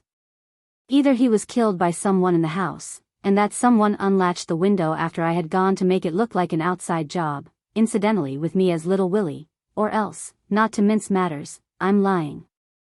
I dare say you incline to the second possibility, but, upon my honor, you're wrong. Nobody's going to leave this house until I'm through with them, I can tell you that, said Superintendent Battle grimly. Anthony looked at him keenly. How long have you had the idea that it might be an inside job? He asked. Battle smiled. I've had a notion that way all along. Your trail was a bit too flaring, if I may put it that way. As soon as your boots fitted the footmarks, I began to have my doubts. I congratulate Scotland Yard, said Anthony lightly. But at that moment, the moment when Battle apparently admitted Anthony's complete absence of complicity in the crime, Anthony felt more than ever the need of being upon his guard. Superintendent Battle was a very astute officer. It would not do to make any slip with Superintendent Battle about. That's where it happened, I suppose, said Anthony, nodding towards the dark patch upon the floor. Yes. What was he shot with, a revolver? Yes, but we shan't know what make until they get the bullet out at the autopsy. It wasn't found, then? No, it wasn't found. No clues of any kind? Well, we've got this. Rather after the manner of a conjurer, Superintendent Battle produced a half-sheet of notepaper. And, as he did so, he again watched Anthony closely without seeming to do so. But Anthony recognized the design upon it without any sign of consternation. Aha! Comrades of the Red Hand again. If they're going to scatter this sort of thing about, they ought to have it lithographed. It must be a frightful nuisance doing every one separately. Where was this found? Underneath the body. You've seen it before, sir? Anthony recounted to him in detail his short encounter with that public-spirited association. The idea is, I suppose, that the comrades did him in. Do you think it likely, sir? Well, it would be in keeping with their propaganda. But I've always found that those who talk most about blood have never actually seen it run. I shouldn't have said the comrades had the guts myself. And they're such picturesque people too. I don't see one of them disguising himself as a suitable guest for a country house. Still, one never knows. Quite right, Mr. Cade. One never knows. Anthony looked suddenly amused. I see the big idea now. Open window, trail of footprints, suspicious stranger at village inn. But I can assure you, my dear superintendent, that, whatever I am not the local agent of the Red Hand. Superintendent Battle smiled a little. Then he played his last card. Would you have any objection to seeing the body? He shot out suddenly. None whatever, rejoined Anthony. Battle took a key from his pocket and preceding Anthony down the corridor, paused at a door and unlocked it. It was one of the smaller drawing rooms. The body lay on a table covered with a sheet. Superintendent Battle waited until Anthony was beside him, and then whisked away the sheet suddenly. An eager light sprang into his eyes at the half-uttered exclamation and the start of surprise which the other gave. So you do recognize him, Mr. Cade, he said, in a voice that he strove to render devoid of triumph. I've seen him before, yes, said Anthony, recovering himself. But not as Prince Michael Abalovich. He purported to come from Messrs. Balderson and Hodgkins, and he called himself Mr. Holmes. 13. The American Visitor. Superintendent Battle replaced the sheet with the slightly crestfallen air of a man whose best point has fallen flat. Anthony stood with his hands in his pockets lost in thought. So that's what old Lollipop meant when he talked about other means, he murmured at last. I beg your pardon, Mr. Cade? Nothing, Superintendent. Forgive my abstraction. You see, or rather my friend, Jimmy McGrath, has been very neatly done out of £1,000. £1,000 is a nice sum of money, said Battle. It isn't the £1,000 so much, said Anthony, though I agree with you that it's a nice sum of money. It's being done that maddens me. I handed over that manuscript like a little woolly lamb. It hurts, Superintendent, indeed it hurts. The detective said nothing. Well, said Anthony. Regrets are vain, and all may not yet be lost. I've only got to get hold of dear old Stilptich's reminiscences between now and next Wednesday and all will be gas and gaiters. Would you mind coming back to the council chamber, Mr. Cade? There's one little thing I want to point out to you. Back in the council chamber, the detective strode over at once to the middle window. I've been thinking, Mr. Cade. This particular window is very stiff indeed. You might have been mistaken in thinking that it was fastened. It might just have stuck. I'm sure, yes, I'm almost sure, that you were mistaken. Anthony eyed him keenly. And supposing I say that I'm quite sure I was not? Don't you think you could have been? Said Battle, looking at him very steadily. Well, to oblige you, Superintendent, yes. Battle smiled in a satisfied fashion. You're quick in the uptake, sir. And you'll have no objection to saying so, careless-like, at a suitable moment? None whatever. He paused, as Battle gripped his arm. The superintendent was bent forward, listening.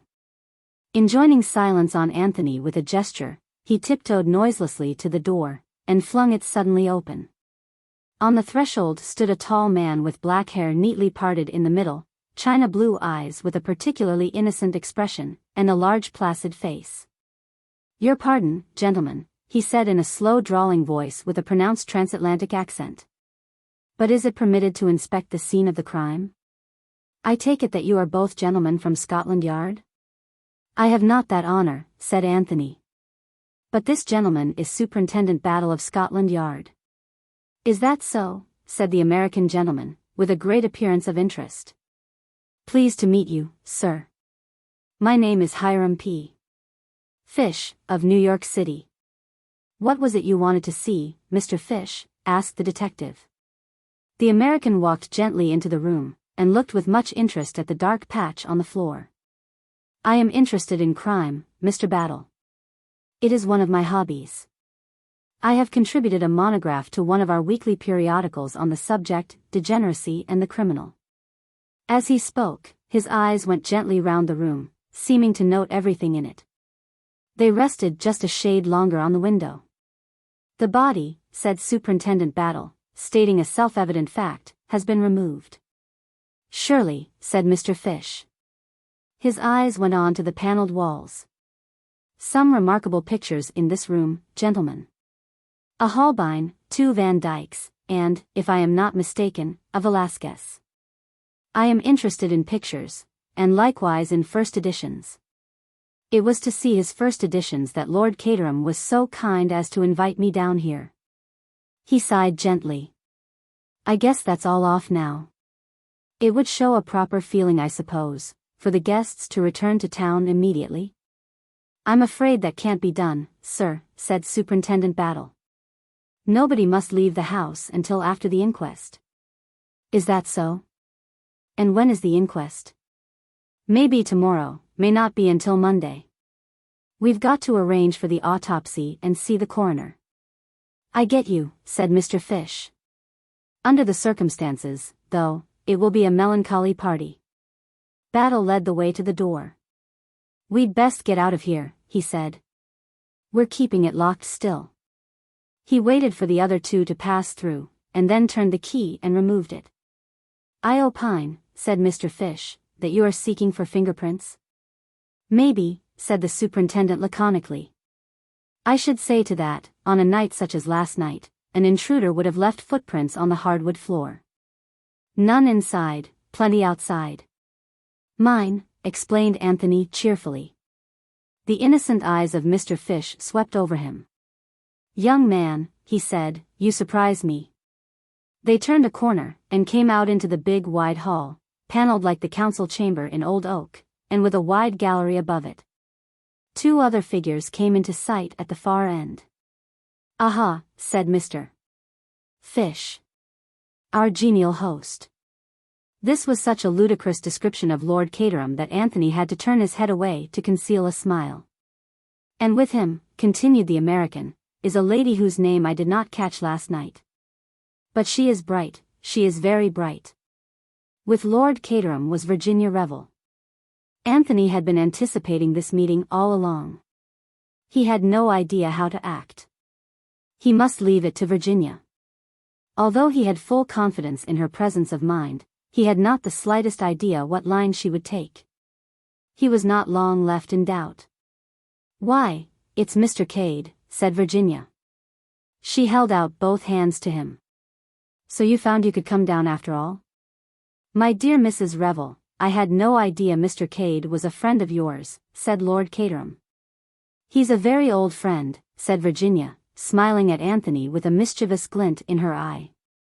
I ran across him in London unexpectedly yesterday, and told him I was coming down here. Anthony was quick to give her pointer. I explained to Mrs. Revel, he said, that I had been forced to refuse your kind invitation, since it had really been extended to quite a different man. And I couldn't very well foist a perfect stranger on you under false pretenses. Well, my dear fellow, said Lord Caterham, that's all over and done with now. I'll send down to the cricketers for your bag. It's very kind of you, Lord Caterham, but... Nonsense, of course you must come to Chimneys. Horrible place, the cricketers, to stay in, I mean. Of course you must come, Mr. Cade, said Virginia softly. Anthony realized the altered tone of his surroundings. Already Virginia had done much for him. He was no longer an ambiguous stranger. Her position was so assured and unassailable that anyone for whom she vouched was accepted as a matter of course. He thought of the pistol in the tree at Burnham Beeches, and smiled inwardly. I'll send for your traps, said Lord Caterham to Anthony. I suppose, in the circumstances, we can't have any shooting. A pity. But there it is. And I don't know what the devil to do with Isaac Stein. It's all very unfortunate. The depressed peer sighed heavily. That's settled, then, said Virginia. You can begin to be useful right away, Mr. Cade, and take me out on the lake. It's very peaceful there and far from crime and all that sort of thing. Isn't it awful for poor Lord Caterham having a murder done in his house? But it's George's fault really. This is George's party, you know. Ah, said Lord Caterham. But I should never have listened to him. He assumed the air of a strong man betrayed by a single weakness. One can't help listening to George, said Virginia. He always holds you so that you can't get away. I'm thinking of patenting a detachable lapel. I wish you would, chuckled her host. I'm glad you're coming to us, Cade. I need support. I appreciate your kindness very much, Lord Caterham, said Anthony. Especially, he added, when I'm such a suspicious character. But my staying here makes it easier for battle. In what way, sir? Asked the superintendent. It won't be so difficult to keep an eye on me, explained Anthony gently. And by the momentary flicker of the superintendent's eyelids he knew that his shot had gone home. 14. Mainly political and financial. Except for that involuntary twitch of the eyelids, Superintendent Battle's impassivity was unimpaired. If he had been surprised at Virginia's recognition of Anthony, he did not show it. He and Lord Caterham stood together and watched those two go out through the garden door. Mr. Fish also watched them. Nice young fellow, that, said Lord Caterham. Very nice for Mrs. Revel to meet an old friend, murmured the American. They have been acquainted some time, presumably. Seems so, said Lord Caterham. But I've never heard her mention him before. Oh, by the way, Battle, Mr. Lomax has been asking for you. He's in the blue morning room. Very good, Lord Caterham. I'll go there at once. Battle found his way to the blue morning room without difficulty. He was already familiar with the geography of the house. Ah, there you are, Battle, said Lomax. He was striding impatiently up and down the carpet. There was one other person in the room, a big man sitting in a chair by the fireplace. He was dressed in very correct English shooting clothes which nevertheless sat strangely upon him. He had a fat yellow face, and black eyes, as impenetrable as those of a cobra. There was a generous curve to the big nose and power in the square lines of the vast jaw. Come in, Battle, said Lomax irritably. And shut the door behind you. This is Mr. Herman Isaac Stein. Battle inclined his head respectfully. He knew all about Mr. Herman Isaac Stein, and though the great financier sat there silent, whilst Lomax strode up and down and talked, he knew who was the real power in the room. We can speak more freely now, said Lomax. Before Lord Caterham and Colonel Melrose, I was anxious not to say too much. You understand, Battle? These things mustn't get about. Ah, said Battle. But they always do, more's the pity. Just for a second he saw a trace of a smile on the fat yellow face. It disappeared as suddenly as it had come. Now what do you really think of this young fellow, this Anthony Cade, continued George. Do you still assume him to be innocent? Battle shrugged his shoulders very slightly. He tells a straight story. Part of it we shall be able to verify. On the face of it, it accounts for his presence here last night. I shall cable to South Africa, of course, for information about his antecedents. Then you regard him as cleared of all complicity? Battle raised a large square hand. Not so fast, sir. I never said that. What is your own idea about the crime, Superintendent Battle? Asked Isaac Stein, speaking for the first time. His voice was deep and rich, and had a certain compelling quality about it.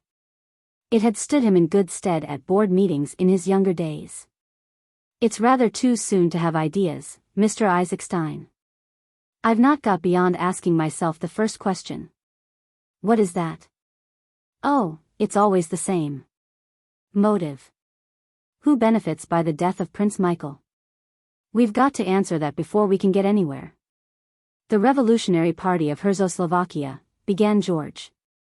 Superintendent Battle waved him aside with something less than his usual respect. It wasn't the comrades of the Red Hand, sir, if you're thinking of them. But the paper, with the scarlet hand on it? Put there to suggest the obvious solution. George's dignity was a little ruffled. Really, Battle, I don't see how you can be so sure of that.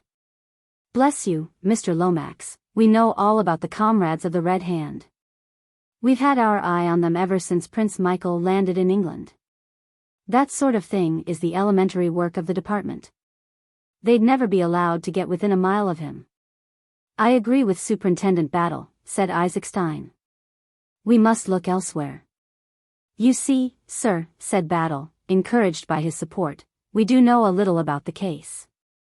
If we don't know who gains by his death, we do know who loses by it. Meaning? Said Isaac Stein. His black eyes were bent upon the detective. More than ever, he reminded Battle of a hooded cobra. You and Mr. Lomax, not to mention the Loyalist Party of Czechoslovakia. If you'll pardon the expression, sir, you're in the soup. Really, Battle, interposed George, shocked to the core. Go on, Battle, said Isaac Stein. In the soup describes the situation very accurately. You're an intelligent man. You've got to have a king. You've lost your king, like that. He snapped his large fingers. You've got to find another in a hurry, and that's not an easy job. No, I don't want to know the details of your scheme, the bare outline is enough for me, but, I take it, it's a big deal? Isaac Stein bent his head slowly. It's a very big deal. That brings me to my second question. Who is the next heir to the throne of Czechoslovakia? Isaac Stein looked across at Lomax. The latter answered the question, with a certain reluctance, and a good deal of hesitation. That would be, I should say, yes, in all probability Prince Nicholas would be the next heir. Ah, said Battle. And who is Prince Nicholas?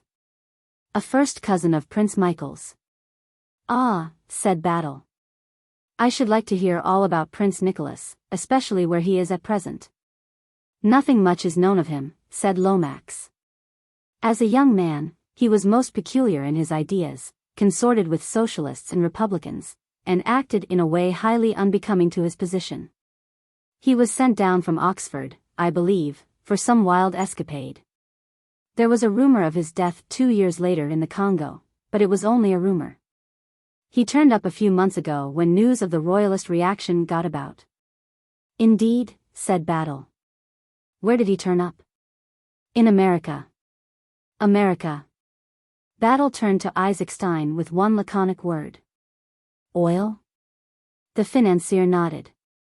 He represented that if the Czechoslovakians chose a king, they would prefer him to Prince Michael as being more in sympathy with modern enlightened ideas, and he drew attention to his early democratic views and his sympathy with republican ideals. In return for financial support, he was prepared to grant concessions to a certain group of American financiers. Superintendent Battle so far forgot his habitual impassivity as to give vent to a prolonged whistle. "So that is it," he muttered. "In the meantime, the Loyalist Party supported Prince Michael, and you felt sure you'd come out on top. And then this happens." "You surely don't think," began George. "It was a big deal," said Battle. "Mr. Isaacstein says so. And I should say that what he calls a big deal is a big deal." "There are always unscrupulous tools to be got hold of," said Isaacstein quietly. "For the moment, Wall Street wins. But they've not done with me yet. Find out who killed Prince Michael, Superintendent Battle, if you want to do your country a service."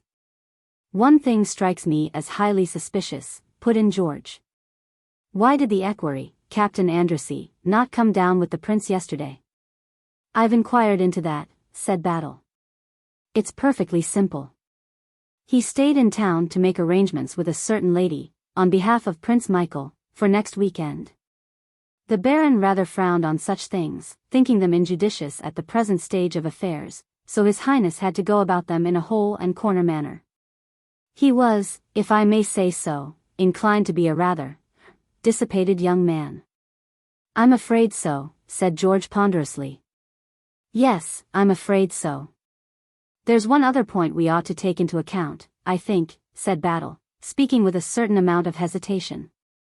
"King Victor's supposed to be in England." "King Victor?" Lomax frowned in an effort at recollection. "Notorious French crook, sir. We've had a warning from the Charité in Paris." "Of course," said George. "I remember now. Jewel thief, isn't he?" "Why, that's the man." He broke off abruptly. Isaacstein, who had been frowning abstractedly at the fireplace, looked up just too late to catch the warning glance telegraphed from Superintendent Battle to the other. But being a man sensitive to vibrations in the atmosphere, he was conscious of a sense of strain. "You don't want me any longer, do you, Lomax?" he inquired. "No, thank you, my dear fellow." "Would it upset your plans if I returned to London, Superintendent Battle?" "I'm afraid so, sir," said the superintendent civilly. "You see, if you go, there will be others who'll want to go also. And that would never do." "Quite so." The great financier left the room, closing the door behind him. "Splendid fellow, Isaacstein," murmured George Lomax perfunctorily. "Very powerful personality," agreed Superintendent Battle. George began to pace up and down again. "What you say disturbs me greatly," he began. "King Victor. I thought he was in prison. Came out a few months ago. French police meant to keep on his heels, but he managed to give them the slip straight away. He would too. One of the coolest customers that ever lived. For some reason or other, they believe he's in England, and have notified us to that effect. But what should he be doing in England?" "That's for you to say, sir," said Battle significantly. "You mean? You think? You know the story, of course." "Ah, yes, I can see you do." "I was not in office, of course, at the time, but I heard the whole story from the late Lord Caterham. An unparalleled catastrophe." "The Koh-i-Noor," said Battle reflectively. "Hush, Battle." George glanced suspiciously round him. "I beg of you, mention no names." "Much better not.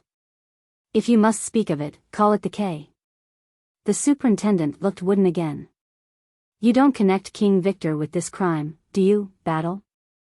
"It's just a possibility, that's all.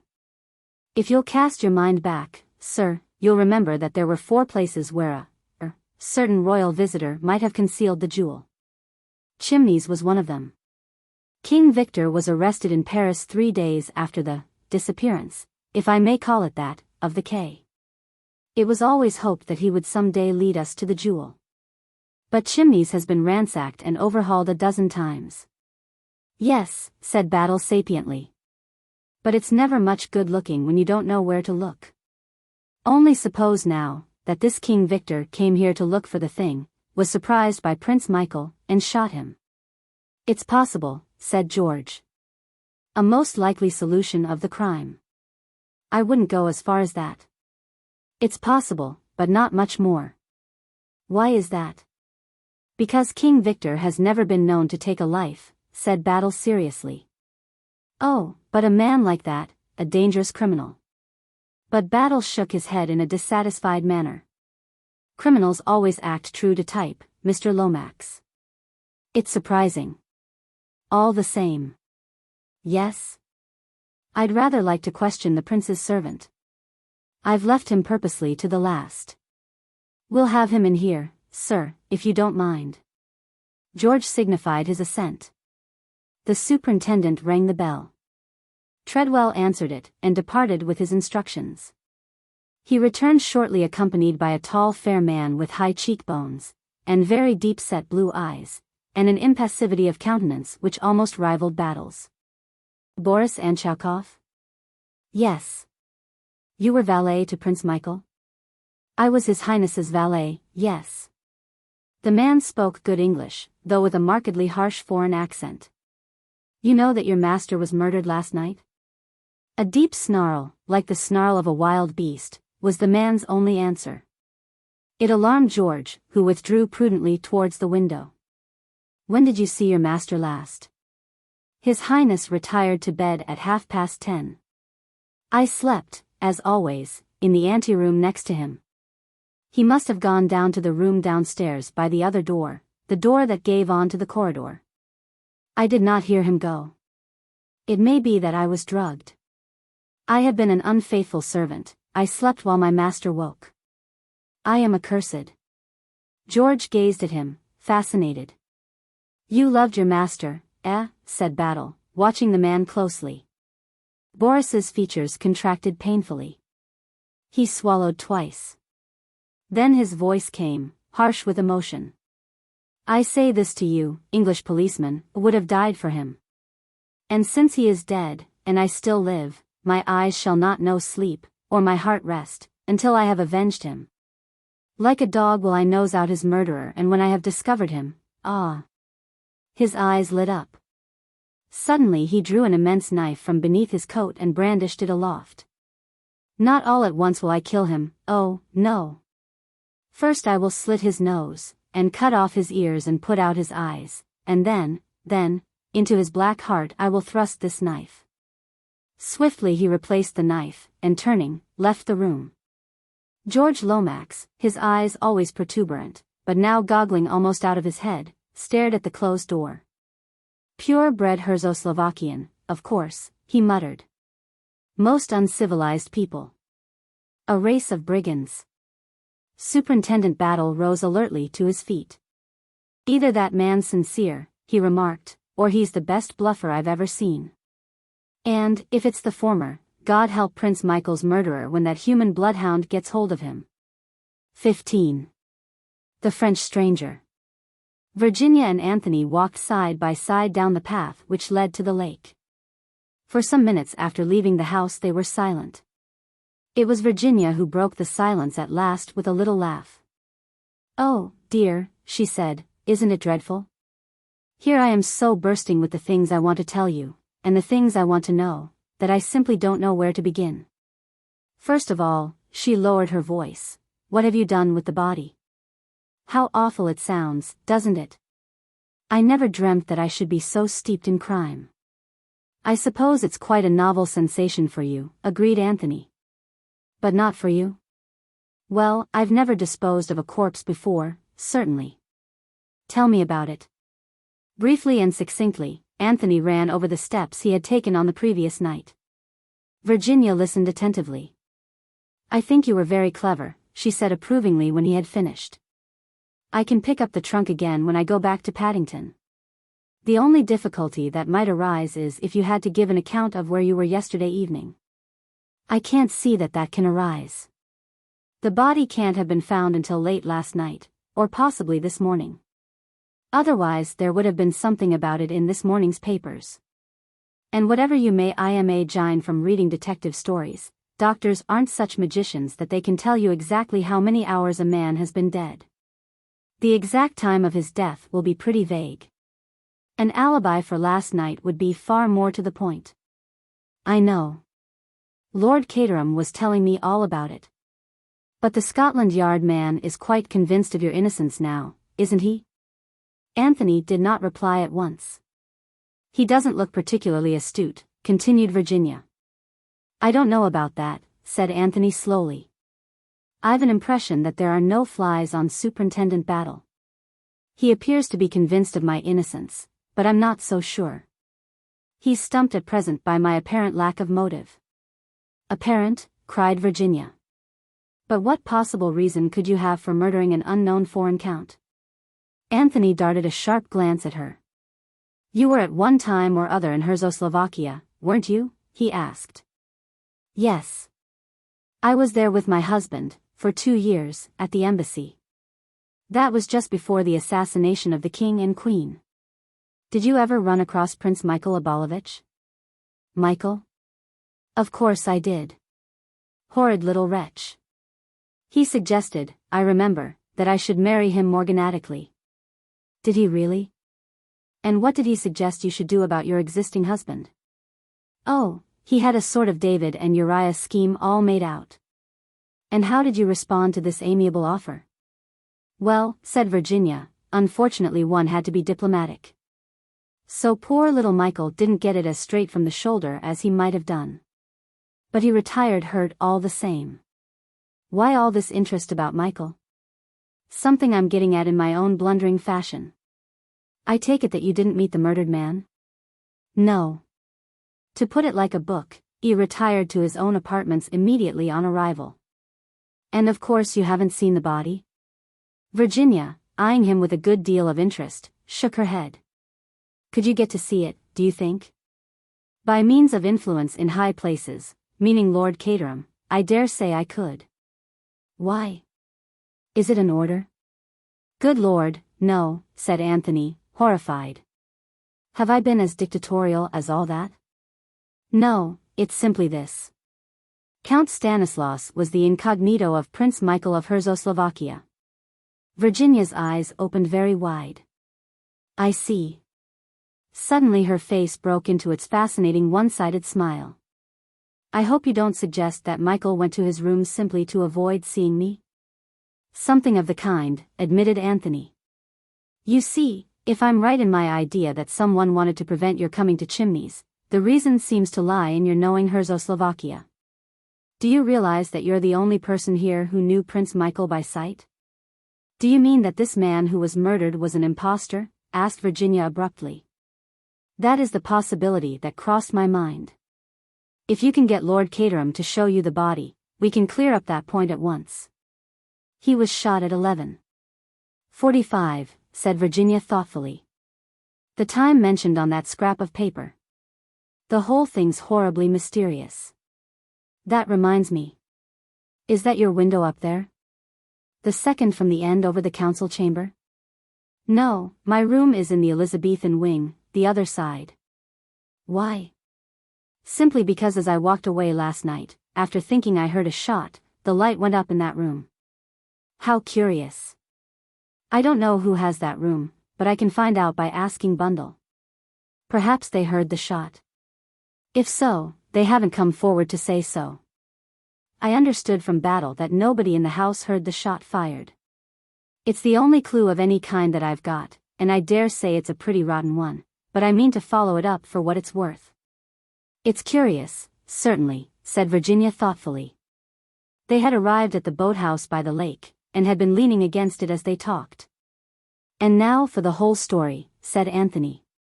We'll paddle gently about on the lake, secure from the prying ears of Scotland Yard, American visitors, and curious housemaids. I've heard something from Lord Caterham, said Virginia. But not nearly enough. To begin with, which are you really, Anthony Cade or Jimmy McGrath? For the second time that morning, Anthony unfolded the history of the last 6 weeks of his life, with this difference that the account given to Virginia needed no editing. He finished up with his own astonished recognition of Mr. Holmes. By the way, Mrs. Revel, he ended, I've never thanked you for imperiling your immortal soul by saying that I was an old friend of yours. Of course you're an old friend, cried Virginia. You don't suppose I'd cumber you with a corpse, and then pretend you were a mere acquaintance next time I met you? No, indeed. She paused. Do you know one thing that strikes me about all this? She went on.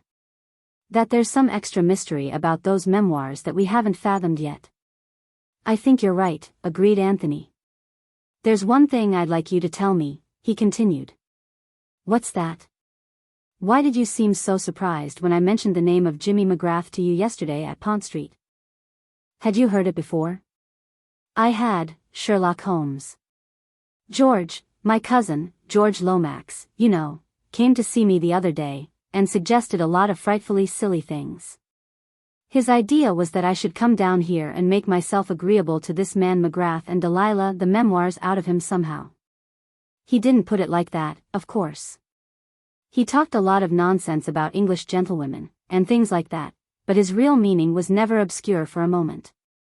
It was just the sort of rotten thing poor old George would think of. And then I wanted to know too much, and he tried to put me off with lies that wouldn't have deceived a child of 2.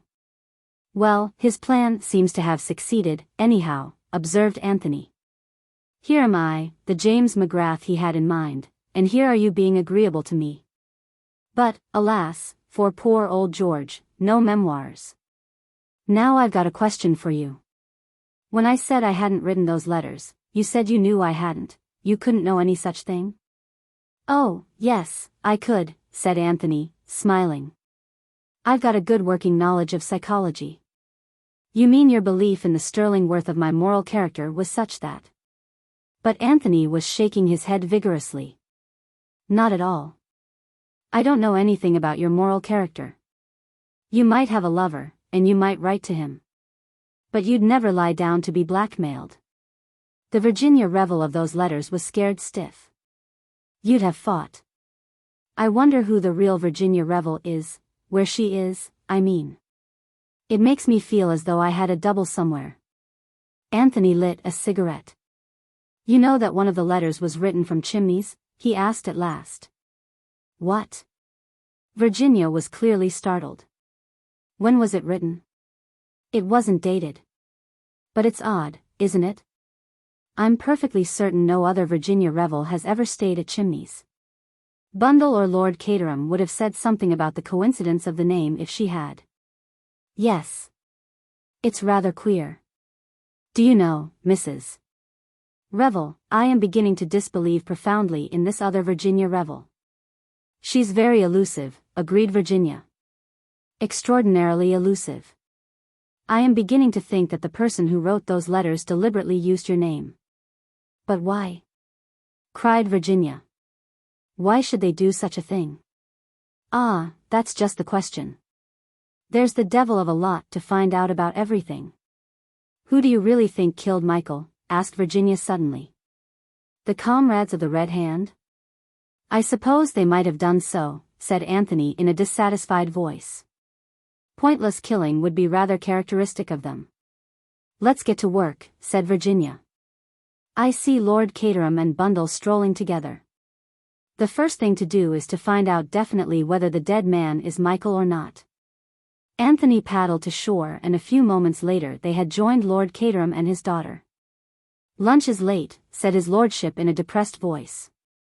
Battle has insulted the cook, I expect. This is a friend of mine, Bundle, said Virginia. Be nice to him. Bundle looked earnestly at Anthony for some minutes, and then addressed a remark to Virginia as though he had not been there. Where do you pick up these nice-looking men, Virginia? How do you do it? Says she enviously. You can have him, said Virginia generously. I want Lord Caterham. She smiled upon the flattered peer, slipped her hand through his arm, and they moved off together. Do you talk? Asked Bundle. Or are you just strong and silent? Talk, said Anthony. I babble. I murmur. I gurgle, like the running brook, you know. Sometimes I even ask questions. As for instance, who occupies the second room on the left from the end? He pointed to it as he spoke. What an extraordinary question, said Bundle. You intrigue me greatly.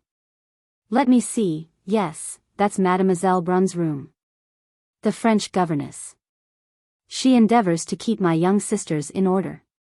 Dulcie and Daisy, like the song, you know. I dare say they'd have called the next one, Dorothy May. But mother got tired of having nothing but girls and died. Thought someone else could take on the job of providing an heir. Mademoiselle Brunn, said Anthony thoughtfully. How long has she been with you? 2 months. She came to us when we were in Scotland. Huh, said Anthony. I smell a rat. I wish I could smell some lunch, said Bundle. Do I ask the Scotland Yard man to have lunch with us, Mr. Cade? You're a man of the world, you know about the etiquette of such things. We've never had a murder in the house before. Exciting, isn't it? I'm sorry your character was so completely cleared this morning. I've always wanted to meet a murderer and see for myself if they're as genial and charming as the Sunday papers always say they are. God. What's that? What seemed to be a taxi approaching the house. Its 2 occupants were a tall man with a bald head and a black beard, and a smaller and younger man with a black mustache. Anthony recognized the former, and guessed that it was he, rather than the vehicle which contained him, that had wrung the exclamation of astonishment from his companion's lips. Unless I much mistake, he remarked, that is my old friend, Baron Lollipop. Baron what? I call him Lollipop for convenience. The pronouncing of his own name tends to harden the arteries. It nearly wrecked the telephone this morning, remarked Bundle. So that's the Baron, is it? I foresee he'll be turned on to me this afternoon, and I've had Isaacstein all the morning. Let George do his own dirty work, say I, and to hell with politics. Excuse me leaving you, Mr. Cade, but I must stand by poor old father. Bundle retreated rapidly to the house. Anthony stood looking after her for a minute or 2 and thoughtfully lighted a cigarette. As he did so, his ear was caught by a stealthy sound quite near him. He was standing by the boathouse, and the sound seemed to come from just round the corner. The mental picture conveyed to him was that of a man vainly trying to stifle a sudden sneeze. Now I very much wonder who's behind the boathouse, said Anthony to himself. We'd better see, I think. Suiting the action to the word, he threw away the match he had just blown out, and ran lightly and noiselessly round the corner of the boathouse. He came upon a man who had evidently been kneeling on the ground and was just struggling to rise to his feet. He was tall, wore a light-colored overcoat and glasses, and for the rest, had a short pointed black beard and a slightly foppish manner. He was between 30 and 40 years of age, and altogether of a most respectable appearance. What are you doing here? Asked Anthony. He was pretty certain that the man was not one of Lord Caterham's guests. I ask your pardon, said the stranger, with a marked foreign accent and what was meant to be an engaging smile. It is that I wish to return to the Jolly Crickets, and I have lost my way. Would monsieur be so good as to direct me? Certainly, said Anthony. But you don't go there by water, you know. Eh? Said the stranger, with the air of one at a loss. I said, repeated Anthony, with a meaning glance at the boathouse, that you won't get there by water. There's a right-of-way across the park, some distance away, but all this is the private part. You're trespassing. I am most sorry, said the stranger. I lost my direction entirely. I thought I would come up here and inquire. Anthony refrained from pointing out that kneeling behind a boathouse was a somewhat peculiar manner of prosecuting inquiries. He took the stranger kindly by the arm. You go this way, he said. Right round the lake and straight on, you can't miss the path. When you get on it, turn to the left, and it will lead you to the village. You're staying at the Cricketers, I suppose? I am, monsieur. Since this morning. Many thanks for your kindness in directing me. Don't mention it, said Anthony. I hope you haven't caught cold. Said the stranger. From kneeling on the damp ground, I mean, explained Anthony. I fancied I heard you sneezing. I may have sneezed, admitted the other. Quite so, said Anthony. But you shouldn't suppress a sneeze, you know. One of the most eminent doctors said so only the other day. It's frightfully dangerous. I don't remember exactly what it does to you, whether it's an inhibition or whether it hardens your arteries, but you must never do it. Good morning. Good morning, and thank you, monsieur, for setting me on the right road. Second suspicious stranger from Village Inn, murmured Anthony to himself, as he watched the other's retreating form. And one that I can't quite place, either. Appearance that of a French commercial traveler. I don't quite see him as a comrade of the Red Hand. Does he represent yet a third party in the harassed state of Czechoslovakia? The French governess has the second window from the end. A mysterious Frenchman is found slinking round the grounds, listening to conversations that are not meant for his ears. I'll bet my hat there's something in it. Musing thus, Anthony retraced his steps to the house. On the terrace he encountered Lord Caterham, looking suitably depressed, and two new arrivals. He brightened a little at the sight of Anthony. "Ah, there you are," he remarked. "Let me introduce you to Baron, and Captain Andrassy. Mr. Anthony Cade."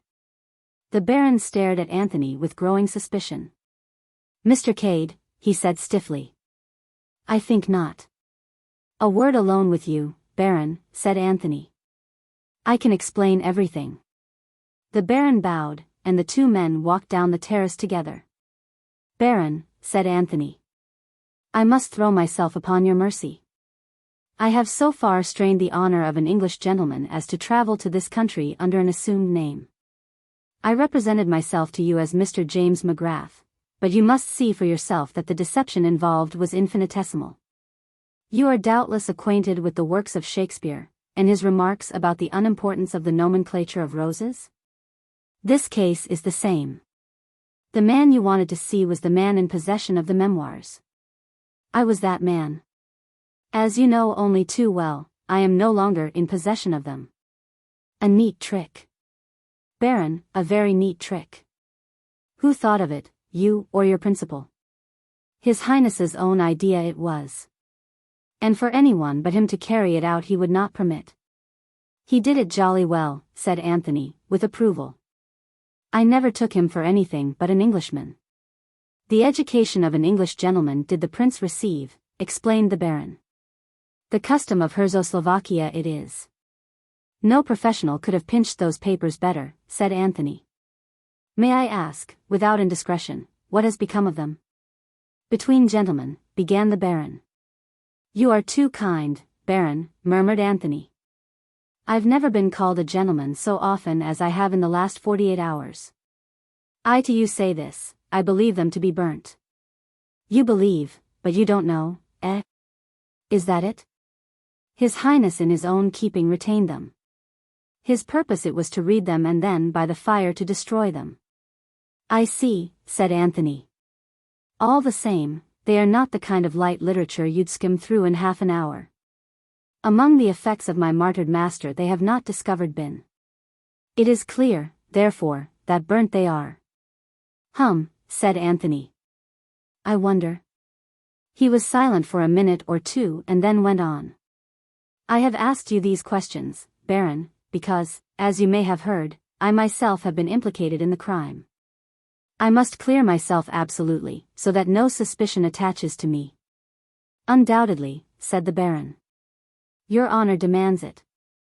Exactly, said Anthony. You put these things so well. I haven't got the knack of it. To continue, I can only clear myself by discovering the real murderer, and to do that I must have all the facts. This question of the memoirs is very important. It seems to me possible that to gain possession of them might be the motive of the crime. Tell me, Baron, is that a very far-fetched idea? The Baron hesitated for a moment or two. You yourself the memoirs have read? He asked cautiously at length. I think I am answered, said Anthony, smiling. Now Baron, there's just one thing more. I should like to give you fair warning that it is still my intention to deliver that manuscript to the publishers on Wednesday next, the 13th of October. The Baron stared at him. But you have no longer got it? On Wednesday next, I said. Today is Friday. That gives me 5 days to get hold of it again. But if it is burnt? I don't think it is burnt. I have good reasons for not believing so. As he spoke, they turned the corner of the terrace. A massive figure was advancing towards them. Anthony, who had not yet seen the great Mr. Hermann Isaac Stein, looked at him with considerable interest. "Ah, Baron," said Isaac Stein, waving the big black cigar he was smoking, "this is a bad business, a very bad business." "My good friend, Mr. Isaac Stein, it is indeed," cried the Baron. "All our noble edifice in ruins is." Anthony tactfully left the two gentlemen to their lamentations, and retraced his steps along the terrace. Suddenly he came to a halt. A thin spiral of smoke was rising into the air, apparently from the very center of the yew hedge. "It must be hollow in the middle," reflected Anthony. "I've heard of such things before." He looked swiftly to right and left of him. Lord Caterham was at the farther end of the terrace with Captain Andrassy. Their backs were towards him. Anthony bent down and wriggled his way through the massive yew. He had been quite right in his supposition. The yew hedge was really not one, but two. A narrow passage divided them. The entrance to this was about halfway up, on the side of the house. There was no mystery about it, but no one seeing the yew hedge from the front would have guessed at the probability. Anthony looked down the narrow vista. About halfway down, a man was reclining in a basket chair. A half-smoked cigar rested on the arm of the chair, and the gentleman himself appeared to be asleep.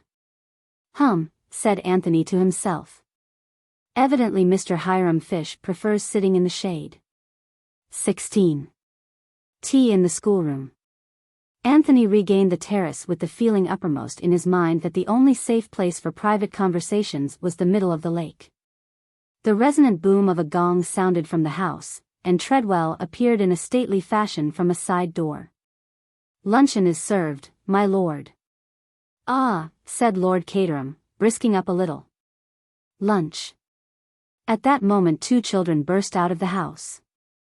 They were high-spirited young women of 12 and 10, and though their names might be Dulcie and Daisy, as Bundle had affirmed, they appeared to be more generally known as Guggle and Winkle. They executed a kind of war dance, interspersed with shrill whoops till Bundle emerged and quelled them. "Where's Mademoiselle?" she demanded.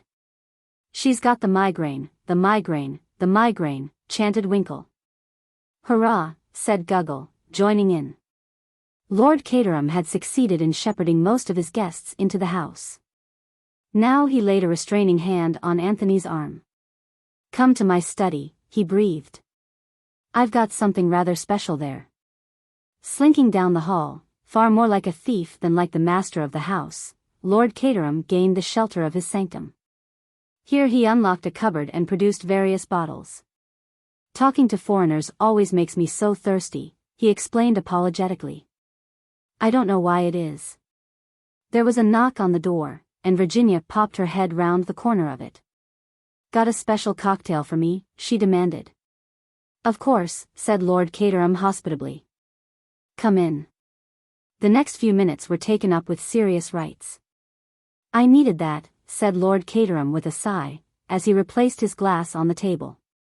"As I said just now, I find talking to foreigners particularly fatiguing. I think it's because they're so polite. Come along. Let's have some lunch." He led the way to the dining room. Virginia put her hand on Anthony's arm, and drew him back a little. "I've done my good deed for the day," she whispered. "I got Lord Caterham to take me to see the body." "Well?" demanded Anthony eagerly. One theory of his was to be proved or disproved. Virginia was shaking her head. "You were wrong," she whispered. "It's Prince Michael all right." "Oh." Anthony was deeply chagrined. "And Mademoiselle has the migraine," he added aloud, in a dissatisfied tone. "What has that got to do with it?" "Probably nothing, but I wanted to see her. You see, I found out that Mademoiselle has the second room from the end, the one where I saw the light last night." "That's interesting." "Probably there's nothing in it. All the same, I mean to see Mademoiselle before the day is out." Lunch was somewhat of an ordeal. Even the cheerful impartiality of Bundle failed to reconcile the heterogeneous assembly. The Baron and Andrassy were correct, formal, full of etiquette, and had the air of attending a meal in a mausoleum. Lord Caterham was lethargic and depressed. Bill Eversleigh stared longingly at Virginia. George, very mindful of the trying position in which he found himself, conversed weightily with the Baron and Mr. Isaac Stein. Guggle and Winkle, completely beside themselves with joy of having a murder in the house, had to be continually checked and kept under, whilst Mr. Hiram Fish slowly masticated his food, and drawled out dry remarks in his own peculiar idiom. Superintendent Battle had considerately vanished, and nobody knew what had become of him. "Thank God that's over," murmured Bundle to Anthony, as they left the table. "And George is taking the foreign contingent over to the Abbey this afternoon to discuss state secrets." "That will possibly relieve the atmosphere," agreed Anthony. "I don't mind the Americans so much," continued Bundle. "He and Father can talk first editions together quite happily in some secluded spot. Mr. Fish," as the object of their conversation drew near, "I'm planning a peaceful afternoon for you." The American bowed. "That's too kind of you, Lady Eileen." Mr. Fish, said Anthony, had quite a peaceful morning. Mr. Fish shot a quick glance at him. "Ah, sir, you observed me, then, in my secluded retreat? There are moments, sir, when far from the madding crowd is the only motto for a man of quiet tastes." Bundle had drifted on, and the American and Anthony were left together. The former dropped his voice a little. "I opine," he said, "that there is considerable mystery about this little dust-up." "Any amount of it," said Anthony. "That guy with the bald head was perhaps a family connection?" "Something of the kind. These Central European nations beat the band," declared Mr. Fish. "It's kind of being rumored around that the deceased gentleman was a royal highness." "Is that so, do you know?" "He was staying here as Count Stanislaus," replied Anthony evasively. To this Mr. Fish offered no further rejoinder than the somewhat cryptic, "Oh, boy." After which he relapsed into silence for some moments. "This police captain of yours," he observed at last, "Battle, or whatever his name is he the goods all right?" "Scotland Yard thinks so," replied Anthony dryly. "He seems kind of hidebound to me," remarked Mr. Fish. "No hustle to him. This big idea of his, letting no one leave the house, what is there to it?" He darted a very sharp look at Anthony as he spoke. "Everyone's got to attend the inquest tomorrow morning, you see. That's the idea, is it? No more to it than that? No question of Lord Caterham's guests being suspected?" "My dear Mr. Fish, I was getting a mite uneasy, being a stranger in this country. But of course it was an outside job, I remember now. Window found unfastened, wasn't it?" "It was," said Anthony, looking straight in front of him. Mr. Fish sighed. After a minute or two he said in a plaintive tone, "Young man, do you know how they get the water out of a mine?" "How?" "By pumping, but it's almighty hard work. I observe the figure of my genial host detaching itself from the group over yonder. I must join him." Mr. Fish walked gently away, and Bundle drifted back again. "Funny fish, isn't he?" she remarked. "He is." "It's no good looking at Virginia," said Bundle sharply. "I wasn't." "You were." "I don't know how she does it. It isn't what she says, I don't even believe it's what she looks. But, oh, boy. She gets there every time. Anyway, she's on duty elsewhere for the time. She told me to be nice to you, and I'm going to be nice to you, by force if necessary." "No force required," Anthony assured her. "But, if it's all the same to you, I'd rather you were nice to me on the water, in a boat." "It's not a bad idea," said Bundle meditatively. They strolled down to the lake together. "There's just one question I'd like to ask you," said Anthony as he paddled gently out from the shore, "before we turn to really interesting topics. Business before pleasure. Whose bedroom do you want to know about now?" asked Bundle with weary patience. "Nobody's bedroom for the moment.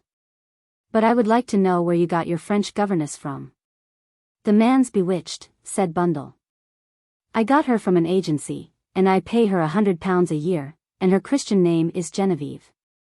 Anything more you want to know? We'll assume the agency, said Anthony. What about her references? Oh, glowing.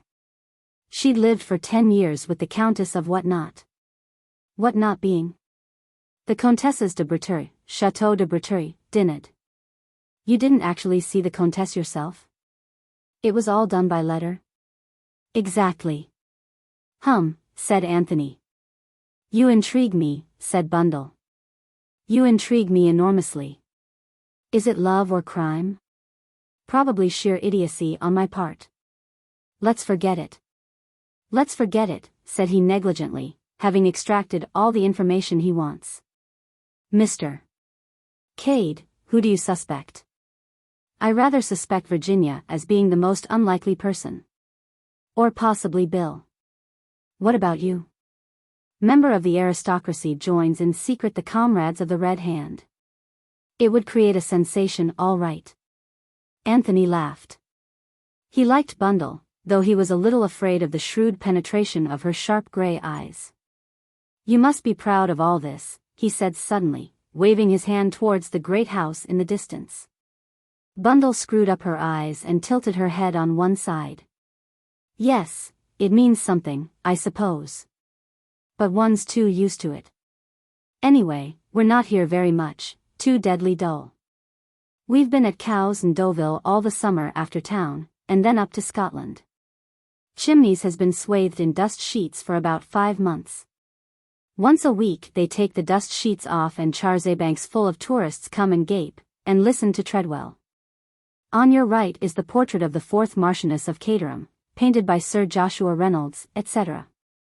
And Ed, or Bert, the humorist of the party, nudges his girl and says, Gladys, they've got 2 pennyworth of pictures here, right enough.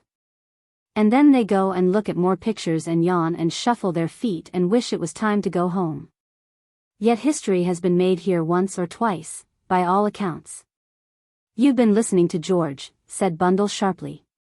That's the kind of thing he's always saying.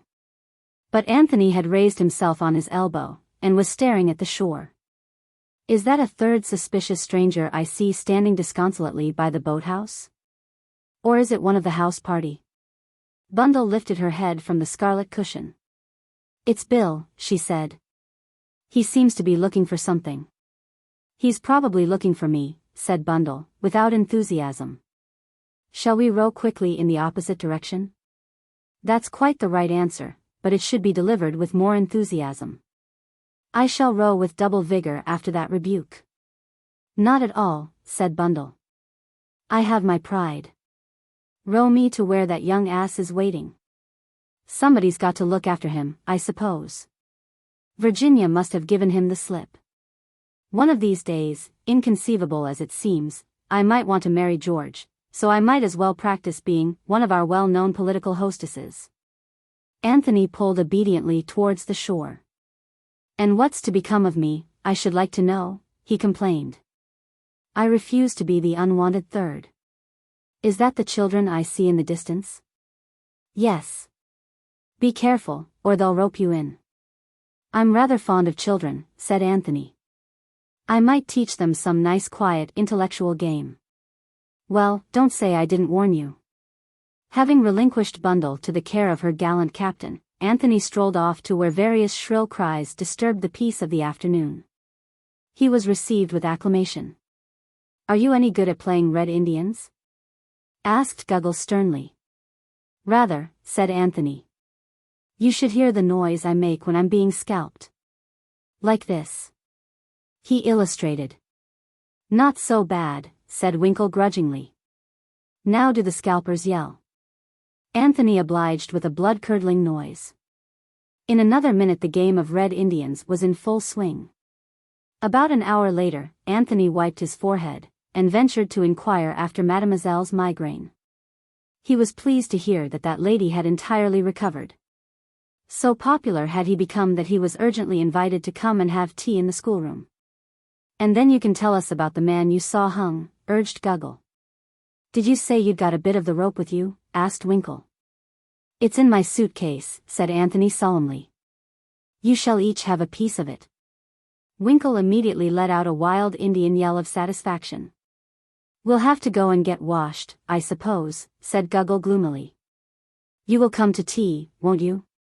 You won't forget? Anthony swore solemnly that nothing should prevent his keeping the engagement. Satisfied, the youthful pair beat a retreat towards the house. Anthony stood for a minute looking after them, and, as he did so, he became aware of a man leaving the other side of a little copse of trees and hurrying away across the park. He felt almost sure that it was the same black-bearded stranger he had encountered that morning. Whilst he was hesitating whether to go after him or not, the trees just ahead of him were parted and Mr. Hiram Fish stepped out into the open. He stared slightly when he saw Anthony. A peaceful afternoon, Mr. Fish? Inquired the latter. I thank you, yes. Mr. Fish did not look as peaceful as usual, however. His face was flushed, and he was breathing hard as though he had been running. He drew out his watch and consulted it. I guess, he said softly, it's just about time for your British institution of afternoon tea. Closing his watch with a snap, Mr. Fish ambled gently away in the direction of the house. Anthony stood in a brown study and awoke with a start to the fact that Superintendent Battle was standing beside him. Not the faintest sound had heralded his approach, and he seemed literally to have materialized from space. Where did you spring from? Asked Anthony irritably. With a slight jerk of his head, Battle indicated the little copse of trees behind them. It seems a popular spot this afternoon, remarked Anthony. You were very lost in thought, Mr. Cade? I was indeed. Do you know what I was doing, Battle? I was trying to put 2 and 1 and 5 and 3 together so as to make 4. And it can't be done, Battle, it simply can't be done. There's difficulties that way, agreed the detective. But you're just the man I wanted to see. Battle, I want to go away. Can it be done? True to his creed, Superintendent Battle showed neither emotion nor surprise. His reply was easy and matter-of-fact. That depends, sir, as to where you want to go. I'll tell you exactly, Battle. I'll lay my cards upon the table. I want to go to Dinard, to the chateau of Madame la Comtesse de Breteuil. Can it be done? When do you want to go, Mr. Cade? Say tomorrow after the inquest. I could be back here by Sunday evening. I see, said the superintendent, with peculiar solidity. Well, what about it? I've no objection, provided you go where you say you're going, and come straight back here. You're a man in 1,000, Battle. Either you have taken an extraordinary fancy to me or else you're extraordinarily deep. Which is it? Superintendent Battle smiled a little, but did not answer. Well, said Anthony, I expect you'll take your precautions. Discreet minions of the law will follow my suspicious footsteps. So be it. But I do wish I knew what it was all about. I don't get you, Mr. Cade. The memoirs, what all the fuss is about. Were they only memoirs? Or have you got something up your sleeve? Battle smiled again. Take it like this. I'm doing you a favor because you've made a favorable impression on me, Mr. Cade. I'd like you to work in with me over this case. The amateur and the professional, they go well together. The one has the intimacy, so to speak, and the other the experience. Well, said Anthony slowly, I don't mind admitting that I've always wanted to try my hand at unraveling a murder mystery. Any ideas about the case at all, Mr. Cade? Plenty of them, said Anthony. But they're mostly questions. As, for instance? Who steps into the murdered Michael's shoes? It seems to me that is important. A rather wry smile came over Superintendent Battle's face. I wondered if you'd think of that, sir. Prince Nicholas Abalovich is the next heir, first cousin of this gentleman. And where is he at the present moment? Asked Anthony, turning away to light a cigarette. Don't tell me you don't know, Battle, because I shan't believe you. We've reason to believe that he's in the United States. He was until quite lately, at all events. Raising money on his expectations. Anthony gave vent to a surprised whistle. I get you, said Anthony. Michael was backed by England, Nicholas by America. In both countries a group of financiers are anxious to obtain the oil concessions. The Loyalist Party adopted Michael as their candidate, now they'll have to look elsewhere. Gnashing of teeth on the part of Isaac Stein and Company and Mr. George Lomax. Rejoicings in Wall Street. Am I right? You're not far off, said Superintendent Battle. Said Anthony. I almost dare swear that I know what you were doing in that copse. The detective smiled, but made no reply. International politics are very fascinating, said Anthony, but I fear I must leave you. I have an appointment in the schoolroom. He strode briskly away towards the house. Inquiries of the dignified Treadwell showed him the way to the schoolroom. He tapped on the door and entered, to be greeted by squeals of joy. Guggle and Winkle immediately rushed at him and bore him in triumph to be introduced to Mademoiselle. For the first time, Anthony felt a qualm. Mademoiselle Brunn was a small, middle-aged woman with a sallow face, pepper and salt hair, and a budding mustache. As the notorious foreign adventuress she did not fit into the picture at all. I believe, said Anthony to himself, I'm making the most utter fool of myself. Never mind, I must go through with it now. He was extremely pleasant to Mademoiselle, and she, on her part, was evidently delighted to have a good-looking young man invade her schoolroom.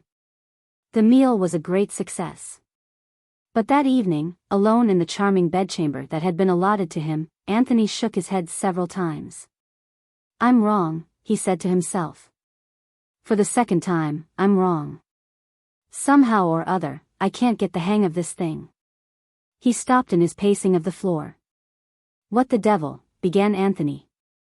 The door was being softly opened.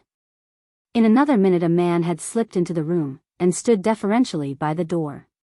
He was a big fair man, squarely built, with high Slavonic cheekbones, and dreamy fanatic eyes. Who the devil are you? Asked Anthony, staring at him. The man replied in perfect English. I am Boris Anchaukov. Prince Michael's servant, eh? That is so. I served my master. He is dead. Now I serve you. It's very kind of you, said Anthony. But I don't happen to want a valet. You are my master now. I will serve you faithfully. Yes, but, look here, I don't need a valet. I can't afford one. Boris Anchaukov looked at him with a touch of scorn. I do not ask for money. I serve my master. So will I serve you, to the death. Stepping quickly forward, he dropped on one knee, caught Anthony's hand and placed it on his forehead. Then he rose swiftly and left the room as suddenly as he had come. Anthony stared after him, his face a picture of astonishment. That's damned odd, he said to himself. A faithful sort of dog. Curious the instincts these fellows have. He rose and paced up and down. All the same, he muttered, it's awkward, damned awkward, just at present. 17. A midnight adventure. The inquest took place on the following morning. It was extraordinarily unlike the inquests as pictured in sensational fiction. It satisfied even George Lomax in its rigid suppression of all interesting details. Superintendent Battle and the coroner, working together with the support of the chief constable, had reduced the proceedings to the lowest level of boredom. Immediately after the inquest, Anthony took an unostentatious departure. His departure was the one bright spot in the day for Bill Eversley. George Lomax, obsessed with the fear that something damaging to his department might leak out, had been exceedingly trying. Miss Oscar and Bill had been in constant attendance. Everything useful and interesting had been done by Miss Oscar. Bill's part had been to run to and fro with countless messages, to decode telegrams, and to listen by the hour to George repeating himself. It was a completely exhausted young man who retired to bed on Saturday night. He had had practically no chance to talk to Virginia all day, owing to George's exactions, and he felt injured and ill-used. Thank goodness, that colonial fellow had taken himself off. He had monopolized far too much of Virginia's society anyway. And of course if George Lomax went on making an ass of himself like this, His mind seething with resentment, Bill fell asleep. And, in dreams, came consolation. For he dreamt of Virginia. It was an heroic dream, a dream of burning timbers in which he played the part of the gallant rescuer. He brought down Virginia from the topmost story in his arms. She was unconscious. He laid her on the grass. Then he went off to find a packet of sandwiches. It was most important that he should find that packet of sandwiches. George had it, but instead of giving it up to Bill, he began to dictate telegrams. They were now in the vestry of a church, and any minute Virginia might arrive to be married to him. Horror. He was wearing pajamas. He must get home at once and find his proper clothes. He rushed out to the car. The car would not start. No petrol in the tank. He was getting desperate. And then a big general bus drew up and Virginia got out of it on the arm of the bald-headed baron. She was deliciously cool, and exquisitely dressed in gray. She came over to him and shook him by the shoulders playfully. "Bill," she said. "Oh, Bill." She shook him harder. "Bill," she said. "Wake up." "Oh, do wake up." Very dazed, Bill woke up. He was in his bedroom at Chimneys. But part of the dream was with him still. Virginia was leaning over him, and was repeating the same words with variations. "Wake up, Bill." "Oh, do wake up." "Bill." "Hello," said Bill, sitting up in bed. "What's the matter?" Virginia gave a sigh of relief. "Thank goodness.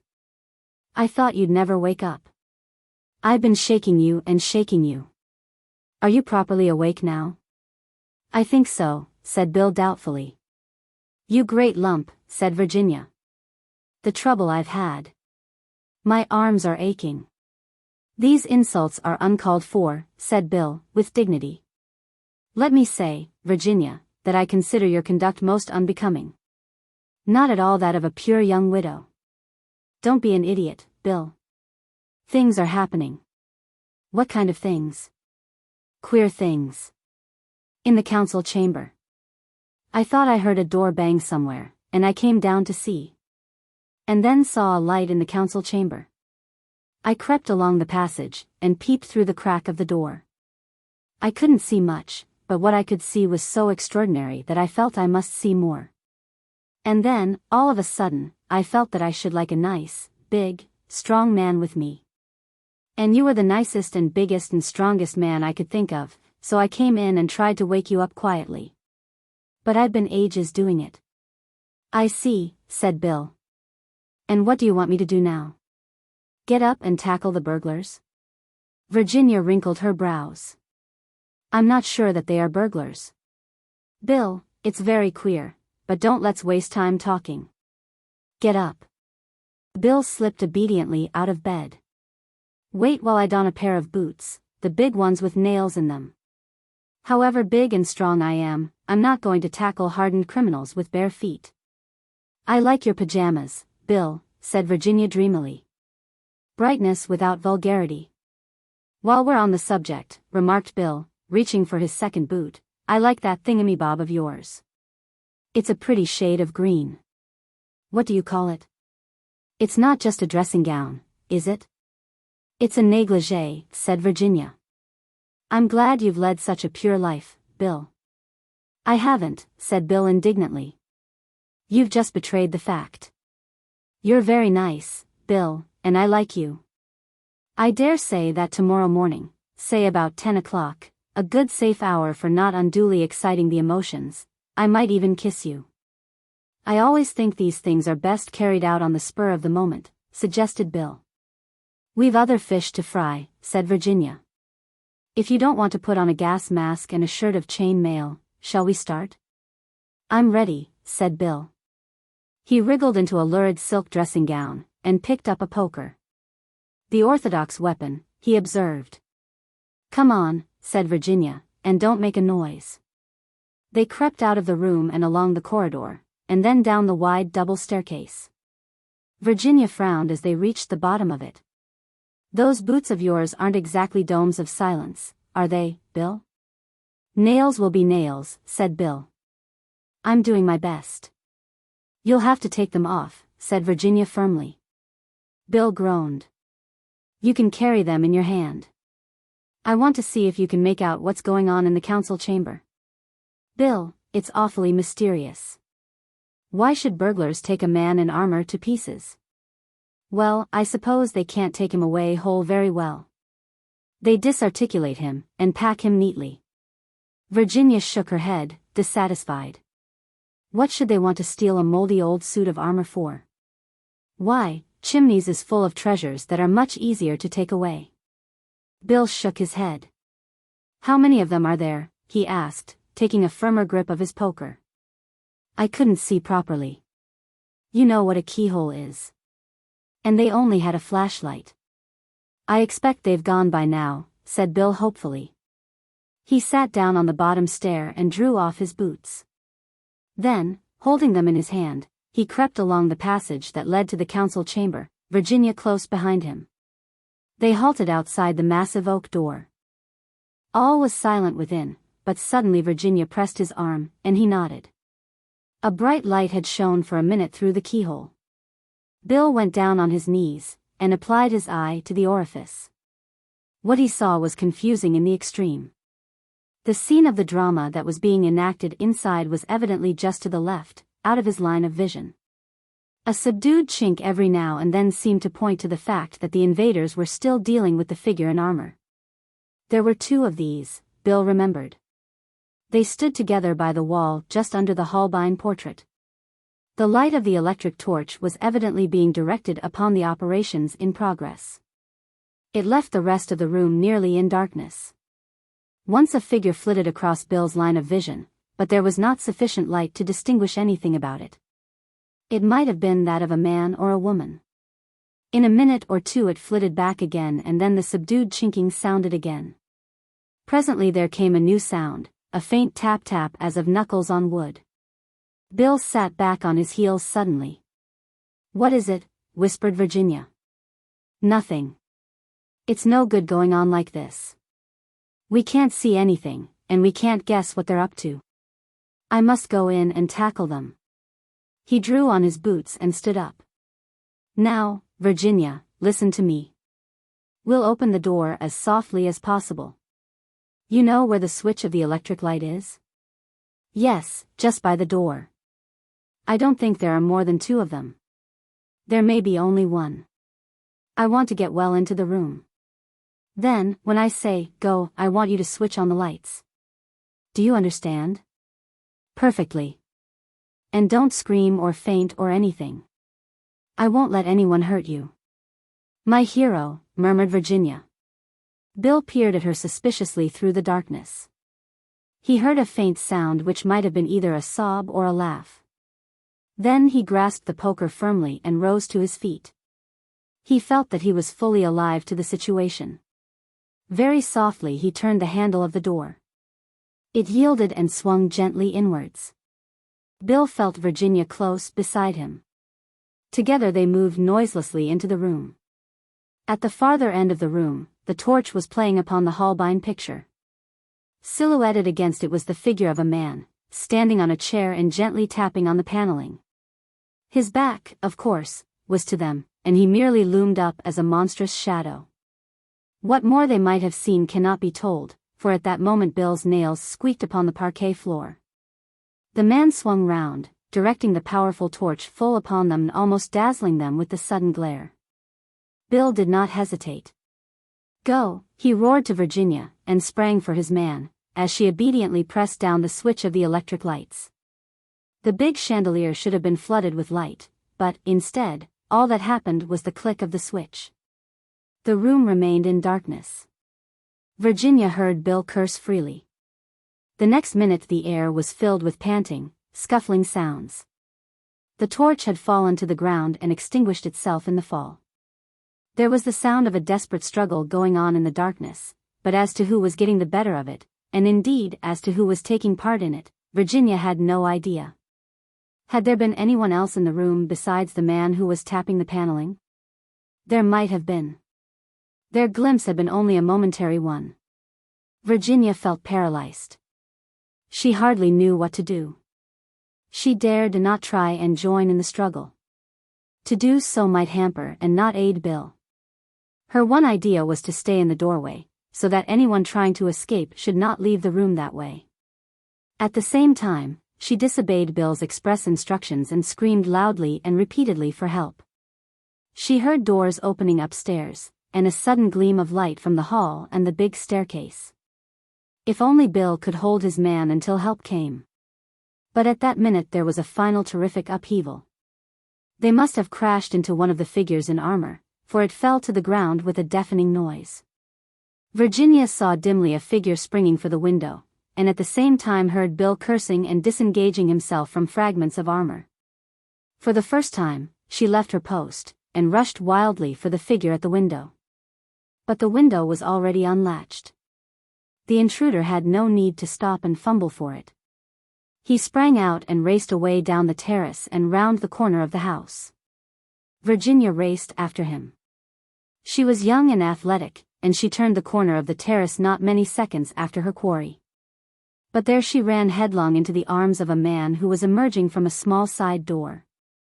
It was Mr. Hiram P. Fish. "Gee! It's a lady," he exclaimed. "Why, I beg your pardon, Mrs. Revel. I took you for one of the thugs fleeing from justice." "He's just passed this way," cried Virginia breathlessly. "Can't we catch him?" But, even as she spoke, she knew it was too late. The man must have gained the park by now, and it was a dark night with no moon. She retraced her steps to the council chamber, Mr. Fish by her side, discoursing in a soothing monotone upon the habits of burglars in general, of which he seemed to have a wide experience. Lord Caterham, Bundle, and various frightened servants were standing in the doorway of the council chamber. "What the devil's the matter?" asked Bundle. "Is it burglars?" "What are you and Mr. Fish doing, Virginia? Taking a midnight stroll?" Virginia explained the events of the evening. "How frightfully exciting," commented Bundle. "You don't usually get a murder and a burglary crowded into one weekend. What's the matter with the lights in here? They're all right everywhere else." That mystery was soon explained. The bulbs had simply been removed and laid in a row against the wall. Mounted on a pair of steps, the dignified Treadwell, dignified even in undress, restored illumination to the stricken apartment. "If I am not mistaken," said Lord Caterham in his sad voice as he looked around him, "this room has recently been the center of somewhat violent activity." There was some justice in the remark. Everything that could have been knocked over had been knocked over. The floor was littered with splintered chairs, broken china, and fragments of armor. "How many of them were there?" asked Bundle. "It seems to have been a desperate fight." "Only one, I think," said Virginia. But, even as she spoke, she hesitated a little. Certainly only one person, a man, had passed out through the window. But as she had rushed after him, she had had a vague impression of a rustle somewhere close at hand. If so, the second occupant of the room could have escaped through the door. Perhaps, though, the rustle had been an effect of her own imagination. Bill appeared suddenly at the window. He was out of breath and panting hard. "Damn the fellow," he exclaimed wrathfully. "He's escaped. I've been hunting all over the place. Not a sign of him." "Cheer up, Bill," said Virginia, "better luck next time." "Well," said Lord Caterham, "what do you think we'd better do now? Go back to bed? I can't get hold of Badgeworthy at this time of night. Treadwell, you know the sort of thing that's necessary. Just see to it, will you?" "Very good, my lord." With a sigh of relief, Lord Caterham prepared to retreat. "That beggar, Isaac Stein, sleeps soundly," he remarked, with a touch of envy. "You'd have thought all this row would have brought him down." He looked across at Mr. Fish.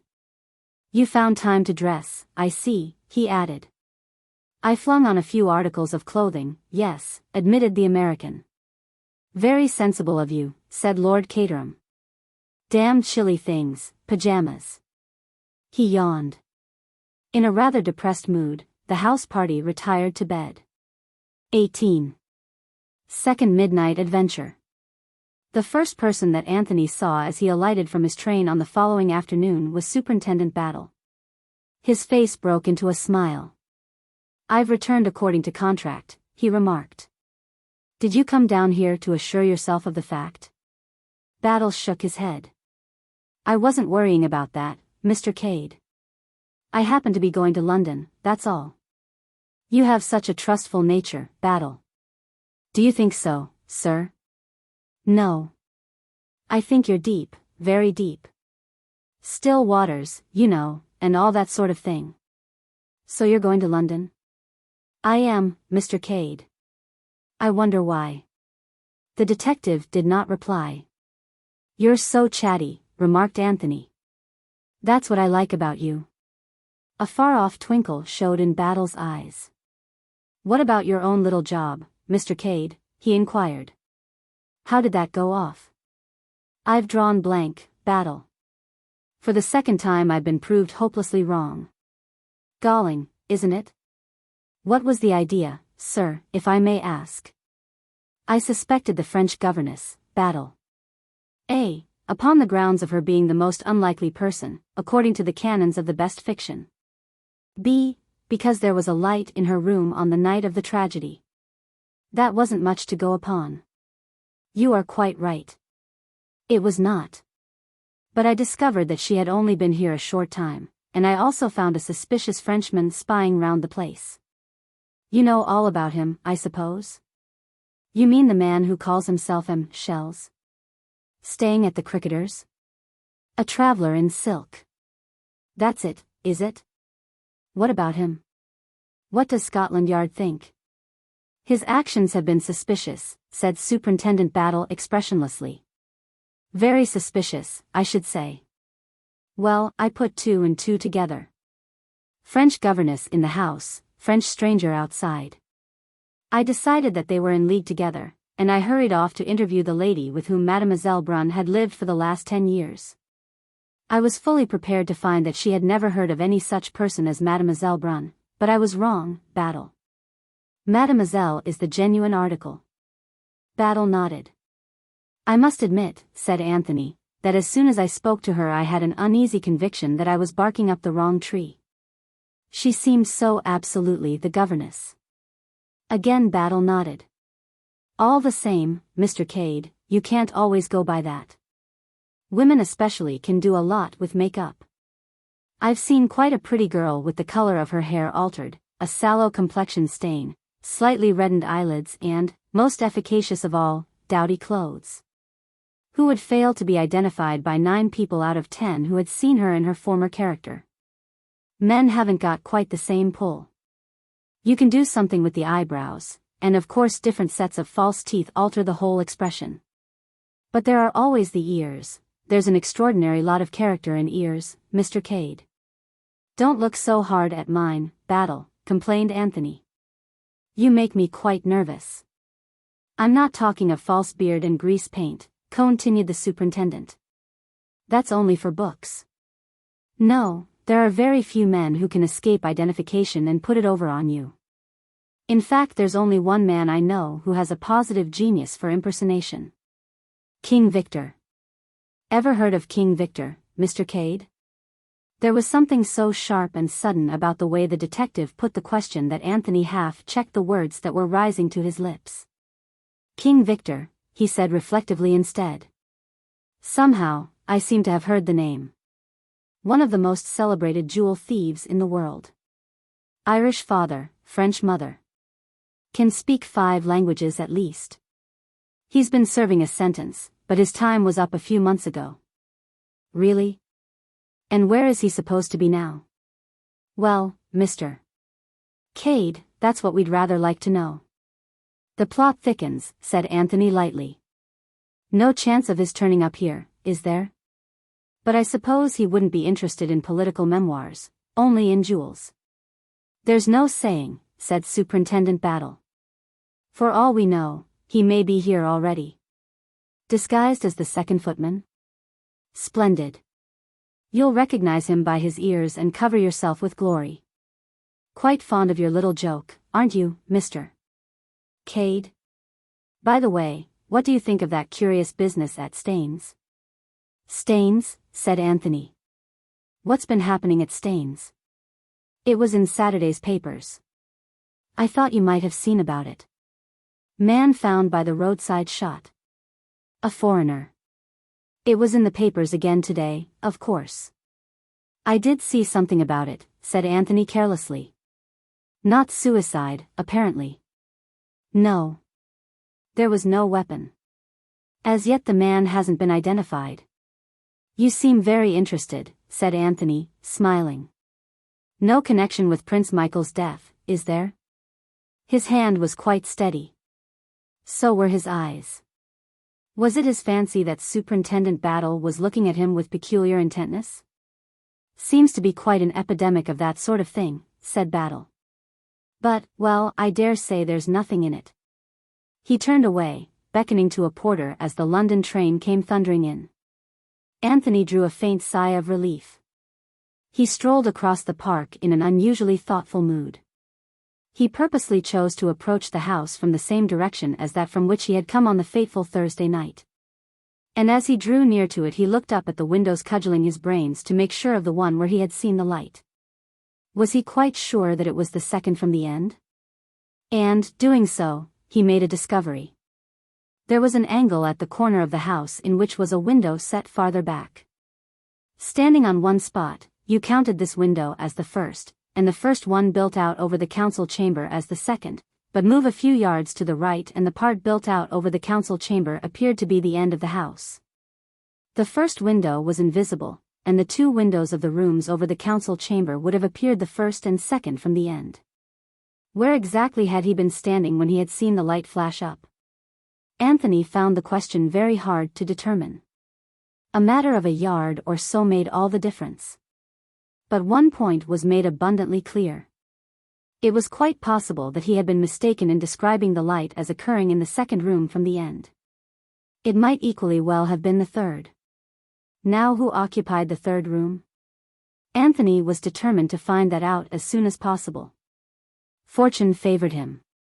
In the hall Treadwell had just set the massive silver urn in its place on the tea tray. Nobody else was there. "Hello, Treadwell," said Anthony. "I wanted to ask you something. Who has the third room from the end on the west side? Over the council chamber, I mean." Treadwell reflected for a minute or two. "That would be the American gentleman's room, sir. Mr. Fish." "Oh, is it? Thank you." "Not at all, sir." Treadwell prepared to depart, then paused. The desire to be the first to impart news makes even pontifical butlers human.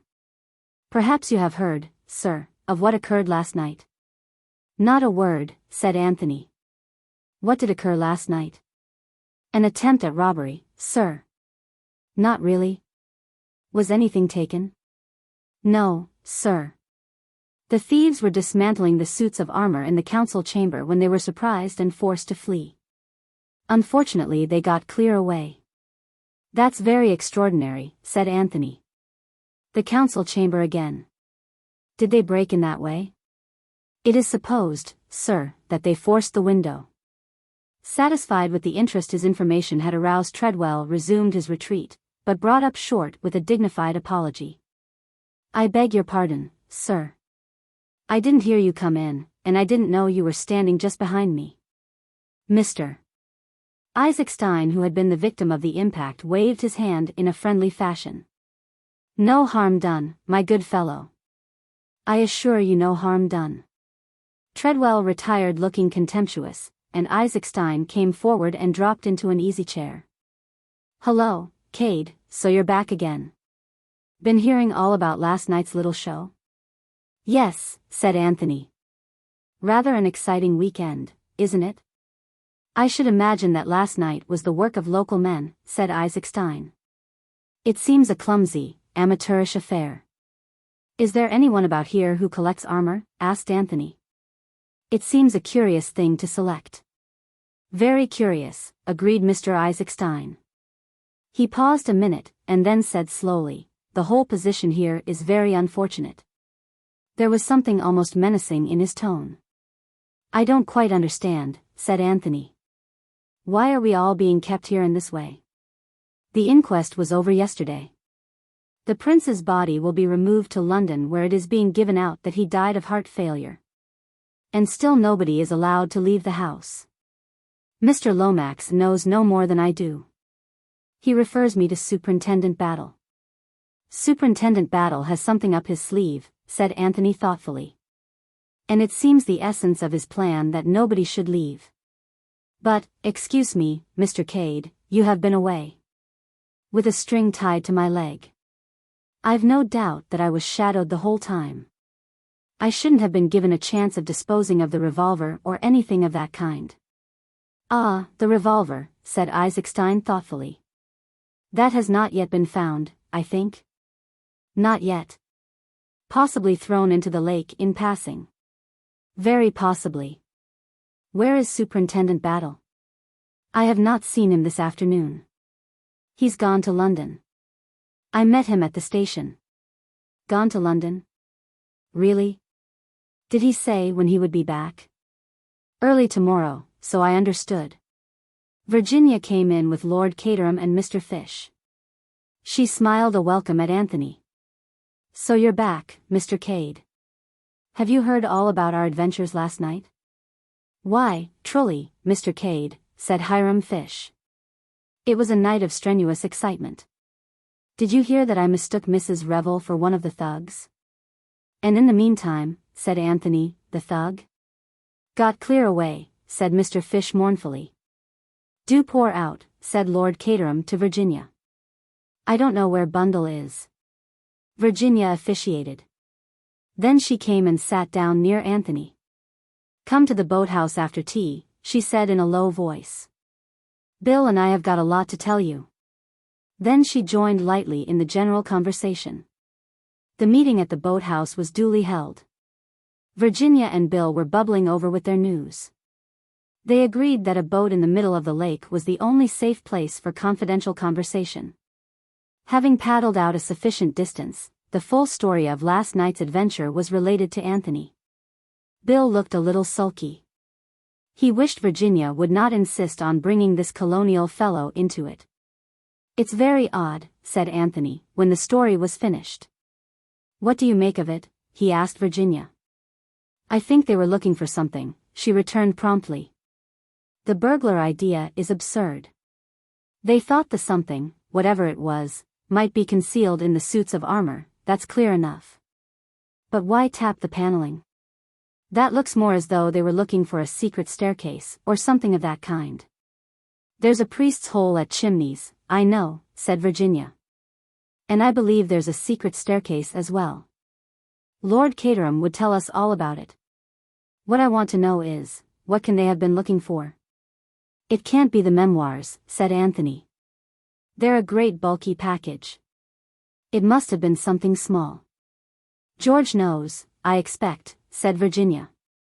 I wonder whether I could get it out of him. All along I've felt there was something behind all this. You say there was only one man, pursued Anthony, but that there might possibly be another, as you thought you heard someone going towards the door as you sprang to the window. The sound was very slight, said Virginia. It might have been just my imagination. That's quite possible, but in case it wasn't your imagination, the second person must have been an inmate of the house. I wonder now. What are you wondering at? Asked Virginia. The thoroughness of Mr. Hiram Fish, who dresses himself completely when he hears screams for help downstairs. There's something in that, agreed Virginia. And then there's Isaacstein, who sleeps through it all. That's suspicious too. Surely he couldn't. There's that fellow Boris, suggested Bill. He looks an unmitigated ruffian. Michael's servant, I mean. Chimneys is full of suspicious characters, said Virginia. I dare say the others are just as suspicious of us. I wish Superintendent Battle hadn't gone to London. I think it's rather stupid of him. By the way, Mr. Cade, I've seen that peculiar-looking Frenchman about once or twice, spying round the park. It's a mix-up, confessed Anthony. I've been away on a wild goose chase. Made a thorough ass of myself. Look here, To me the whole question seems to resolve itself into this. Did the men find what they were looking for last night? Supposing they didn't, said Virginia. I'm pretty sure they didn't, as a matter of fact. Just this, I believe they'll come again. They know, or they soon will know, that battle's in London. They'll take the risk and come again tonight. Do you really think so? It's a chance. Now we three will form a little syndicate. Eversley and I will conceal ourselves with due precautions in the council chamber. What about me? Interrupted Virginia. Don't think you're going to leave me out of it. Listen to me, Virginia, said Bill. This is man's work. Don't be an idiot, Bill. I'm in on this. Don't you make any mistake about it. The syndicate will keep watch tonight. It was settled thus, and the details of the plan were laid. After the party had retired to bed, first one and then another of the syndicate crept down. They were all armed with powerful electric torches, and in the pocket of Anthony's coat lay a revolver. Anthony had said that he believed another attempt to resume the search would be made. Nevertheless, he did not expect that the attempt would be made from outside. He believed that Virginia had been correct in her guess that someone had passed her in the dark the night before, and as he stood in the shadow of an old oak dresser it was towards the door and not the window that his eyes were directed. Virginia was crouching behind a figure in armor on the opposite wall, and Bill was by the window. The minutes passed, at interminable length. 1 o'clock chimed, then the half-hour, then 2, then another half-hour. Anthony felt stiff and cramped. He was coming slowly to the conclusion that he had been wrong. No attempt would be made tonight. And then he stiffened suddenly, all his senses on the alert. He had heard a footstep on the terrace outside. Silence again, then a low scratching noise at the window. Suddenly it ceased, and the window swung open. A man stepped across the sill into the room. He stood quite still for a moment, peering round as though listening. After a minute or two, seemingly satisfied, he switched on a torch he carried, and turned it rapidly round the room. Apparently he saw nothing unusual. The three watchers held their breath. He went over to the same bit of paneled wall he had been examining the night before. And then a terrible knowledge smote Bill. He was going to sneeze. The wild race through the dew-laden park the night before had given him a chill. All day he had sneezed intermittently. A sneeze was due now, and nothing on earth would stop it. He adopted all the remedies he could think of. He pressed his upper lip, swallowed hard, threw back his head and looked at the ceiling. As a last resort he held his nose, and pinched it violently. It was of no avail. He sneezed.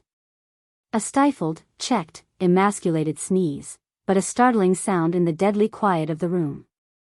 The stranger sprang round, and in the same minute Anthony acted. He flashed on his torch, and jumped full for the stranger. In another minute they were down on the floor together. "Lights!" shouted Anthony. Virginia was ready at the switch. The lights came on true and full tonight. Anthony was on top of his man. Bill leant down to give him a hand. "And now," said Anthony, "let's see who you are, my fine fellow." He rolled his victim over. It was the neat, dark-bearded stranger from the cricketers. "Very nice indeed," said an approving voice. They all looked up startled. The bulky form of Superintendent Battle was standing in the open doorway. "I thought you were in London, Superintendent Battle," said Anthony. Battle's eyes twinkled. "Did you, sir?" he said. "Well, I thought it would be a good thing if I was thought to be going." "And it has been," agreed Anthony, looking down at his prostrate foe. To his surprise there was a slight smile on the stranger's face.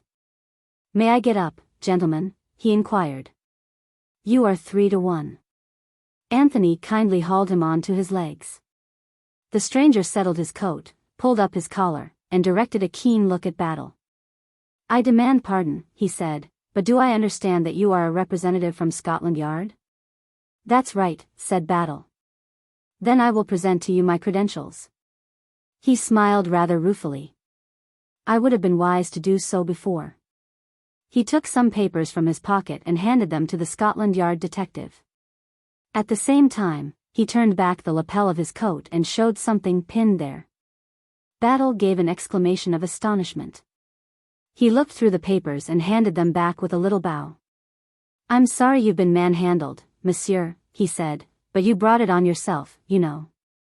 He smiled, noting the astonished expression on the faces of the other. "This is a colleague we have been expecting for some time," he said. M. Lemoyne, of the Charité in Paris. 19. Secret history. They all stared at the French detective, who smiled back at them.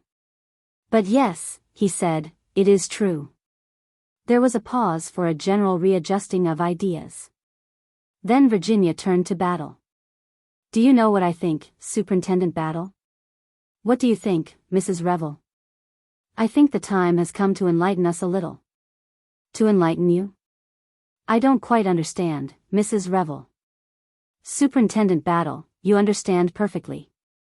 I dare say Mr. Lomax has hedged you about with recommendations of secrecy, George Wood, but surely it's better to tell us than have us stumbling on the secret all by ourselves, and perhaps doing untold harm.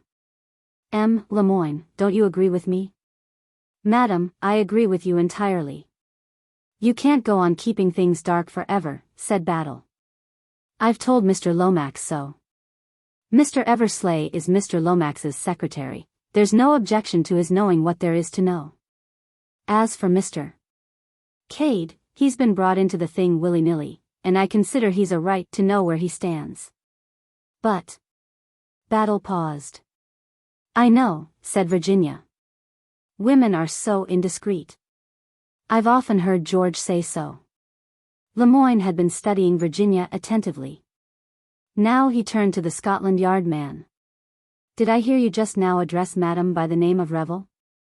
"That is my name," said Virginia. "Your husband was in the diplomatic service, was he not? And you were with him in Czechoslovakia just before the assassination of the late King and Queen?" "Yes." Lemoyne turned again. "I think Madam has a right to hear the story. She is indirectly concerned." Moreover, his eyes twinkled a little. "Madam's reputation for discretion stands very high in diplomatic circles." "I'm glad they give me a good character," said Virginia, laughing. "And I'm glad I'm not going to be left out of it." "What about refreshments?" said Anthony. "Where does the conference take place?" "Here." "If you please, sir," said Battle, "I've a fancy for not leaving this room until morning. You'll see why when you've heard the story." "Then I'll go and forage," said Anthony. Bill went with him and they returned with a tray of glasses, siphons and other necessaries of life. The augmented syndicate established itself comfortably in the corner by the window, being grouped round a long oak table. "It's understood, of course," said Battle, "that anything that's said here is said in strict confidence. There must be no leakage. I've always felt it would come out one of these days. Gentlemen like Mr. Lomax who want everything hushed up take bigger risks than they think. The start of this business was just over 7 years ago. There was a lot of what they call reconstruction going on, especially in the Near East. There was a good deal going on in England, strictly on the QT with that old gentleman, Count Stilptich, pulling the strings. All the Balkan states were interested parties, and there were a lot of royal personages in England just then. I'm not going into details, but something disappeared in a way that seemed incredible unless you admitted two things, that the thief was a royal personage and that at the same time it was the work of a high-class professional. M. Lemoyne here will tell you how that well might be." The Frenchman bowed courteously and took up the tale. "It is possible that you in England may not even have heard of our famous and fantastic King Victor. What his real name is, no one knows, but he is a man of singular courage and daring, one who speaks 5 languages and is unequaled in the art of disguise. Though his father is known to have been either English or Irish, he himself has worked chiefly in Paris. It was there, nearly 8 years ago, that he was carrying out a daring series of robberies and living under the name of Captain O'Neill." A faint exclamation escaped Virginia. M. Lemoyne darted a keen glance at her. "I think I understand what agitates Madam. You will see in a minute." Now we of the Chourit had our suspicions that this Captain O'Neill was none other than King Victor, but we could not obtain the necessary proof. There was also in Paris at the time a clever young actress, Angélie Maury, of the Folies Bergères. For some time we had suspected that she was associated with the operations of King Victor. But again no proof was forthcoming. About that time, Paris was preparing for the visit of the young King Nicholas IV of Herzoslovakia. At the Chourit we were given special instructions as to the course to be adopted to ensure the safety of His Majesty. In particular we were warned to superintend the activities of a certain revolutionary organization which called itself the Comrades of the Red Hand. It is fairly certain now that the comrades approached Angélie Maury and offered her a huge sum if she would aid them in their plans. Her part was to infatuate the young king, and decoy him to some spot agreed upon with them. Angélie Maury accepted the bribe and promised to perform her part. But the young lady was cleverer and more ambitious than her employers suspected. She succeeded in captivating the king, who fell desperately in love with her and loaded her with jewels. It was then that she conceived the idea of being, not a king's mistress, but a queen. As everyone knows, she realized her ambition. She was introduced into Herzoslovakia as the Countess Varaga Popolevsky, an offshoot of the Romanovs, and became eventually Queen Varaga of Herzoslovakia. Not bad for a little Parisian actress. I have always heard that she played the part extremely well. But her triumph was not to be long-lived. The comrades of the Red Hand, furious at her betrayal, twice attempted her life. Finally they worked up the country to such a pitch that a revolution broke out in which both the king and queen perished. Their bodies, horribly mutilated and hardly recognizable, were recovered, attesting to the fury of the populace against the low-born foreign queen. Now, in all this, it seems certain that Queen Varaga still kept in with her confederate, King Victor. It is possible that the bold plan was his all along. What is known is that she continued to correspond with him, in a secret code, from the court of Herzoslovakia. For safety the letters were written in English, and signed with the name of an English lady then at the embassy. If any inquiry had been made, and the lady in question had denied her signature, it is possible that she would not have been believed, for the letters were those of a guilty woman to her lover. It was your name she used, Mrs. Revel. I know, said Virginia. Her color was coming and going unevenly. So that is the truth of the letters. I have wondered and wondered. What a blackguardly trick, cried Bill indignantly. The letters were addressed to Captain O'Neill at his rooms in Paris, and their principal purpose may have light shed upon it by a curious fact which came to light later. After the assassination of the king and queen, many of the crown jewels which had fallen, of course, into the hands of the mob, found their way to Paris. And it was discovered that in 9 cases out of 10 the principal stones had been replaced by paste, and mind you, there were some very famous stones among the jewels of Herzoslovakia. So as a queen, Angélie Maury still practiced her former activities. You see now where we have arrived. Nicholas IV and Queen Varaga came to England and were the guests of the late Marquis of Caterham, then Secretary of State for Foreign Affairs. Herzoslovakia is a small country, but it could not be left out. Queen Varaga was necessarily received. And there we have a royal personage and at the same time an expert thief. There is also no doubt that the substitute which was so wonderful as to deceive anyone but an expert could only have been fashioned by King Victor, and indeed the whole plan, in its daring and audacity, pointed to him as the author. What happened? Asked Virginia. Hushed up, said Superintendent Battle laconically. Not a mention of it's ever been made public to this day. We did all that could be done on the quiet, and that was a good deal more than you'd ever imagine, by the way. We've got methods of our own that would surprise. That jewel didn't leave England with the Queen of Herzoslovakia, I can tell you that much. No, Her Majesty hid it somewhere, but where we've never been able to discover. But I shouldn't wonder, Superintendent Battle let his eyes wander gently round, if it wasn't somewhere in this room. Anthony leapt to his feet. What? After all these years, he cried incredulously. Impossible. You do not know the peculiar circumstances, monsieur, said the Frenchman quickly. Only a fortnight later, the revolution in Herzoslovakia broke out, and the king and queen were murdered.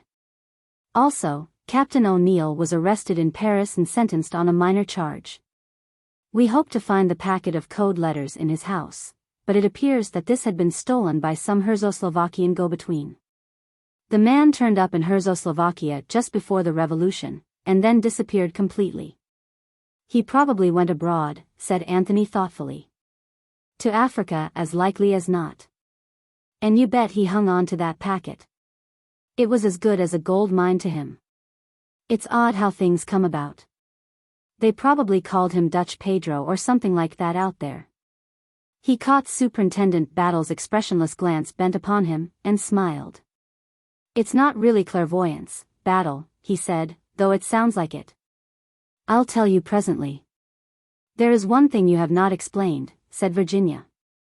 Where does this link up with the memoirs? There must be a link, surely. Madam is very quick, said Lemoyne approvingly. Yes, there is a link.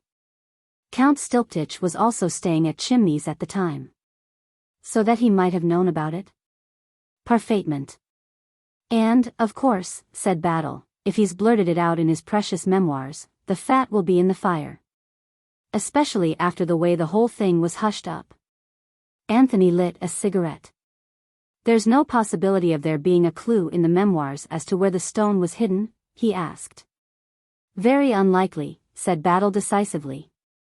He was never in with the Queen, opposed the marriage tooth and nail. She's not likely to have taken him into her confidence.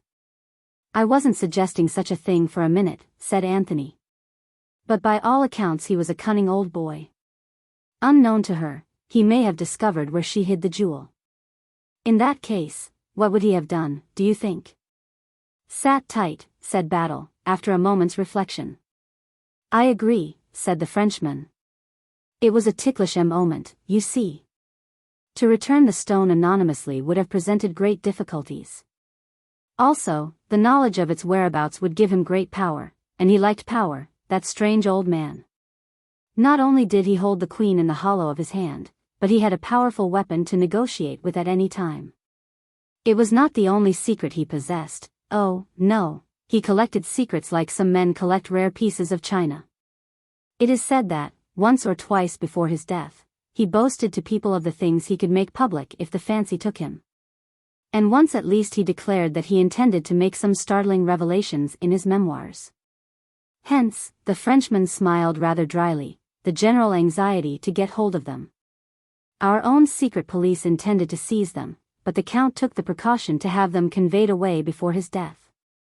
Still, there's no real reason to believe that he knew this particular secret, said Battle. I beg your pardon, said Anthony quietly. There are his own words. What? Both detectives stared at him as though unable to believe their ears. When Mr. McGrath gave me that manuscript to bring to England, he told me the circumstances of his one meeting with Count Stilptich. It was in Paris. At some considerable risk to himself, Mr. McGrath rescued the Count from a band of Apaches. He was, I understand, shall we say a trifle, exhilarated? Being in that condition, he made two rather interesting remarks. One of them was to the effect that he knew where the Kohinoor was, a statement to which my friend paid very little attention. He also said that the gang in question were King Victor's men. Taken together, those two remarks are very significant. Good Lord, ejaculated Superintendent Battle, I should say they were. Even the murder of Prince Michael wears a different aspect. King Victor has never taken a life, the Frenchman reminded him. Supposing he were surprised when he was searching for the jewel? Is he in England, then? Asked Anthony sharply. You say that he was released a few months ago. Didn't you keep track of him? A rather rueful smile overspread the French detective's face. We tried to, monsieur. But he is a devil, that man. He gave us the slip at once. We thought, of course, that he would make straight for England. But no. He went, where do you think? Where? Said Anthony. He was staring intently at the Frenchman, and absent-mindedly his fingers played with a box of matches. To America. To the United States. What? There was sheer amazement in Anthony's tone. Yes, and what do you think he called himself? What part do you think he played over there? The part of Prince Nicholas of Czechoslovakia. The matchbox fell from Anthony's hand, but his amazement was fully equaled by that of Battle. Impossible. Not so, my friend. You, too, will get the news in the morning. It has been the most colossal bluff.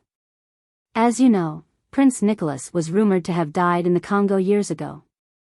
Our friend, King Victor, seizes on that, difficult to prove a death of that kind. He resurrects Prince Nicholas, and plays him to such purpose that he gets away with a tremendous haul of American dollars, all on account of the supposed oil concessions. But by a mere accident, he was unmasked, and had to leave the country hurriedly. This time he did come to England. And that is why I am here. Sooner or later he will come to Chimneys.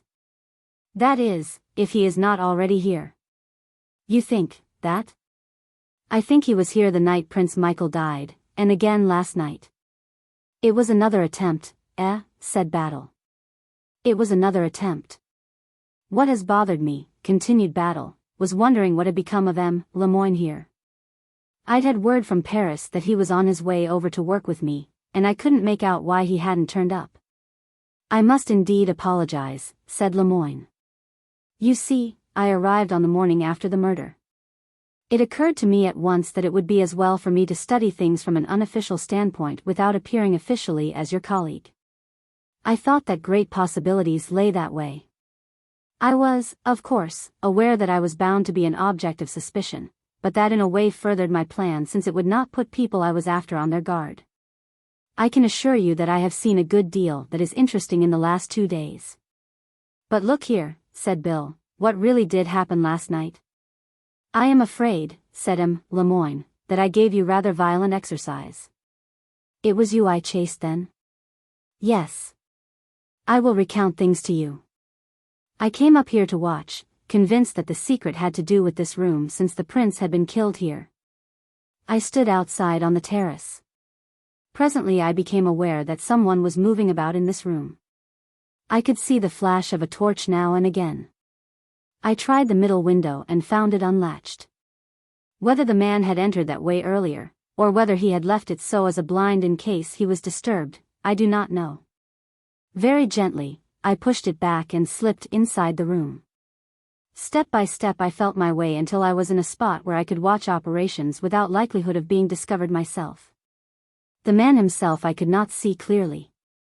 His back was to me, of course, and he was silhouetted against the light of the torch so that his outline only could be seen. But his actions filled me with surprise. He took to pieces first one and then the other of those 2 suits of armor, examining each one piece by piece. When he had convinced himself that what he sought was not there, he began tapping the paneling of the wall under that picture. What he would have done next, I do not know. The interruption came. You burst in. He looked at Bill. Our well-meant interference was really rather a pity, said Virginia thoughtfully. In a sense, madam, it was. The man switched out his torch, and I, who had no wish as yet to be forced to reveal my identity, sprang for the window. I collided with the other 2 in the dark, and fell headlong. I sprang up and out through the window. Mr. Eversley, taking me for his assailant, followed. I followed you first, said Virginia. Bill was only second in the race. And the other fellow had the sense to stay still and sneak out through the door. I wonder he didn't meet the rescuing crowd. That would present no difficulties, said Lemoyne. He would be a rescuer in advance of the rest, that was all. Do you really think this Arsène Lupin fellow is actually among the household now? Asked Bill, his eyes sparkling. Why not, said Lemoyne. He could pass perfectly as a servant. For all we may know, he may be Boris Anchaukov, the trusted servant of the late Prince Michael. He is an odd-looking bloke, agreed Bill. But Anthony was smiling. That's hardly worthy of you, Lemoyne, he said gently. The Frenchman smiled too. You've taken him on as your valet now, haven't you, Mr. Cade? Asked Superintendent Battle. Battle, I take off my hat to you. You know everything. But just as a matter of detail, he's taken me on, not I him. Why was that, I wonder, Mr. Cade? I don't know, said Anthony lightly. It's a curious taste, but perhaps he may have liked my face. Or he may think I murdered his master and wished to establish himself in a handy position for executing revenge upon me. He rose and went over to the windows, pulling the curtains. Daylight, he said, with a slight yawn. There won't be any more excitements now. Lemoyne rose also. I will leave you, he said. We shall perhaps meet again later in the day. With a graceful bow to Virginia, he stepped out of the window. Bed, said Virginia, yawning. It's all been very exciting. Come on, Bill, go to bed like a good little boy. The breakfast table will see us not, I fear. Anthony stayed at the window looking after the retreating form of M. Lemoyne. You wouldn't think it, said Battle behind him, but that's supposed to be the cleverest detective in France. I don't know that I wouldn't, said Anthony thoughtfully. I rather think I would. Well, said Battle, he was right about the excitements of this night being over. By the way, do you remember my telling you about that man they'd found shot near Staines? Yes. Why? Nothing. They've identified him, that's all. It seems he was called Giuseppe Manelli. He was a waiter at the Blitz in London. Curious, isn't it? 20. Battle and Anthony confer. Anthony said nothing. He continued to stare out of the window. Superintendent Battle looked for some time at his motionless back. Well, good night, sir, he said at last, and moved to the door. Anthony stirred. Wait a minute, Battle. The superintendent halted obediently. Anthony left the window. He drew out a cigarette from his case and lighted it. Then, between two puffs of smoke, he said, You seem very interested in this business at Staines? I wouldn't go as far as that, sir. It's unusual, that's all. Do you think the man was shot where he was found, or do you think he was killed elsewhere and the body brought to that particular spot afterwards? I think he was shot somewhere else, and the body brought there in a car. I think so too, said Anthony. Something in the emphasis of his tone made the detective look up sharply. Any ideas of your own, sir? Do you know who brought him there? Yes, said Anthony. I did. He was a little annoyed at the absolutely unruffled calm preserved by the other. I must say you take these shocks very well, Battle, he remarked. Never display emotion. That was a rule that was given to me once, and I've found it very useful. You live up to it, certainly, said Anthony. I can't say I've ever seen you ruffled. Well, do you want to hear the whole story? If you please, Mr. Cade. Anthony pulled up two of the chairs, both men sat down, and Anthony recounted the events of the preceding Thursday night. Battle listened immovably. There was a far-off twinkle in his eyes as Anthony finished. You know, sir, he said, you'll get into trouble one of these days. Then, for the second time, I'm not to be taken into custody? We always like to give a man plenty of rope, said Superintendent Battle. Very delicately put, said Anthony. Without unduly stressing the end of the proverb. What I can't quite make out, sir, said Battle, is why you decided to come across with this now. It's rather difficult to explain, said Anthony. You see, Battle, I've come to have really a very high opinion of your abilities. When the moment comes, you're always there.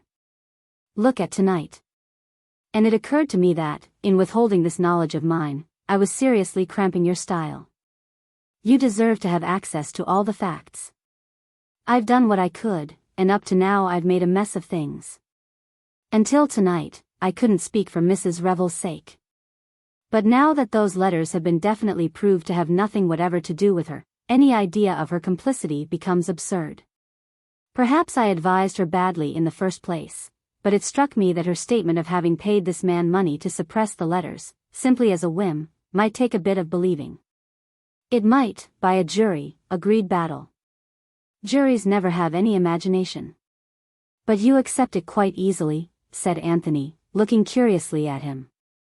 Well, you see, Mr. Cade, most of my work has lain amongst these people. What they call the upper classes, I mean. You see, the majority of people are always wondering what the neighbors will think. But tramps and aristocrats don't, they just do the first thing that comes into their heads, and they don't bother to think what anyone thinks of them. I'm not meaning just the idle rich, the people who give big parties, and so on. I mean those that have had it born and bred in them for generations that nobody else's opinion counts but their own. I've always found the upper classes the same, fearless, truthful, and sometimes extraordinarily foolish. This is a very interesting lecture, Battle. I suppose you'll be writing your reminiscences one of these days. They ought to be worth reading too. The detective acknowledged the suggestion with a smile, but said nothing.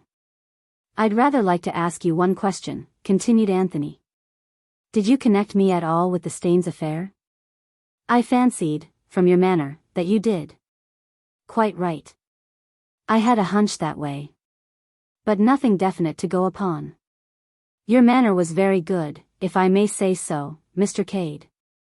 You never overdid the carelessness. I'm glad of that, said Anthony. I've a feeling that ever since I met you you've been laying little traps for me. On the whole I've managed to avoid falling into them, but the strain has been acute. Battle smiled grimly. That's how you get a crook in the end, sir. Keep him on the run, to and fro, turning and twisting. Sooner or later, his nerve goes, and you've got him. You're a cheerful fellow, Battle. When will you get me, I wonder? Plenty of rope, sir, quoted the superintendent, plenty of rope. In the meantime, said Anthony, I am still the amateur assistant? That's it, Mr. Cade. Watson to your Sherlock, in fact. Detective stories are mostly bunkum, said Battle unemotionally. But they amuse people, he added, as an afterthought. And they're useful sometimes. In what way? Asked Anthony curiously. They encourage the universal idea that the police are stupid. When we get an amateur crime, such as a murder, that's very useful indeed. Anthony looked at him for some minutes in silence. Battle sat quite still, blinking now and then, with no expression whatsoever on his square placid face. Presently he rose. Not much good going to bed now, he observed. As soon as he's up, I want to have a few words with his lordship. Anyone who wants to leave the house can do so now. At the same time I should be much obliged to his lordship if he'll extend an informal invitation to his guests to stay on. You'll accept it, sir, if you please, and Mrs. Revel also. Have you ever found the revolver? Asked Anthony suddenly. You mean the one Prince Michael was shot with? No, I haven't. Yet it must be in the house or grounds. I'll take a hint from you, Mr. Cade, and send some boys up birds nesting. If I could get hold of the revolver, we might get forward a bit. That, and the bundle of letters. You say that a letter with the heading, Chimneys, was amongst them? Depend upon it, that was the last one written. The instructions for finding the diamond are written in code in that letter. What's your theory of the killing of Giuseppe? Asked Anthony. I should say he was a regular thief, and that he was got hold of either by King Victor or by the comrades of the Red Hand, and employed by them. I shouldn't wonder at all if the comrades and King Victor aren't working together. The organization has plenty of money and power, but it isn't very strong in brains. Giuseppe's task was to steal the memoirs. They couldn't have known that you had the letters. It's a very odd coincidence that you should have, by the way. I know, said Anthony. It's amazing when you come to think of it. Giuseppe gets hold of the letters instead. Is at first vastly chagrined. Then sees the cutting from the paper and has the brilliant idea of turning them to account on his own by blackmailing the lady. He has, of course, no idea of their real significance. The comrades find out what he is doing, believe that he is deliberately double-crossing them, and decree his death. They're very fond of executing traitors. It has a picturesque element which seems to appeal to them. What I can't quite make out is the revolver with a Virginia engraved upon it. There's too much finesse about that for the comrades. As a rule, they enjoy plastering their Red Hand sign about, in order to strike terror into other would-be traitors. No, it looks to me as though King Victor had stepped in there. But what his motive was, I don't know. It looks like a very deliberate attempt to saddle Mrs. Revel with the murder, and, on the surface, there doesn't seem any particular point in that. I had a theory, said Anthony. But it didn't work out according to plan. He told Battle of Virginia's recognition of Michael. Battle nodded his head. Oh, yes, no doubt as to his identity. By the way, that old Baron has a very high opinion of you. He speaks of you in most enthusiastic terms. That's very kind of him, said Anthony. Especially as I've given him full warning that I mean to do my utmost to get hold of the missing memoirs before Wednesday next. You'll have a job to do that, said Battle. Why, yes. You think so? I suppose King Victor and company have got the letters. Battle nodded. Pinched them off Giuseppe that day in Pont Street. Prettily planned piece of work, that. Yes, they've got them all right, and they've decoded them, and they know where to look. Both men were on the point of passing out of the room. In here, said Anthony, jerking his head back. Exactly, in here. But they haven't found the prize yet, and they're going to run a pretty risk trying to get it. I suppose, said Anthony, that you've got a plan in that subtle head of yours? Battle returned no answer. He looked particularly stolid and unintelligent. Then, very slowly, he winked. Want my help? Asked Anthony. I do. And I shall want someone else's. Who is that? Mrs. Revels. You may not have noticed it, Mr. Cade, but she's a lady who has a particularly beguiling way with her. I've noticed it all right, said Anthony. He glanced at his watch. I'm inclined to agree with you about bed, Battle. A dip in the lake and a hearty breakfast will be far more to the point. He ran lightly upstairs to his bedroom. Whistling to himself, he discarded his evening clothes, and picked up a dressing gown and a bath towel. Then suddenly he stopped dead in front of the dressing table, staring at the object that reposed demurely in front of the looking-glass. For a moment he could not believe his eyes. He took it up, examined it closely. Yes, there was no mistake. It was the bundle of letters signed Virginia Revel. They were intact. Not one was missing. Anthony dropped into a chair, the letters in his hand. My brain must be cracking, he murmured. I can't understand a quarter of what is going on in this house. Why should the letters reappear like a damned conjuring trick? Who put them on my dressing table? Why? And to all these very pertinent questions he could find no satisfactory reply. 21. Mr. Isaacstein's suitcase. At 10 o'clock that morning, Lord Caterham and his daughter were breakfasting. Bundle was looking very thoughtful. Father, she said at last. Lord Caterham, absorbed in the Times, did not reply. Father, said Bundle again, more sharply. Lord Caterham, torn from his interested perusal of forthcoming sales of rare books, looked up absent-mindedly. He said. Did you speak? Yes. Who is it who's had breakfast? She nodded towards a place that had evidently been occupied. The rest were all expectant. Oh, what's his name? Fat Ikey? Bundle and her father had enough sympathy between them to comprehend each other's somewhat misleading observations. That's it. Did I see you talking to the detective this morning before breakfast? Lord Caterham sighed. Yes, he buttonholed me in the hall. I do think the hours before breakfast should be sacred. I shall have to go abroad. The strain on my nerves. Bundle interrupted unceremoniously. What did he say? Said everyone who wanted to could clear out.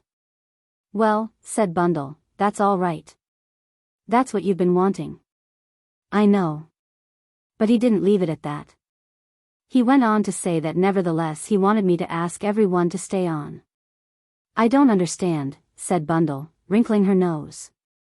So confusing and contradictory, complained Lord Caterham. And before breakfast too. What did you say?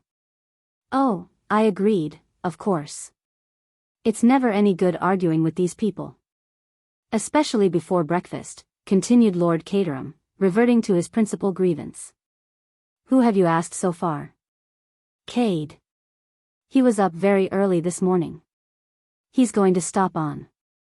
I don't mind that. I can't quite make the fellow out, but I like him very much. So does Virginia, said Bundle, drawing a pattern on the table with her fork. And so do I. But that doesn't seem to matter. And I asked Isaac Stein, continued Lord Caterham. Well? But fortunately he's got to go back to town. Don't forget to order the car for the 10.40, by the way. All right. Now if I can only get rid of Fish too, continued Lord Caterham, his spirits rising. I thought you liked talking to him about your moldy old books. So I do. So I did, rather. But it gets monotonous when one finds that one is always doing all the talking. Fish is very interested, but he never volunteers any statements of his own. It's better than doing all the listening, said Bundle. Like one does with George Lomax. Lord Caterham shuddered at the remembrance. George is all very well on platforms, said Bundle. I've clapped him myself, though of course I know all the time that he's talking balderdash. And anyway I'm a socialist. I know, my dear, I know, said Lord Caterham hastily. It's all right, said Bundle. I'm not going to bring politics into the house. That's what George does, public speaking in private life. It ought to be abolished by Act of Parliament. Quite so, said Lord Caterham. What about Virginia? Asked Bundle. Is she to be asked to stop on? Battle said everybody. Says he firmly. Have you asked her to be my stepma yet? I don't think it would be any good, said Lord Caterham mournfully. Although she did call me a darling last night. But that's the worst of these attractive young women with affectionate dispositions. They'll say anything, and they mean absolutely nothing by it. No, agreed Bundle. It would have been much more hopeful if she'd thrown a boot at you or tried to bite you. You modern young people seem to have such unpleasant ideas about love-making, said Lord Caterham plaintively. It comes from reading the Sheik, said Bundle. Desert love. Throw her about, etc. What is the Sheik? Asked Lord Caterham simply. Is it a poem? Bundle looked at him with commiserating pity. Then she rose and kissed the top of his head. Dear old daddy, she remarked, and sprang lightly out of the window. Lord Caterham went back to the sale rooms. He jumped when addressed suddenly by Mr. Hiram Fish, who had made his usual noiseless entry. Good morning, Lord Caterham. Oh, good morning, said Lord Caterham. Good morning. Nice day. The weather is delightful, said Mr. Fish. He helped himself to coffee. By way of food, he took a piece of dry toast. Do I hear correctly that the embargo is removed? He asked after a minute or two. That we are all free to depart? Yes, said Lord Caterham. As a matter of fact, I mean that I shall be delighted, his conscience drove him on, only too delighted if you will stay on for a little. Why, Lord Caterham? It's been a beastly visit, I know, Lord Caterham hurried on. Too bad. Shan't blame you for wanting to run away. You misjudge me, Lord Caterham. The associations have been painful, no one could deny that point. But the English country life, as lived in the mansions of the great, has a powerful attraction for me. I am interested in the study of those conditions. It is a thing we lack completely in America. I shall be only too delighted to accept your very kind invitation and stay on. Oh, well, said Lord Caterham, that's that. Absolutely delighted, my dear fellow, absolutely delighted. Spurring himself on to a false geniality of manner, Lord Caterham murmured something about having to see his bailiff and escaped from the room. In the hall, he saw Virginia just ascending the staircase. Shall I take you into breakfast? Asked Lord Caterham tenderly. I've had it in bed, thank you. I was frightfully sleepy this morning. She yawned. Had a bad night, perhaps? Not exactly a bad night. From one point of view, decidedly a good night. Oh, Lord Caterham, she slipped her hand inside his arm and gave it a squeeze. I am enjoying myself. You were a darling to ask me down. You'll stop on for a bit, then, won't you? Battle is lifting the embargo, but I want you to stay particularly. So does Bundle. Of course I'll stay. It's sweet of you to ask me. Ah, said Lord Caterham. He sighed. What is your secret sorrow? Asked Virginia. Has anyone bitten you? That's just it, said Lord Caterham mournfully. Virginia looked puzzled. You don't feel, by any chance, that you want to throw a boot at me? No, I can see you don't.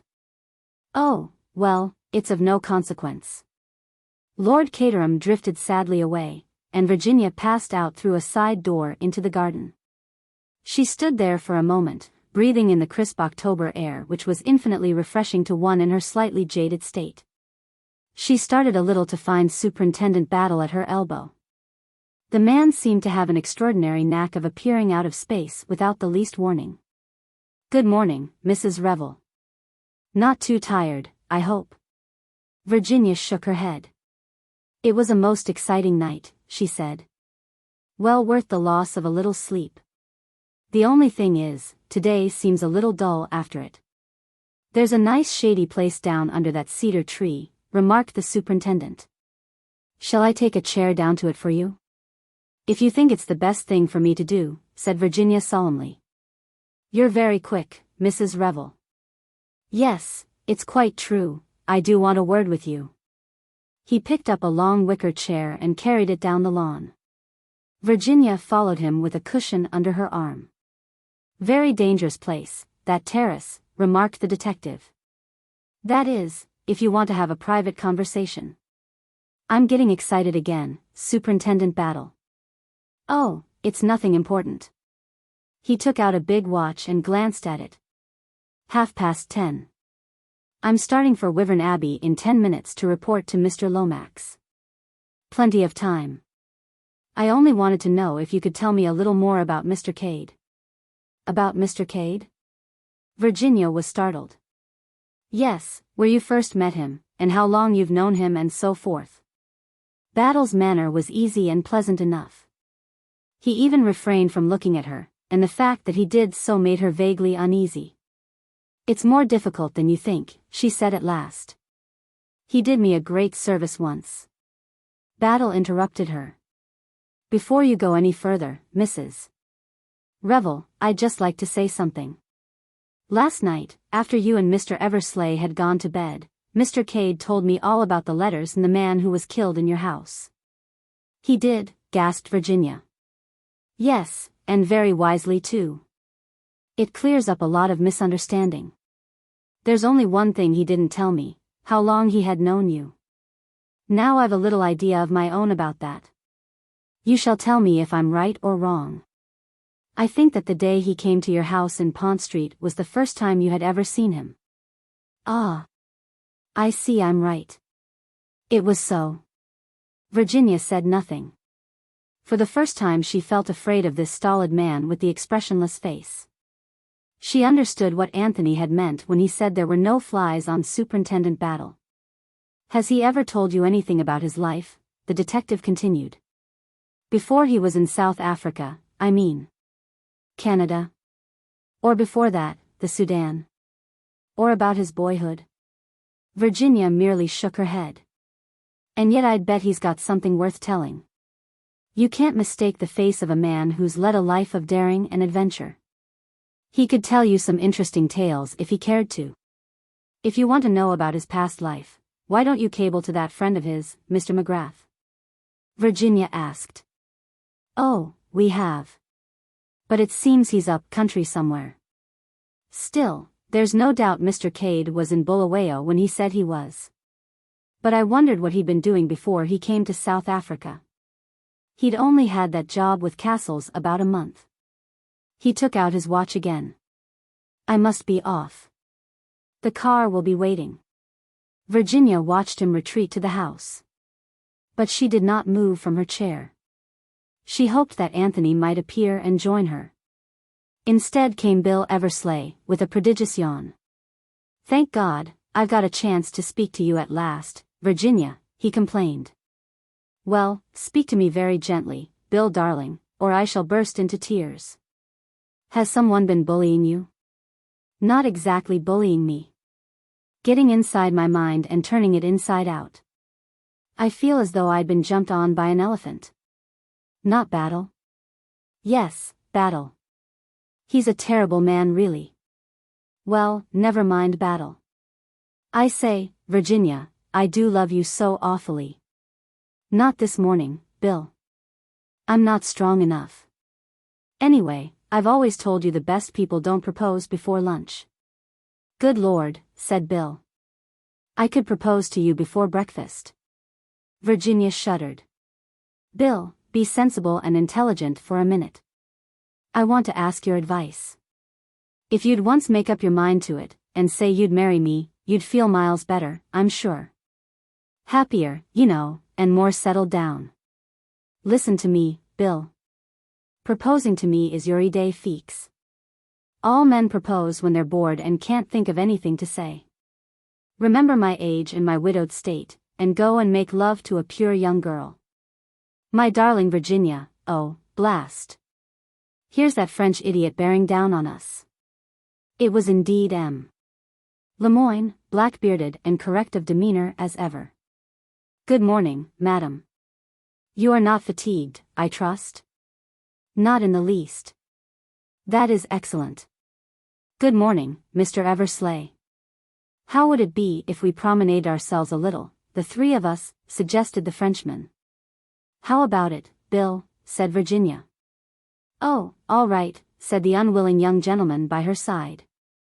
He heaved himself up from the grass, and the three of them walked slowly along. Virginia between the two men.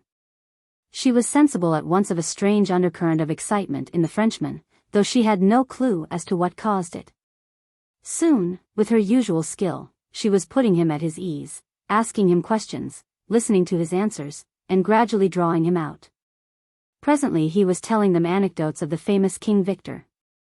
He talked well, albeit with a certain bitterness, as he described the various ways in which the detective bureau had been outwitted. But all the time, despite the real absorption of Lemoyne in his own narrative, Virginia had a feeling that he had some other object in view. Moreover, she judged that Lemoyne, under cover of his story, was deliberately striking out his own course across the park. They were not just strolling idly. He was deliberately guiding them in a certain direction. Suddenly, he broke off his story and looked round. They were standing just where the drive intersected the park before turning an abrupt corner by a clump of trees. Lemoyne was staring at a vehicle approaching them from the direction of the house. Virginia's eyes followed his. "It's the luggage cart," she said, taking Isaacstein's luggage and his valet to the station. "Is that so?" said Lemoyne. He glanced down at his own watch and started. "1,000 pardons. I have been longer here than I meant, such charming company. Is it possible, do you think, that I might have a lift to the village?" He stepped out onto the drive, and signaled with his arm. The luggage cart stopped, and after a word or two of explanation Lemoyne climbed in behind. He raised his hat politely to Virginia, and drove off. The other two stood and watched the cart disappearing with puzzled expressions. Just as the cart swung round the bend, a suitcase fell off into the drive. The cart went on. "Come on," said Virginia to Bill. "We're going to see something interesting." That suitcase was thrown out. "Nobody's noticed it," said Bill. They ran down the drive towards the fallen piece of luggage. Just as they reached it, Lemoyne came round the corner of the bend on foot. He was hot from walking fast. "I was obliged to descend," he said pleasantly. "I found that I had left something behind." "This?" said Bill, indicating the suitcase. It was a handsome case of heavy pigskin, with the initials H.I. on it. "What a pity," said Lemoyne gently. "It must have fallen out. Shall we lift it from the road?" Without waiting for a reply, he picked up the suitcase, and carried it over to the belt of trees. He stooped over it, something flashed in his hand, and the lock slipped back. He spoke, and his voice was totally different, quick and commanding. "The car will be here in a minute," he said. "Is it in sight?" Virginia looked back towards the house. "No." "Good." With deft fingers he tossed the things out of the suitcase. Gold-topped bottle, silk pajamas, a variety of socks. Suddenly his whole figure stiffened. He caught up what appeared to be a bundle of silk underwear, and unrolled it rapidly. A slight exclamation broke from Bill. In the center of the bundle was a heavy revolver. "I hear the horn," said Virginia. Like lightning, Lemoyne repacked the suitcase. The revolver he wrapped in a silk handkerchief of his own, and slipped into his pocket. He snapped the locks of the suitcase, and turned quickly to Bill. "Take it. Madam will be with you. Stop the car, and explain that it fell off the luggage cart. Do not mention me." Bill stepped quickly down to the drive just as the big Lanchester limousine with Isaac Stein inside it came round the corner. The chauffeur slowed down, and Bill swung the suitcase up to him. "Fell off the luggage cart," he explained. "We happened to see it." He caught a momentary glimpse of a startled yellow face as the financier stared at him, and then the car swept on again. They went back to Lemoyne. He was standing with the revolver in his hand, and a look of gloating satisfaction in his face. "A long shot," he said. "A very long shot. But it came off." 22. The Red Signal. Superintendent Battle was standing in the library at Wyvern Abbey. George Lomax, seated before a desk overflowing with papers, was frowning portentously. Superintendent Battle had opened proceedings by making a brief and businesslike report. Since then, the conversation had lain almost entirely with George, and Battle had contented himself with making brief and usually monosyllabic replies to the other's questions. On the desk, in front of George, was the packet of letters Anthony had found on his dressing table. "I can't understand it at all," said George irritably, as he picked up the packet. "They're in code, you say?" "Just so, Mr. Lomax." "And where does he say he found them, on his dressing table?" Battle repeated, word for word, Anthony Cade's account of how he had come to regain possession of the letters. "And he brought them at once to you?" "That was quite proper, quite proper." "But who could have placed them in his room?" Battle shook his head.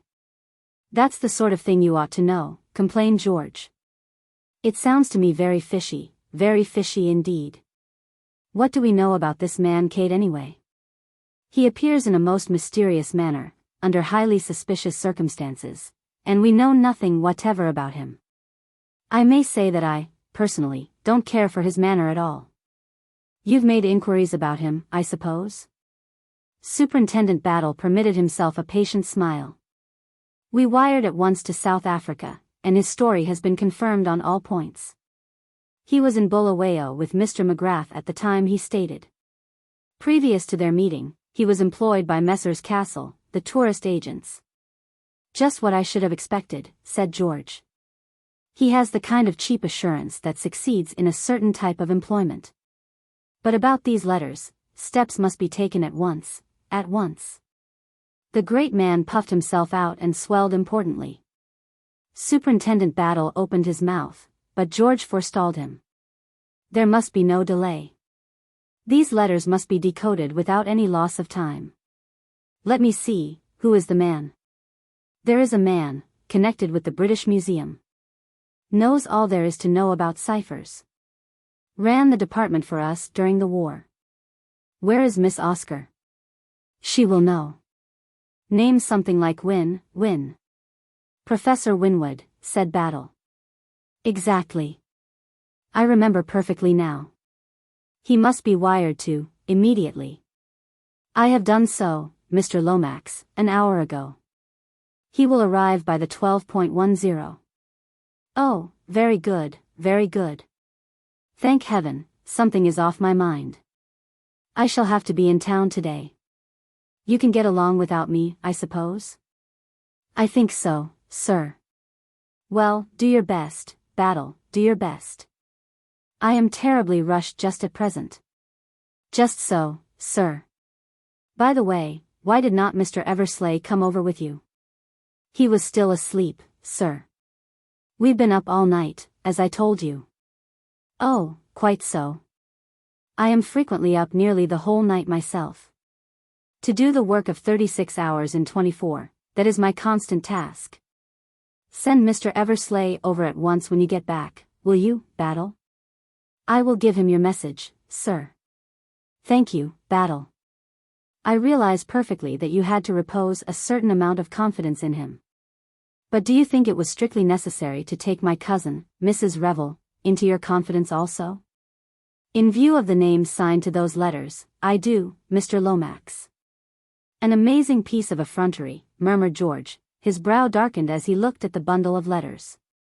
I remember the late king of Herzoslovakia. A charming fellow, but weak, deplorably weak. A tool in the hands of an unscrupulous woman. Have you any theory as to how these letters came to be restored to Mr. Cade? It's my opinion, said Battle, that if people can't get a thing one way, they try another. I don't quite follow you, said George. This crook, this King Victor, he's well aware by now that the council chamber is watched. So he'll let us have the letters, and let us do the decoding, and let us find the hiding place. And then, trouble. But Lemoyne and I between us will attend to that.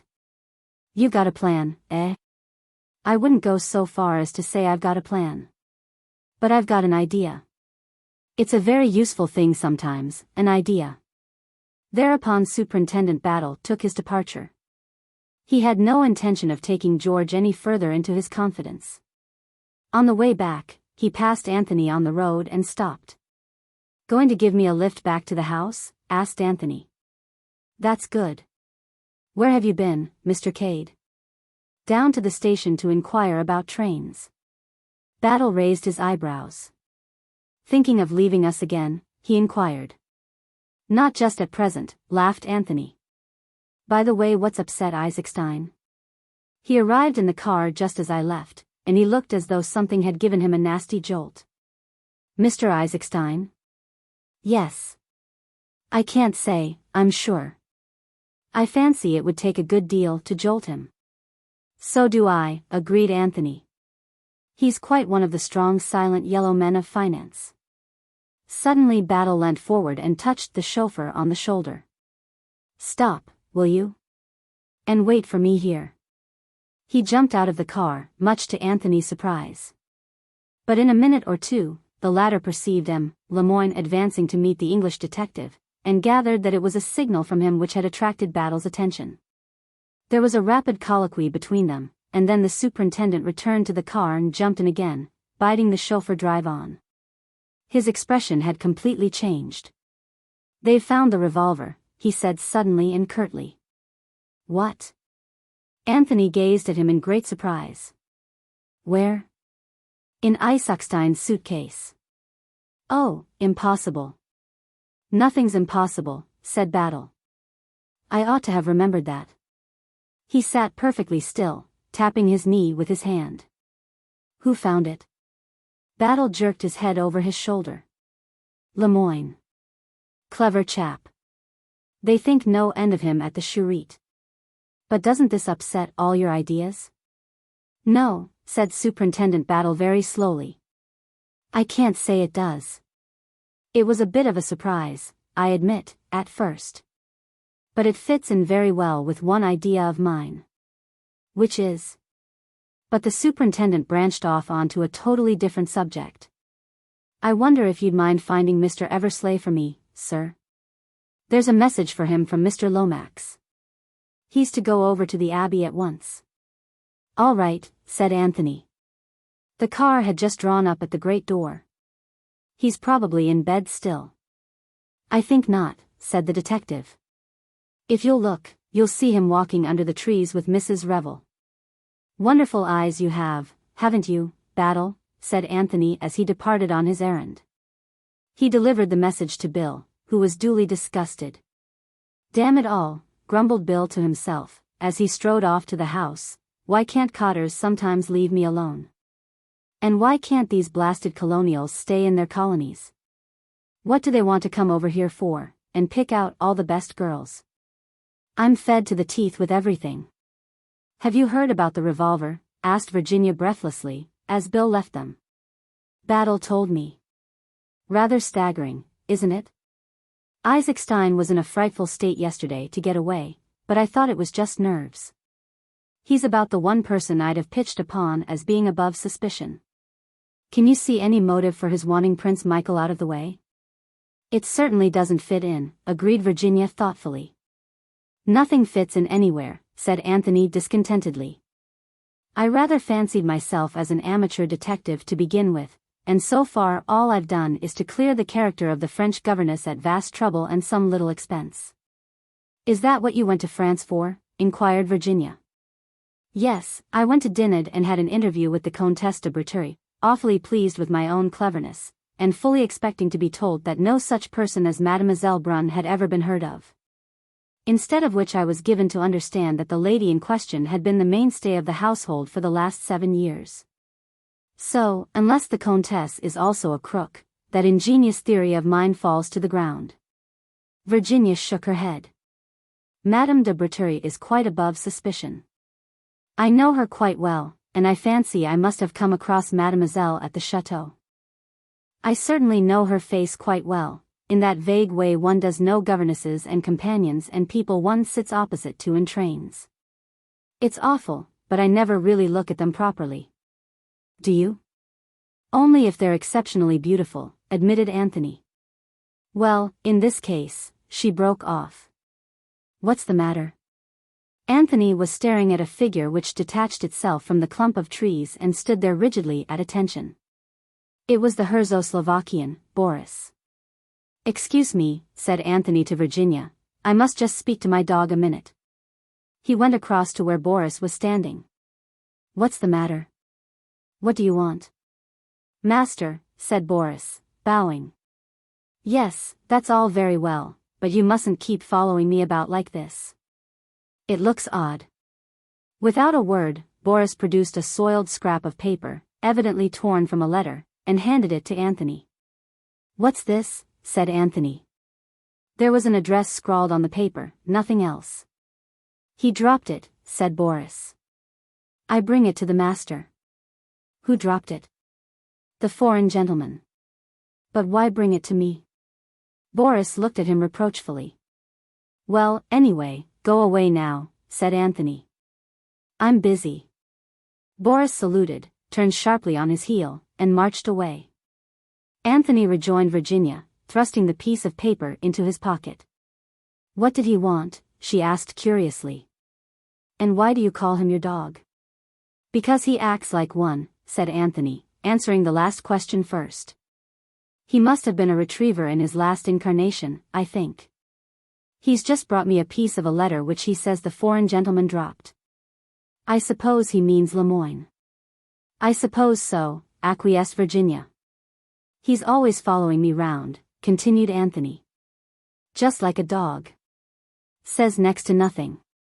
Just looks at me with his big round eyes. I can't make him out.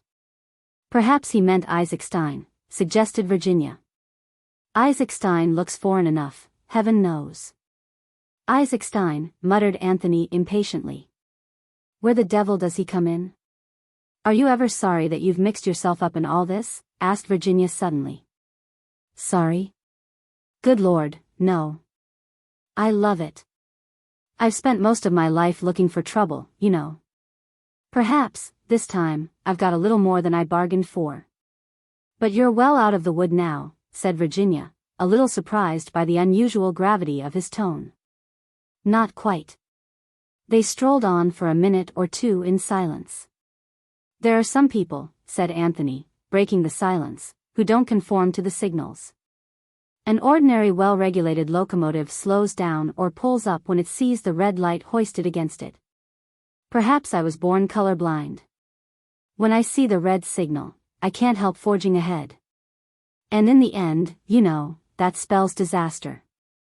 Bound to. And quite right really. That sort of thing is bad for traffic generally. He still spoke very seriously. I suppose, said Virginia, that you have taken a good many risks in your life? Pretty nearly every one there is, except marriage. That's rather cynical. It wasn't meant to be.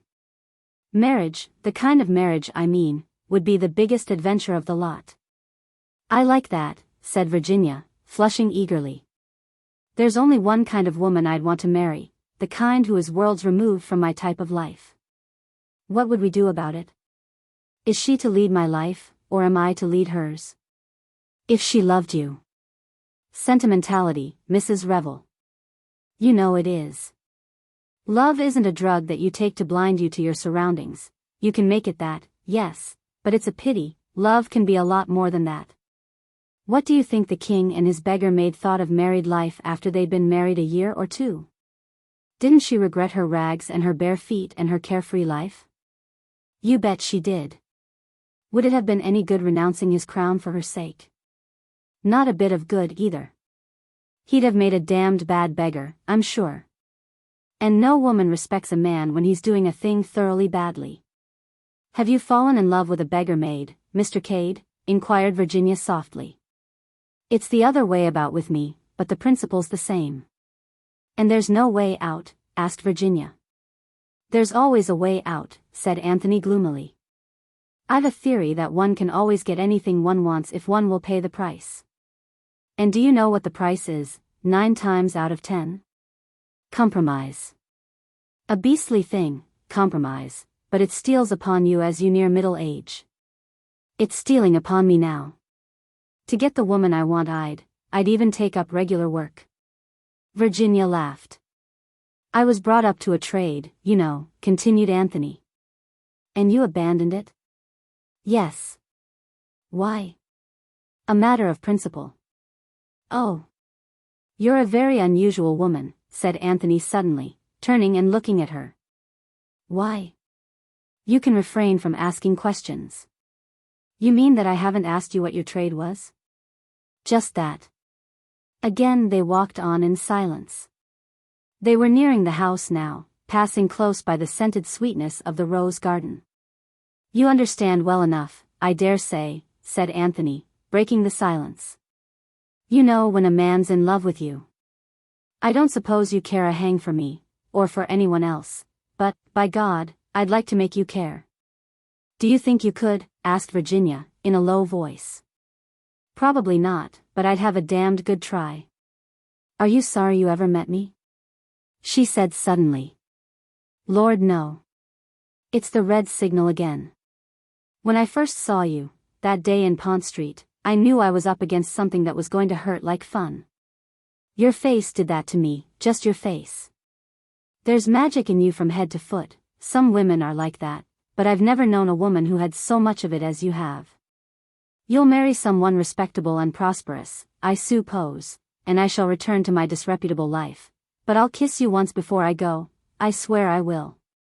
You can't do it now, said Virginia softly. Superintendent Battle is watching us out of the library window. Anthony looked at her. You're rather a devil, Virginia, he said dispassionately. But rather a dear too. Then he waved his hand airily to Superintendent Battle. Caught any criminals this morning, Battle? Not as yet, Mr. Cade. That sounds hopeful. Battle, with an agility surprising in so stolid a man, vaulted out of the library window and joined them on the terrace. I've got Professor Winwood down here, he announced in a whisper. Just this minute arrived. He's decoding the letters now.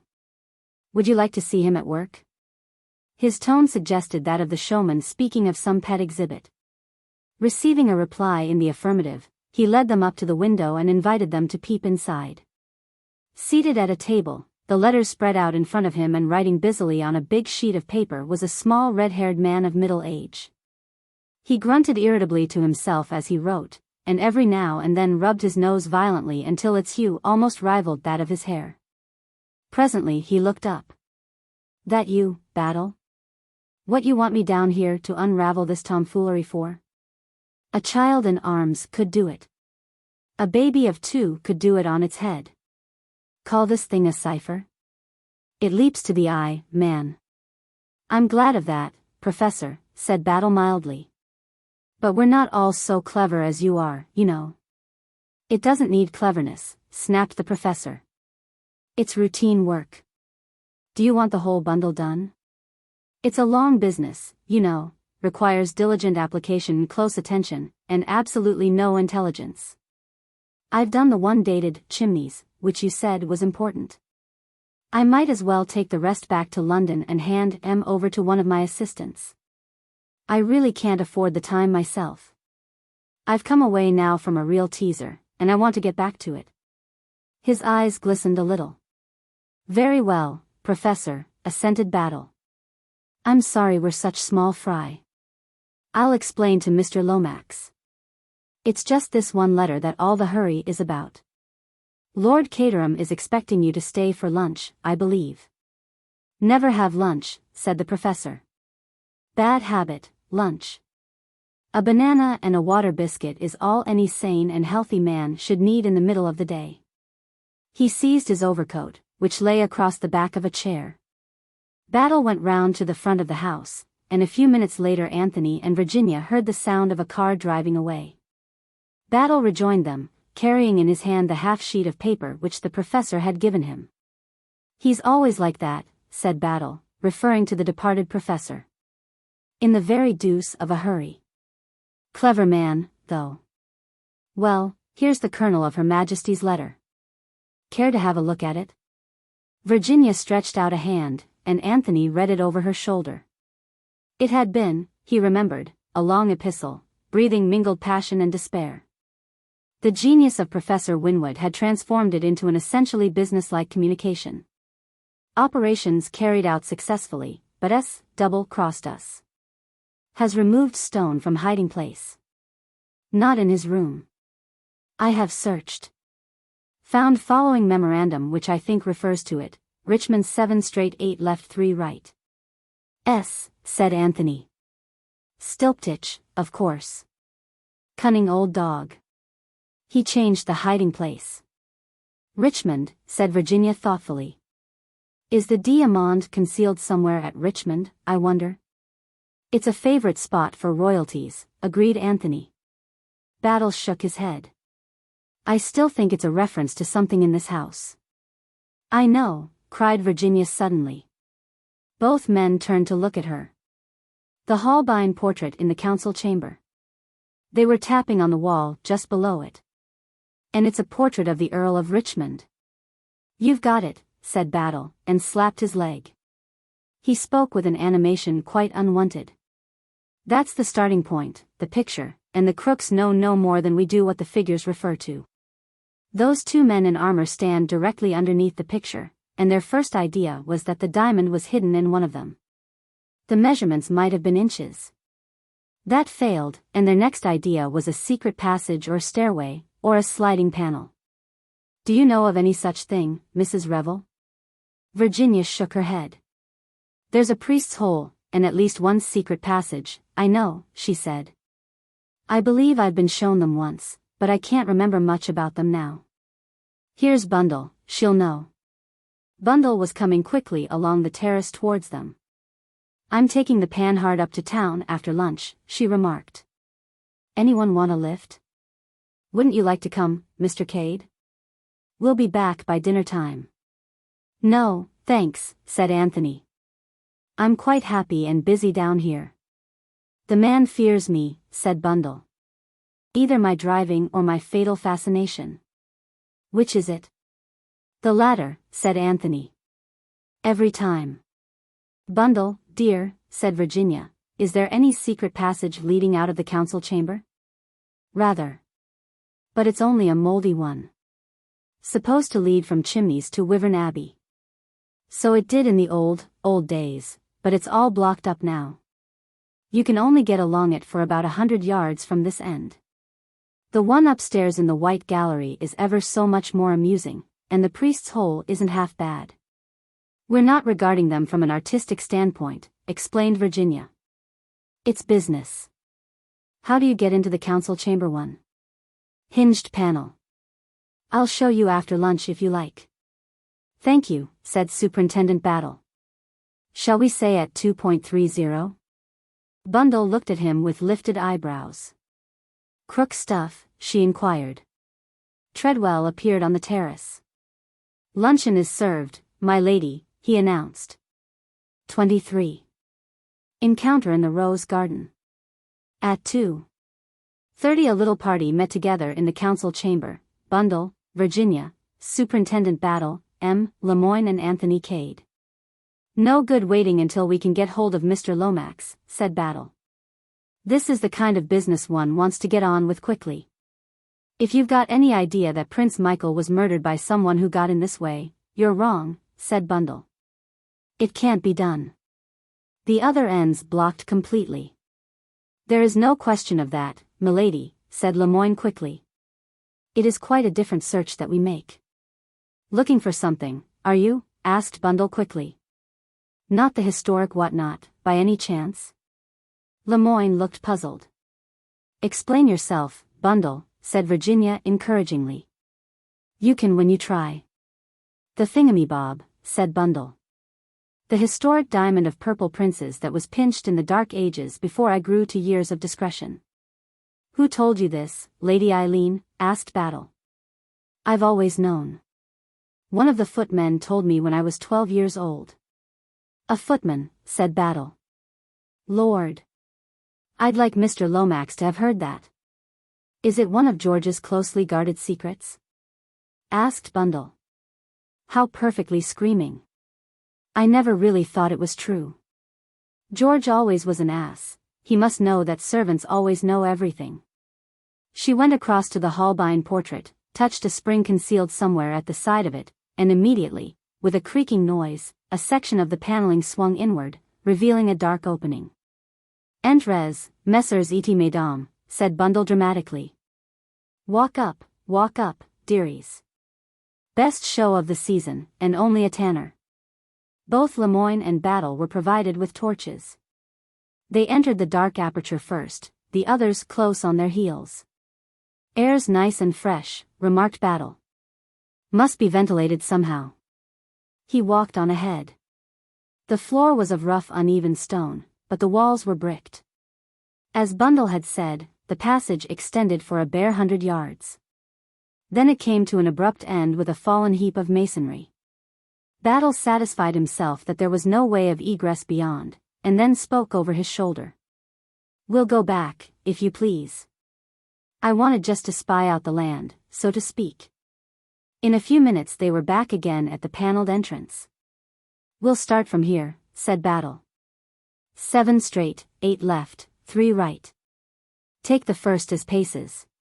He paced 7 steps carefully, and bending down examined the ground. About right, I should fancy. At one time or another, there's been a chalk mark made here. Now then, 8 left. That's not paces, the passage is only wide enough to go Indian file anyway. Say it in bricks, suggested Anthony. Quite right, Mr. Cade. 8 bricks from the bottom or the top on the left-hand side. Try from the bottom first, it's easier. He counted up 8 bricks. Now 3 to the right of that. 1, 2, 3, hello, what's this? I shall scream in a minute, said Bundle, I know I shall. What is it? Superintendent Battle was working at the brick with the point of his knife. His practiced eye had quickly seen that this particular brick was different from the rest. A minute or two's work, and he was able to pull it right out. Behind was a small dark cavity. Battle thrust in his hand. Every one waited in breathless expectancy. Battle drew out his hand again. He uttered an exclamation of surprise and anger. The others crowded round and stared uncomprehendingly at the 3 articles he held. For a moment it seemed as though their eyes must have deceived them. A card of small pearl buttons, a square of coarse knitting and a piece of paper on which were inscribed a row of capital E's. Well, said Battle. I'm Don Cade. What's the meaning of this? Mon Dieu, muttered the Frenchman. C'est un peu trop fort. But what does it mean? Cried Virginia, bewildered. Mean? Said Anthony. There's only one thing it can mean. The late Count Stilptich must have had a sense of humor. This is an example of that humor. I may say that I don't consider it particularly funny myself. Do you mind explaining your meaning a little more clearly, sir? Said Superintendent Battle. Certainly. This was the Count's little joke. He must have suspected that his memorandum had been read. When the crooks came to recover the jewel, they were to find instead this extremely clever conundrum. It's the sort of thing you pin onto yourself at book teas, when people have to guess what you are. It has a meaning, then? I should say, undoubtedly. If the Count had meant to be merely offensive, he would have put a placard with the "sold" on it, or a picture of a donkey or something crude like that. A bit of knitting, some capital E's, and a lot of buttons, muttered Battle discontentedly. C'est ennui, said Lemoyne angrily. Cipher number 2, said Anthony. I wonder whether Professor Winwood would be any good at this one? When was this passage last used, milady? Asked the Frenchman of Bundle. Bundle reflected. I don't believe anyone's been into it for over 2 years. The Priest's Hole is the show exhibit for Americans and tourists generally. Curious, murmured the Frenchman. Why curious? Lemoyne stooped and picked up a small object from the floor. Because of this, he said. This match has not lain here for 2 years, not even for 2 days. Battle looked at the match curiously. It was of pink wood, with a yellow head. Any of you ladies or gentlemen drop this, by any chance? He asked. He received a negative all round. Well, then, said Superintendent Battle, we've seen all there is to see. We might as well get out of here. The proposal was assented to by all. The panel had swung to, but Bundle showed them how it was fastened from the inside. She unlatched it, swung it noiselessly open, and sprang through the opening, alighting in the council chamber with a resounding thud. Damn! Said Lord Caterham, springing up from an armchair in which he appeared to have been taking 40 winks. Poor old father, said Bundle. Did I startle you? I can't think, said Lord Caterham, why nobody nowadays ever sits still after a meal. It's a lost art. God knows Chimneys is big enough, but even here there doesn't seem to be a single room where I can be sure of a little peace. Good Lord, how many of you are there? Reminds me of the pantomimes I used to go to as a boy when hordes of demons used to pop up out of trapdoors. Demon number 7, said Virginia, approaching him, and patting him on the head. Don't be cross. We're just exploring secret passages, that's all. There seems to be a positive boom in secret passages today, grumbled Lord Caterham, not yet completely mollified. I've had to show that fellow fish round them all this morning. When was that? Asked Battle quickly. Just before lunch. It seems he'd heard of the one in here. I showed him that, and then took him up to the White Gallery, and we finished up with the Priest's Hole. But his enthusiasm was waning by that time. He looked bored to death. But I made him go through with it. Lord Caterham chuckled at the remembrance. Anthony put a hand on Lemoyne's arm. Come outside, he said softly. I want to speak to you. The two men went out together through the window. When they had gone a sufficient distance from the house, Anthony drew from his pocket the scrap of paper that Boris had given him that morning. Look here, he said. Did you drop this? Lemoyne took it and examined it with some interest. No, he said. I have never seen it before. Why? Quite sure. Absolutely sure, monsieur. That's very odd. He repeated to Lemoyne what Boris had said. The other listened with close attention. No, I did not drop it. You say he found it in that clump of trees? Well, I assumed so, but he did not actually say so. It is just possible that it might have fluttered out of M. Isaacstein's suitcase. Questioned Boris again. He handed the paper back to Anthony. After a minute or two he said, What exactly do you know of this man Boris? Anthony shrugged his shoulders. I understood he was the late Prince Michael's trusted servant. It may be so, but make it your business to find out. Ask someone who knows, such as the Baron Lullapretchel. Perhaps this man was engaged but a few weeks ago. For myself, I have believed him honest. But who knows? King Victor is quite capable of making himself into a trusted servant at a moment's notice. Do you really think? Lemoyne interrupted him. I will be quite frank. With me, King Victor is an obsession. I see him everywhere. At this moment even I ask myself, this man who is talking to me, this Cade, is he, perhaps, King Victor? Good Lord, said Anthony, you have got it badly. What do I care for the diamond? For the discovery of the murderer of Prince Michael? I leave those affairs to my colleague of Scotland Yard whose business it is. Me, I am in England for one purpose, and one purpose only, to capture King Victor and to capture him red-handed. Nothing else matters. Think you'll do it? Asked Anthony, lighting a cigarette. How should I know, said Lemoyne, with sudden despondency. Said Anthony. They had regained the terrace. Superintendent Battle was standing near the French window in a wooden attitude. Look at poor old Battle, said Anthony. Let's go and cheer him up. He paused a minute and said, you know, you're an odd fish in some ways, Lemoyne. In what ways, Cade? Well, said Anthony, in your place, I should have been inclined to note down that address that I showed you. It may be of no importance, quite conceivably. On the other hand, it might be very important indeed. Lemoyne looked at him for a minute or two steadily. Then, with a slight smile, he drew back the cuff of his left coat sleeve. Penciled on the white shirt cuff beneath were the words, Hurstmere, Langley Road, Dover. I apologize, said Anthony. And I retire worsted. He joined Superintendent Battle. You look very pensive, Battle, he remarked. I've got a lot to think about, Mr. Cade. Yes, I expect you have. Things aren't dovetailing. They're not dovetailing at all. Very trying, sympathized Anthony.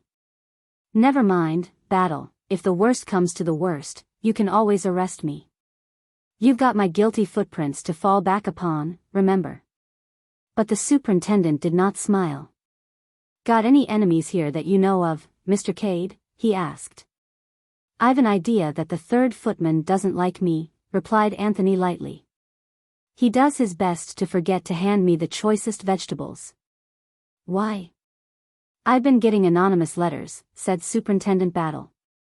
Or rather an anonymous letter, I should say. About me? Without answering, Battle took a folded sheet of cheap notepaper from his pocket, and handed it to Anthony. Scrawled on it in an illiterate handwriting were the words. Look out for Mr. Cade. He isn't what he seems. Anthony handed it back with a light laugh. That's all? Cheer up, Battle. I'm really a king in disguise, you know. He went into the house, whistling lightly as he walked along. But as he entered his bedroom and shut the door behind him, his face changed. It grew set and stern. He sat down on the edge of the bed and stared moodily at the floor. Things are getting serious, said Anthony to himself. Something must be done about it. It's all damned awkward. He sat there for a minute or two, then strolled to the window. For a moment or two he stood looking out aimlessly, and then his eyes became suddenly focused on a certain spot, and his face lightened. Of course, he said. The rose garden. That's it. The rose garden. He hurried downstairs again and out into the garden by a side door. He approached the rose garden by a circuitous route. It had a little gate at either end. He entered by the far one, and walked up to the sundial which was on a raised hillock in the exact center of the garden. Just as Anthony reached it, he stopped dead and stared at another occupant of the rose garden who seemed equally surprised to see him. I didn't know that you were interested in roses, Mr. Fish, said Anthony gently. Sir, said Mr. Fish, I am considerably interested in roses. They looked at each other warily, as antagonists seek to measure their opponent's strength. So am I, said Anthony. Is that so? In fact, I dote upon roses, said Anthony airily. A very slight smile hovered upon Mr. Fish's lips, and at the same time Anthony also smiled. The tension seemed to relax. "Look at this beauty now," said Mr. Fish, stooping to point out a particularly fine bloom. "Madame Abel Châtenay, I presume it to be." "Yes, I am right. This white rose, before the war, was known as Frau Karl Drewski. They have, I believe, renamed it. Oversensitive, perhaps, but truly patriotic. The La France is always popular. Do you care for red roses at all, Mr. Cade? A bright scarlet rose now." Mr. Fish's slow, drawling voice was interrupted. Bundle was leaning out of a first-floor window. "Care for a spin to town, Mr. Fish?" "I'm just off." "Thank you, Lady Eileen, but I am very happy here." "Sure you won't change your mind, Mr. Cade?" Anthony laughed and shook his head. Bundle disappeared. "Sleep is more in my line," said Anthony, with a wide yawn. "A good after-luncheon nap." He took out a cigarette. "You haven't got a match, have you?" Mr. Fish handed him a matchbox. Anthony helped himself, and handed back the box with a word of thanks. "Roses," said Anthony, "are all very well. But I don't feel particularly horticultural this afternoon." With a disarming smile, he nodded cheerfully. A thundering noise sounded from just outside the house. "Pretty powerful engine she's got in that car of hers," remarked Anthony. "There, off she goes." They had a view of the car speeding down the long drive. Anthony yawned again, and strolled towards the house. He passed in through the door. Once inside, he seemed as though changed to quicksilver. He raced across the hall, out through one of the windows on the farther side, and across the park. Bundle, he knew, had to make a big detour by the lodge gates and through the village. He ran desperately. It was a race against time. He reached the park wall just as he heard the car outside. He swung himself up and dropped into the road. "Hi!" cried Anthony. In her astonishment, Bundle swerved half across the road. She managed to pull up without accident. Anthony ran after the car, opened the door, and jumped in beside Bundle. "I'm coming to London with you," he said. "I meant to all along." "Extraordinary person," said Bundle. "What's that you've got in your hand?" "Only a match," said Anthony. He regarded it thoughtfully. It was pink, with a yellow head. He threw away his unlighted cigarette, and put the match carefully into his pocket. 24. The house at Dover. "You don't mind, I suppose," said Bundle after a minute or two, "if I drive rather fast?" "I started later than I meant to do." It had seemed to Anthony that they were proceeding at a terrific speed already, but he soon saw that that was nothing compared to what Bundle could get out of the Panhard if she tried. "Some people," said Bundle, as she slowed down momentarily to pass through a village, "are terrified of my driving. Poor old father, for instance. Nothing would induce him to come up with me in this old bus." Privately, Anthony thought Lord Caterham was entirely justified. Driving with Bundle was not a sport to be indulged in by nervous, middle-aged gentlemen. "But you don't seem nervous a bit," continued Bundle approvingly, as she swept round a corner on two wheels. "I'm in pretty good training, you see," explained Anthony gravely. "Also," he added, as an afterthought, "I'm rather in a hurry myself." "Shall I speed her up a bit more?" asked Bundle kindly. "Good Lord, no," said Anthony hastily. "We're averaging about 50 as it is." "I'm burning with curiosity to know the reason of this sudden departure," said Bundle, after executing a fanfare upon the klaxon which must temporarily have deafened the neighborhood. "But I suppose I mustn't ask." "You're not escaping from justice, are you?" "I'm not quite sure," said Anthony. "I shall know soon." "That Scotland Yard man isn't as much of a rabbit as I thought," said Bundle thoughtfully. "Battle's a good man," agreed Anthony. "You ought to have been in diplomacy," remarked Bundle. "You don't part with much information, do you?" "I was under the impression that I babbled." "Oh. Boy. You're not eloping with Mademoiselle Brunn, by any chance?" Not guilty, said Anthony with fervor. There was a pause of some minutes during which Bundle caught up and passed 3 other cars. Then she asked suddenly, "How long have you known Virginia?" "That's a difficult question to answer," said Anthony, with perfect truth. "I haven't actually met her very often, and yet I seem to have known her a long time." Bundle nodded. "Virginia's got brains," she remarked abruptly. "She's always talking nonsense, but she's got brains all right. She was frightfully good out in Czechoslovakia, I believe. If Tim Revel had lived he'd have had a fine career, and mostly owing to Virginia. She worked for him tooth and nail. She did everything in the world she could for him, and I know why, too. Because she cared for him?" Anthony sat looking very straight ahead of him. "No, because she didn't. Don't you see? She didn't love him, she never loved him, and so she did everything on earth she could to make up. That's Virginia all over. But don't you make any mistake about it. Virginia was never in love with Tim Revel." "You seem very positive," said Anthony, turning to look at her. Bundle's little hands were clenched on the steering wheel, and her chin was stuck out in a determined manner. "I know a thing or two. I was only a kid at the time of her marriage, but I heard 1 or 2 things, and knowing Virginia I can put them together easily enough. Tim Revel was bowled over by Virginia. He was Irish, you know, and most attractive, with a genius for expressing himself well. Virginia was quite young, 18. She couldn't go anywhere without seeing Tim in a state of picturesque misery, vowing he'd shoot himself or take to drink if she didn't marry him. Girls believe these things, or used to. We've advanced a lot in the last 8 years. Virginia was carried away by the feeling she thought she'd inspired. She married him, and she was an angel to him always. She wouldn't have been half as much of an angel if she'd loved him. There's a lot of the devil in Virginia. But I can tell you one thing, she enjoys her freedom. And anyone will have a hard time persuading her to give it up." "I wonder why you tell me all this," said Anthony slowly. "It's interesting to know about people, isn't it? Some people, that is." "I've wanted to know," he acknowledged. "And you'd never have heard from Virginia. But you can trust me for an inside tip from the stables. Virginia's a darling. Even women like her because she isn't a bit of a cat. And anyway," Bundle ended, somewhat obscurely, "one must be a sport, mustn't one?" "Oh, certainly," Anthony agreed. But he was still puzzled.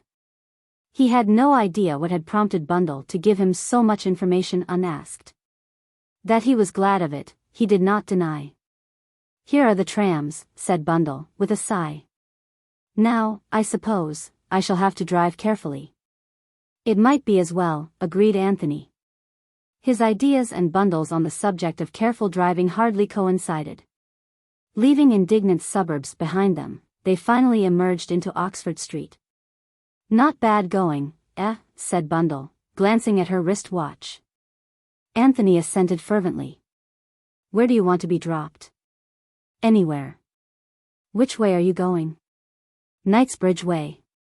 "All right, drop me at Hyde Park Corner." "Goodbye," said Bundle, as she drew up at the place indicated. "What about the return journey?" "I'll find my own way back, thanks very much." "I have scared him," remarked Bundle. "I shouldn't recommend driving with you as a tonic for nervous old ladies, but personally I've enjoyed it. The last time I was in equal danger was when I was charged by a herd of wild elephants." "I think you're extremely rude," remarked Bundle. "We've not even had one bump today." "I'm sorry if you've been holding yourself in on my account," retorted Anthony. "I don't think men are really very brave," said Bundle. "That's a nasty one," said Anthony. "I retire, humiliated." Bundle nodded and drove on. Anthony hailed a passing taxi. "Victoria Station," he said to the driver as he got in. When he got to Victoria he paid off the taxi and inquired for the next train to Dover. Unfortunately he had just missed one. Resigning himself to a wait of something over an hour, Anthony paced up and down, his brows knit. Once or twice he shook his head impatiently. The journey to Dover was uneventful. Arrived there, Anthony passed quickly out of the station, and then, as though suddenly remembering, he turned back again. There was a slight smile on his lips as he asked to be directed to Hurstmere, Langley Road. The road in question was a long one, leading right out of the town. According to the porter's instructions, Hurstmere was the last house. Anthony trudged along steadily. The little pucker had reappeared between his eyes. Nevertheless, there was a new elation in his manner, as always when danger was near at hand. Hurstmere was, as the porter had said, the last house in Langley Road. It stood well back, enclosed in its own grounds, which were ragged and overgrown. The place, Anthony judged, must have been empty for many years. A large iron gate swung rustily on its hinges, and the name on the gatepost was half obliterated. A lonely spot, muttered Anthony to himself, and a good one to choose. He hesitated a minute or two, glanced quickly up and down the road, which was quite deserted, and then slipped quietly past the creaking gate into the overgrown drive. He walked up it a little way, and then stood listening. He was still some distance from the house. Not a sound could be heard anywhere. Some fast yellowing leaves detached themselves from one of the trees overhead and fell with a soft rustling sound that was almost sinister in the stillness. Anthony started, then smiled. Nerves, he murmured to himself. Never knew I had such things before. He went on up the drive.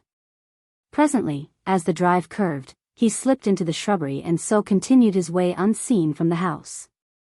Suddenly he stood still, peering out through the leaves. Some distance away a dog was barking, but it was a sound nearer at hand that had attracted Anthony's attention. His keen hearing had not been mistaken. A man came rapidly round the corner of the house, a short square, thick-set man, foreign in appearance. He did not pause but walked steadily on, circling the house and disappearing again.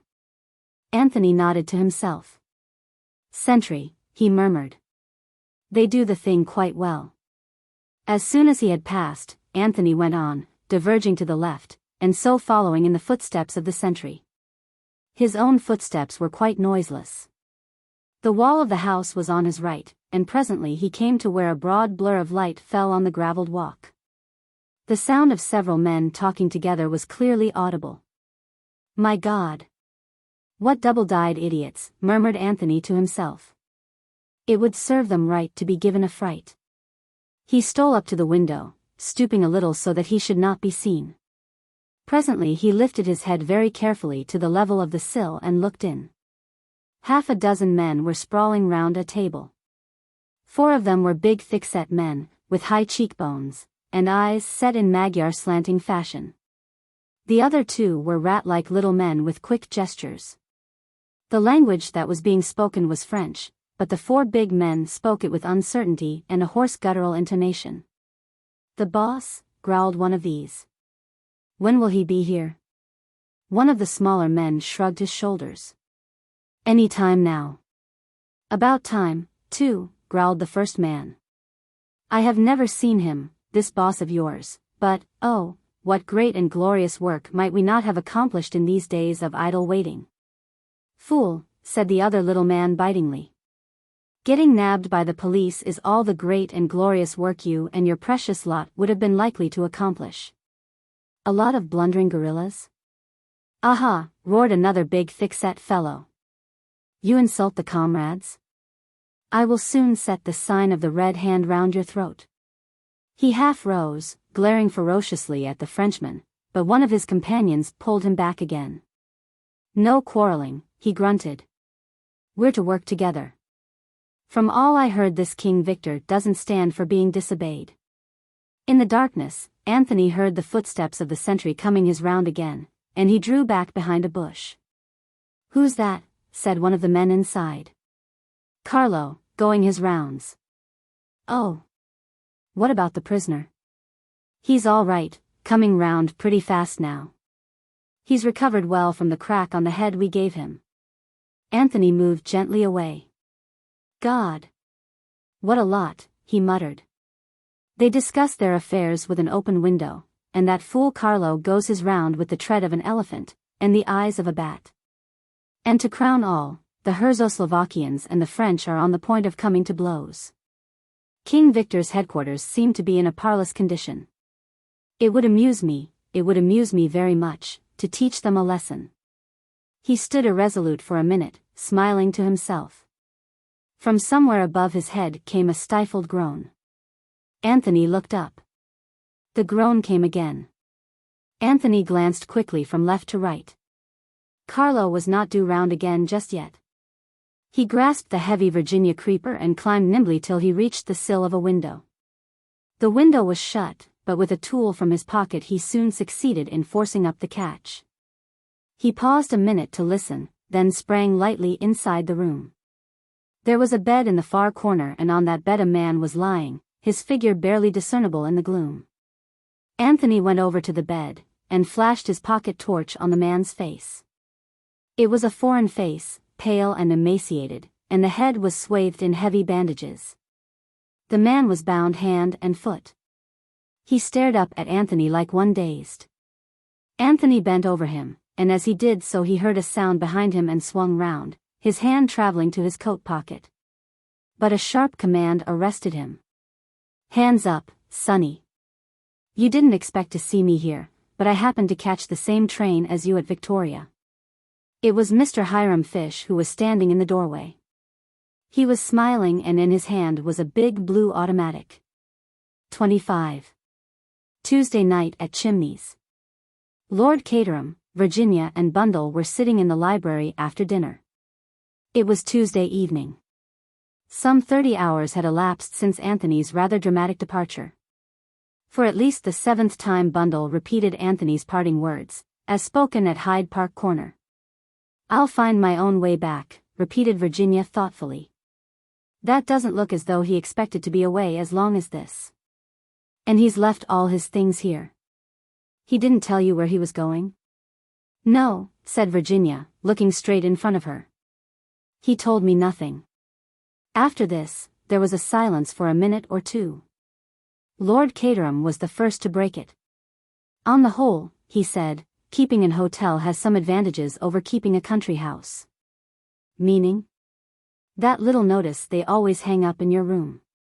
Visitors intending departure must give notice before 12 o'clock. Virginia smiled.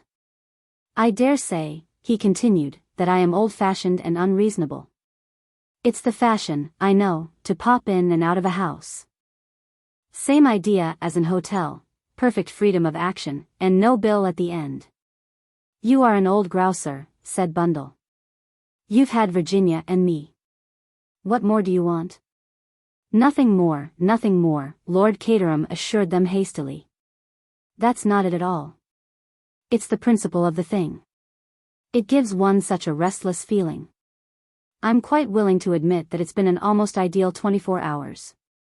Peace, perfect peace. No burglaries or other crimes of violence, no detectives, no Americans.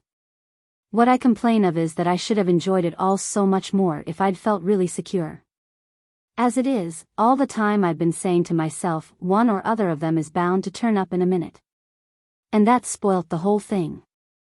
"Well, nobody has turned up," said Bundle. "We've been left severely alone, neglected, in fact. It's odd the way Fish disappeared. Didn't he say anything?" "Not a word. Last time I saw him he was pacing up and down the rose garden yesterday afternoon, smoking one of those unpleasant cigars of his. After that he seems to have just melted into the landscape." "Somebody must have kidnapped him," said Bundle hopefully. "In another day or two, I expect we shall have Scotland Yard dragging the lake to find his dead body," said her father gloomily. "It serves me right. At my time of life, I ought to have gone quietly abroad and taken care of my health, and not allowed myself to be drawn into George Lomax's wildcat schemes. He was interrupted by Treadwell. "Well," said Lord Caterham irritably, "what is it?" "The French detective is here, my lord, and would be glad if you could spare him a few minutes." "What did I tell you?" said Lord Caterham. "I knew it was too good to last. Depend upon it, they've found Fish's dead body doubled up in the goldfish pond." Treadwell, in a strictly respectful manner, steered him back to the point of issue. Am I to say that you will see him, my lord? Yes, yes. Bring him in here. Treadwell departed. He returned a minute or two later announcing in a lugubrious voice. Monsieur Lemoyne. The Frenchman came in with a quick, light step. His walk, more than his face, betrayed the fact that he was excited about something. Good evening, Lemoyne, said Lord Caterham. Have a drink, won't you? I thank you, no. He bowed punctiliously to the ladies. At last I make progress. As things are, I felt that you should be acquainted with the discoveries, the very grave discoveries that I have made in the course of the last 24 hours. I thought there must be something important going on somewhere, said Lord Caterham. My lord, yesterday afternoon one of your guests left this house in a curious manner. From the beginning, I must tell you, I have had my suspicions. Here is a man who comes from the wilds. 2 months ago he was in South Africa. Before that, where? Virginia drew a sharp breath. For a moment the Frenchman's eyes rested on her doubtfully. Then he went on. Before that, where? None can say. And he is just such a one as the man I am looking for, gay, audacious, reckless, one who would dare anything. I send cable after cable, but I can get no word as to his past life. 10 years ago he was in Canada, yes, but since then, silence. My suspicions grow stronger. Then I picked up one day a scrap of paper where he has lately passed along. It bears an address, the address of a house in Dover. Later, as though by chance, I dropped that same piece of paper. Out of the tail of my eye, I see this Boris, this Herzoslovakian, pick it up and take it to his master. All along I have been sure that this Boris is an emissary of the comrades of the Red Hand. We know that the comrades are working in with King Victor over this affair. If Boris recognized his chief in Mr. Anthony Cade, would he not do just what he has done, transferred his allegiance? Why should he attach himself otherwise to an insignificant stranger? It was suspicious, I tell you, very suspicious. But almost I am disarmed, for Anthony Cade brings this same paper to me at once and asks me if I have dropped it. As I say, almost I am disarmed, but not quite. For it may mean that he is innocent, or it may mean that he is very, very clever. I deny, of course, that it is mine or that I dropped it. But in the meantime I have set inquiries on foot. Only today I have news. The house at Dover has been precipitately abandoned, but up till yesterday afternoon it was occupied by a body of foreigners. Not a doubt but that it was King Victor's headquarters. Now see the significance of these points. Yesterday afternoon, Mr. Cade clears out from here precipitately. Ever since he dropped that paper, he must know that the game is up. He reaches Dover and immediately the gang is disbanded. What the next move will be, I do not know. What is quite certain is that Mr. Anthony Cade will not return here. But knowing King Victor, as I do, I am certain that he will not abandon the game without having one more try for the jewel. And that is when I shall get him. Virginia stood up suddenly. She walked across to the mantelpiece and spoke in a voice that rang cold like steel. You are leaving one thing out of account, I think, M. Lemoyne, she said. Mr. Cade is not the only guest who disappeared yesterday in a suspicious manner. You mean, madam? That all you have said applies equally well to another person. What about Mr. Hiram Fish? Oh, Mr. Fish. Yes, Mr. Fish. Did you not tell us that first night that King Victor had lately come to England from America? So has Mr. Fish come to England from America. It is true that he brought a letter of introduction from a very well-known man, but surely that would be a simple thing for a man like King Victor to manage. He is certainly not what he pretends to be. Lord Caterham has commented on the fact that when it is a question of the first editions he is supposed to have come here to see he is always the listener, never the talker. And there are several suspicious facts against him. There was a light in his window the night of the murder. Then take that evening in the council chamber. When I met him on the terrace he was fully dressed. He could have dropped the paper. You didn't actually see Mr. Cade do so. Mr. Cade may have gone to Dover. If he did, it was simply to investigate. He may have been kidnapped there. I say that there is far more suspicion attaching to Mr. Fish's actions than to Mr. Cade's. The Frenchman's voice rang out sharply. From your point of view, that well may be, madam. I do not dispute it. And I agree that Mr. Fish is not what he seems. Well, then? But that makes no difference. You see, madam, Mr. Fish is a Pinkerton's man. What? Cried Lord Caterham. Yes, Lord Caterham. He came over here to trail King Victor. Superintendent Battle and I have known this for some time. Virginia said nothing. Very slowly she sat down again. With those few words the structure that she had built up so carefully was scattered in ruins about her feet. You see, Lemoyne was continuing, we have all known that eventually King Victor would come to Chimneys. It was the one place we were sure of catching him. Virginia looked up with an odd light in her eyes, and suddenly she laughed. You've not caught him yet, she said. Lemoyne looked at her curiously. No, madam. But I shall. He's supposed to be rather famous for outwitting people, isn't he? The Frenchman's face darkened with anger. This time, it will be different, he said between his teeth. He's a very attractive fellow, said Lord Caterham. Very attractive. But surely, why, you said he was an old friend of yours, Virginia? That is why, said Virginia composedly, I think Lemoyne must be making a mistake. And her eyes met the detective steadily, but he appeared in no wise discomfited.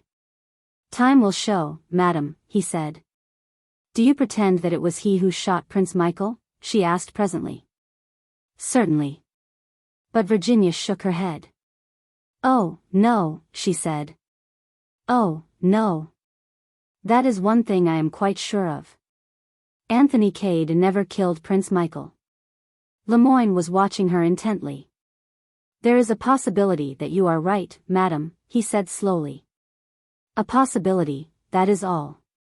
It may have been the Herzoslovakian, Boris, who exceeded his orders and fired that shot. Who knows, Prince Michael may have done him some great wrong, and the man sought revenge. He looks a murderous sort of fellow, agreed Lord Caterham. The housemaids, I believe, scream when he passes them in the passages. Well, said Lemoyne. I must be going now. I felt it was due to you, my lord, to know exactly how things stand. Very kind of you, I'm sure, said Lord Caterham. Quite certain you won't have a drink? All right then. Good night. I hate that man with his prim little black beard and his eyeglasses, said Bundle, as soon as the door had shut behind him. I hope Anthony does snoo him. I'd love to see him dancing with rage. What do you think about it all, Virginia? I don't know, said Virginia. I'm tired. I shall go up to bed. Not a bad idea, said Lord Caterham. It's 11:30. As Virginia was crossing the wide hall, she caught sight of a broad back that seemed familiar to her discreetly vanishing through a side door. Superintendent Battle, she called imperiously. The superintendent, for it was indeed he, retraced his steps with a shade of unwillingness. Yes, Mrs. Revel. Lemoyne has been here. He says, tell me, is it true, really true, that Mr. Fish is an American detective? Superintendent Battle nodded. That's right. You have known it all along? Again Superintendent Battle nodded. Virginia turned away towards the staircase. I see, she said. Thank you. Until that minute she had refused to believe.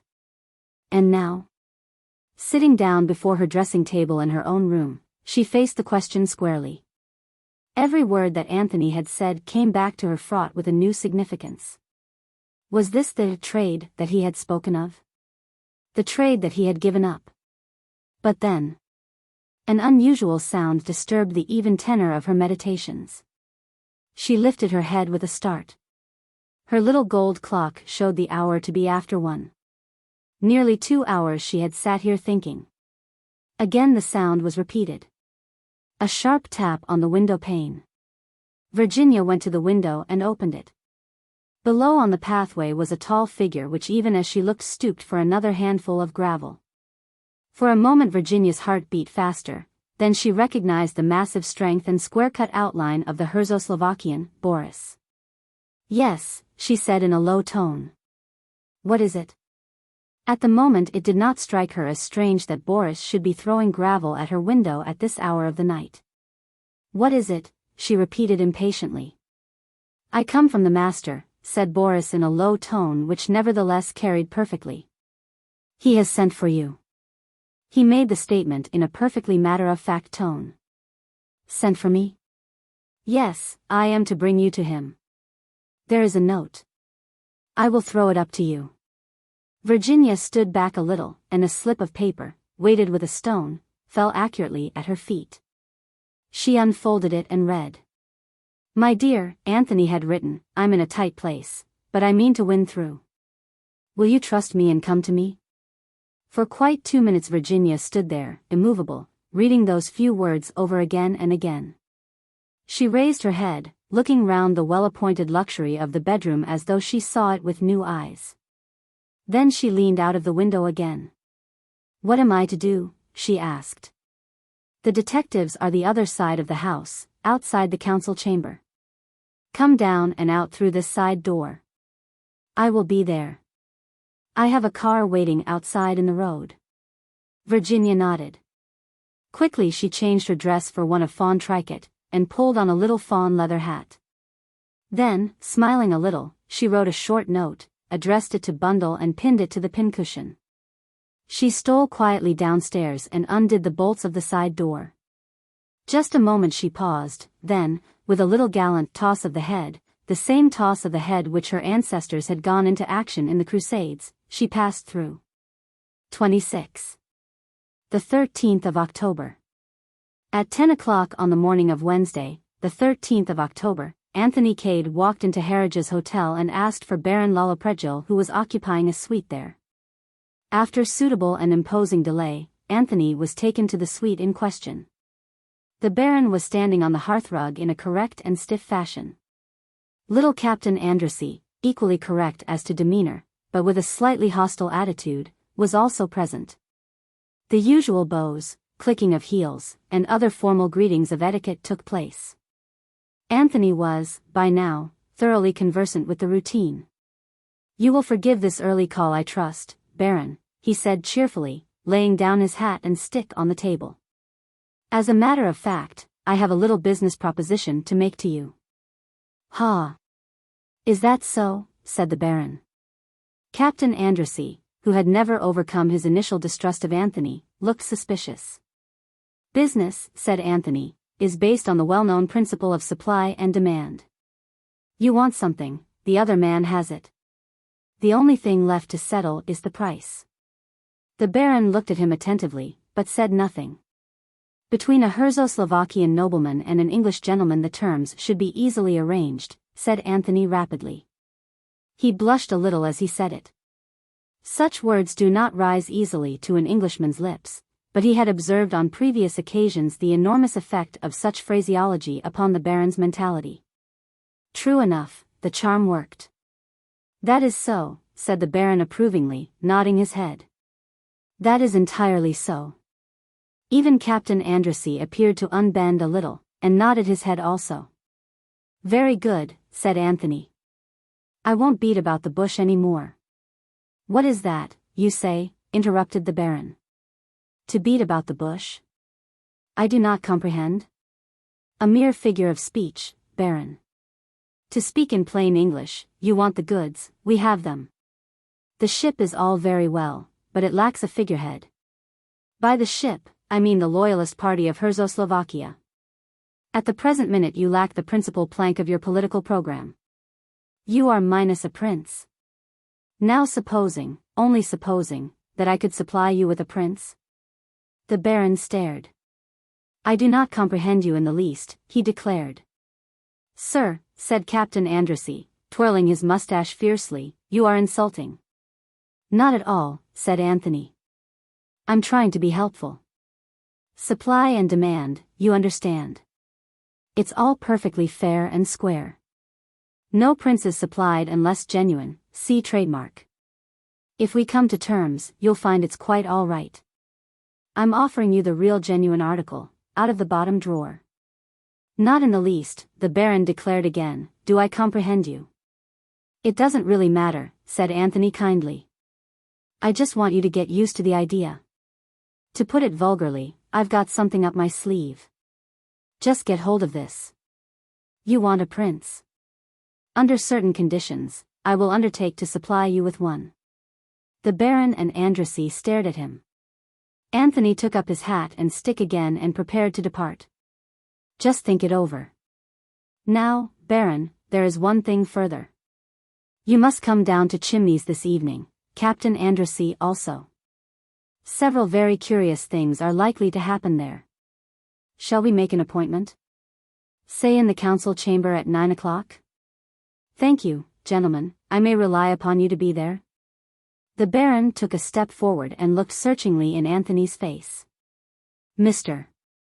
Cade, he said, not without dignity, it is not, I hope, that you wish to make fun of me? Anthony returned his gaze steadily. Baron, he said, and there was a curious note in his voice, when this evening is over, I think you will be the first to admit that there is more earnest than jest about this business. Bowing to both the men, he left the room. His next call was in the city, where he sent in his card to Mr. Herman Isaacstein. After some delay, Anthony was received by a pale and exquisitely dressed underling with an engaging manner, and a military title. You wanted to see Mr. Isaacstein, didn't you? Said the young man. I'm afraid he's most awfully busy this morning, board meetings and all that sort of thing, you know. Is it anything that I can do? I must see him personally, said Anthony, and added carelessly. I've just come up from Chimneys. The young man was slightly staggered by the mention of Chimneys. Oh, he said doubtfully. Well, I'll see. Tell him it's important, said Anthony. Message from Lord Caterham, suggested the young man.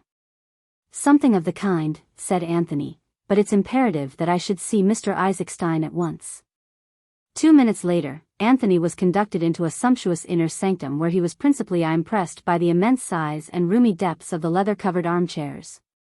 Mr. Isaacstein rose to greet him. You must forgive my looking you up like this, said Anthony.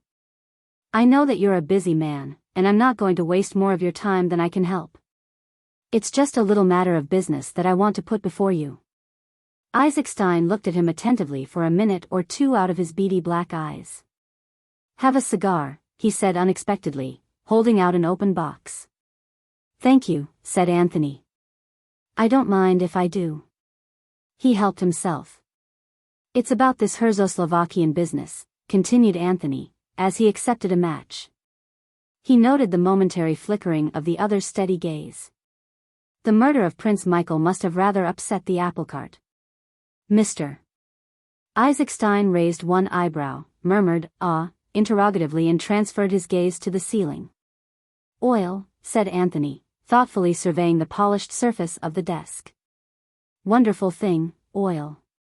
He felt the slight start the financier gave. Do you mind coming to the point, Mr. Cade? Not at all. I imagine, Mr. Isaacstein, that if those oil concessions are granted to another company you won't be exactly pleased about it.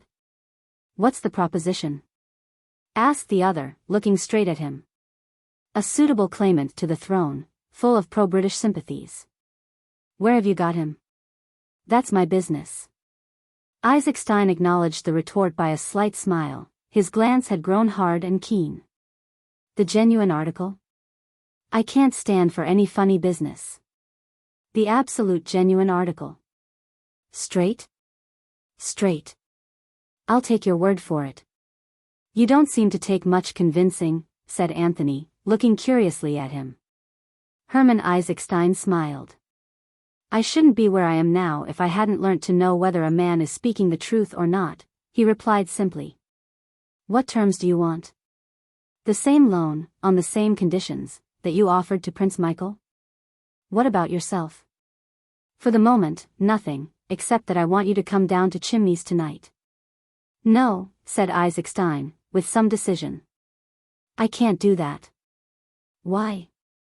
Dining out, rather an important dinner. All the same, I'm afraid you'll have to cut it out, for your own sake. What do you mean? Anthony looked at him for a full minute before he said slowly. Do you know that they found the revolver, the one Michael was shot with? Do you know where they found it? In your suitcase. What? Isaac Stein almost leapt from his chair. His face was frenzied. What are you saying? What do you mean? I'll tell you. Very obligingly, Anthony narrated the occurrences in connection with the finding of the revolver. As he spoke, the other's face assumed a grayish tinge of absolute terror. But it's false, he screamed out, as Anthony finished. I never put it there. I know nothing about it. It is a plot. Don't excite yourself, said Anthony soothingly. If that's the case, you'll easily be able to prove it. Prove it? How can I prove it? If I were you, said Anthony gently, I'd come to Chimneys tonight. Isaac Stein looked at him doubtfully. You advise it? Anthony leant forward and whispered to him. The financier fell back in amazement, staring at him. You actually mean?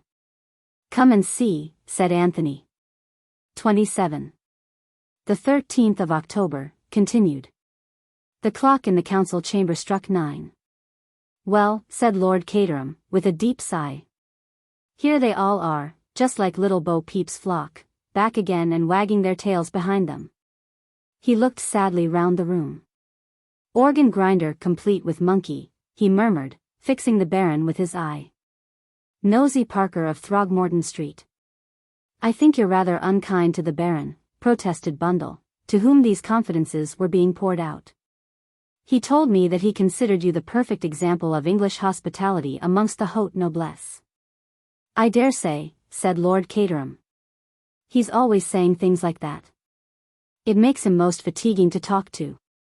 But I can tell you I'm not nearly as much of the hospitable English gentleman as I was.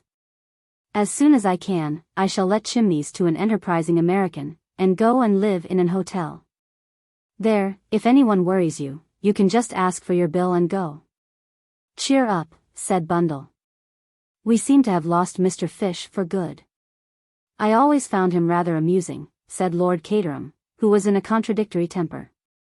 It's that precious young man of yours who has let me in for this. Why should I have this board meeting called in my house? Why doesn't he rent the Larches or Elmhurst, or some nice villa residence like that at Streatham, and hold his company meetings there? Wrong atmosphere, said Bundle. No one is going to play any tricks on us, I hope, said her father nervously. I don't trust that French fellow, Lemoyne. The French police are up to all sorts of dodges. Put India rubber bands round your arm, and then reconstruct the crime and make you jump, and it's registered on a thermometer. I know that when they call out, who killed Prince Michael? I shall register 122, or something perfectly frightful, and they'll haul me off to jail at once. The door opened and Treadwell announced. Mr. George Lomax. Mr. Eversley. Enter Cotters, followed by faithful dog, murmured Bundle. Bill made a beeline for her, whilst George greeted Lord Caterham in the genial manner he assumed for public occasions. My dear Caterham, said George, shaking him by the hand, I got your message, and came over, of course. Very good of you, my dear fellow, very good of you. Delighted to see you. Lord Caterham's conscience always drove him on to an excess of geniality when he was conscious of feeling none. Not that it was my message, but that doesn't matter at all. In the meantime, Bill was attacking Bundle in an undertone. I say. What's it all about? What's this I hear about Virginia bolting off in the middle of the night? She's not been kidnapped, has she? Oh, no, said Bundle. She left a note pinned to the pincushion in the orthodox fashion. She's not gone off with anyone, has she? Not with that colonial Johnny? I never liked the fellow and, from all I hear, there seems to be an idea floating around that he himself is the super crook. But I don't quite see how that can be. Why not? Well, this King Victor was a French fellow, and Cade's English enough. You don't happen to have heard that King Victor was an accomplished linguist, and, moreover, was half Irish? Oh, Lord. Then that's why he's made himself scarce, is it? I don't know about his making himself scarce. He disappeared the day before yesterday, as you know.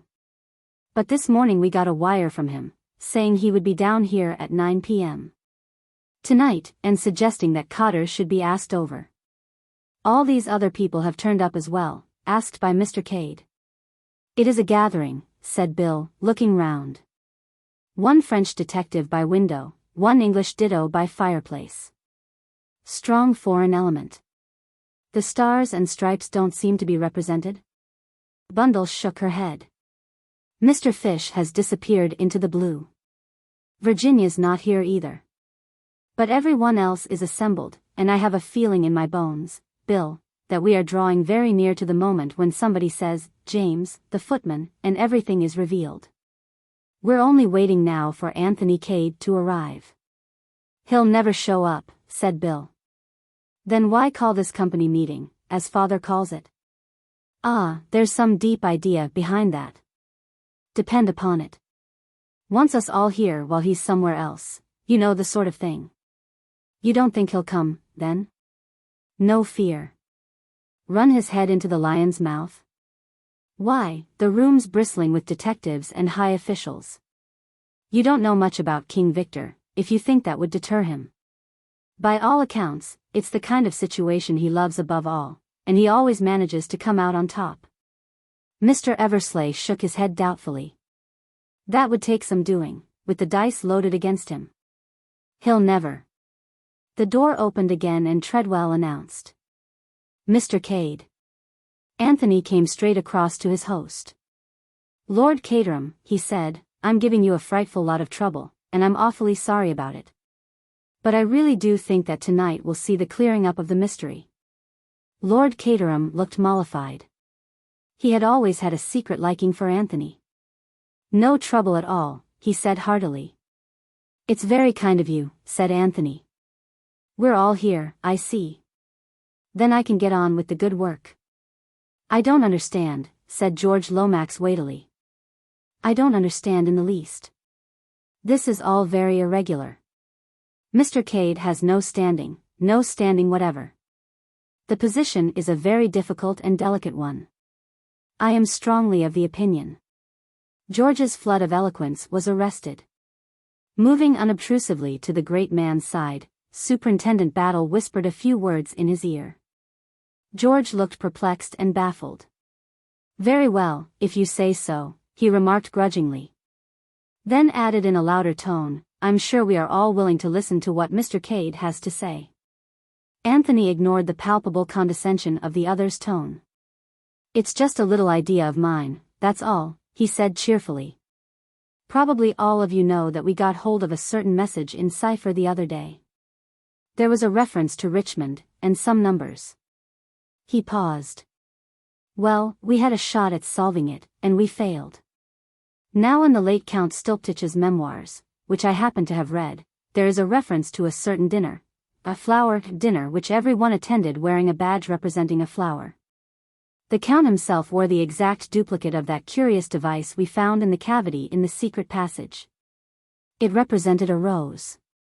If you remember, it was all rows of things, buttons, letter E's, and finally rows of knitting. Now, gentlemen, what is there in this house that is arranged in rows? Books, isn't that so? Add to that in the catalogue of Lord Caterham's library there is a book called The Life of the Earl of Richmond, and I think you will get a very fair idea of the hiding place. Starting at the volume in question, and using the numbers to denote shelves and books, I think you will find that the object of our search is concealed in a dummy book, or in a cavity behind a particular book. Anthony looked round modestly, obviously waiting for applause. Upon my word, that's very ingenious, said Lord Caterham. Quite ingenious, admitted George condescendingly. But it remains to be seen. Anthony laughed. The proof of the pudding's in the eating, eh? Well, I'll soon settle that for you. He sprang to his feet. I'll go to the library. He got no further.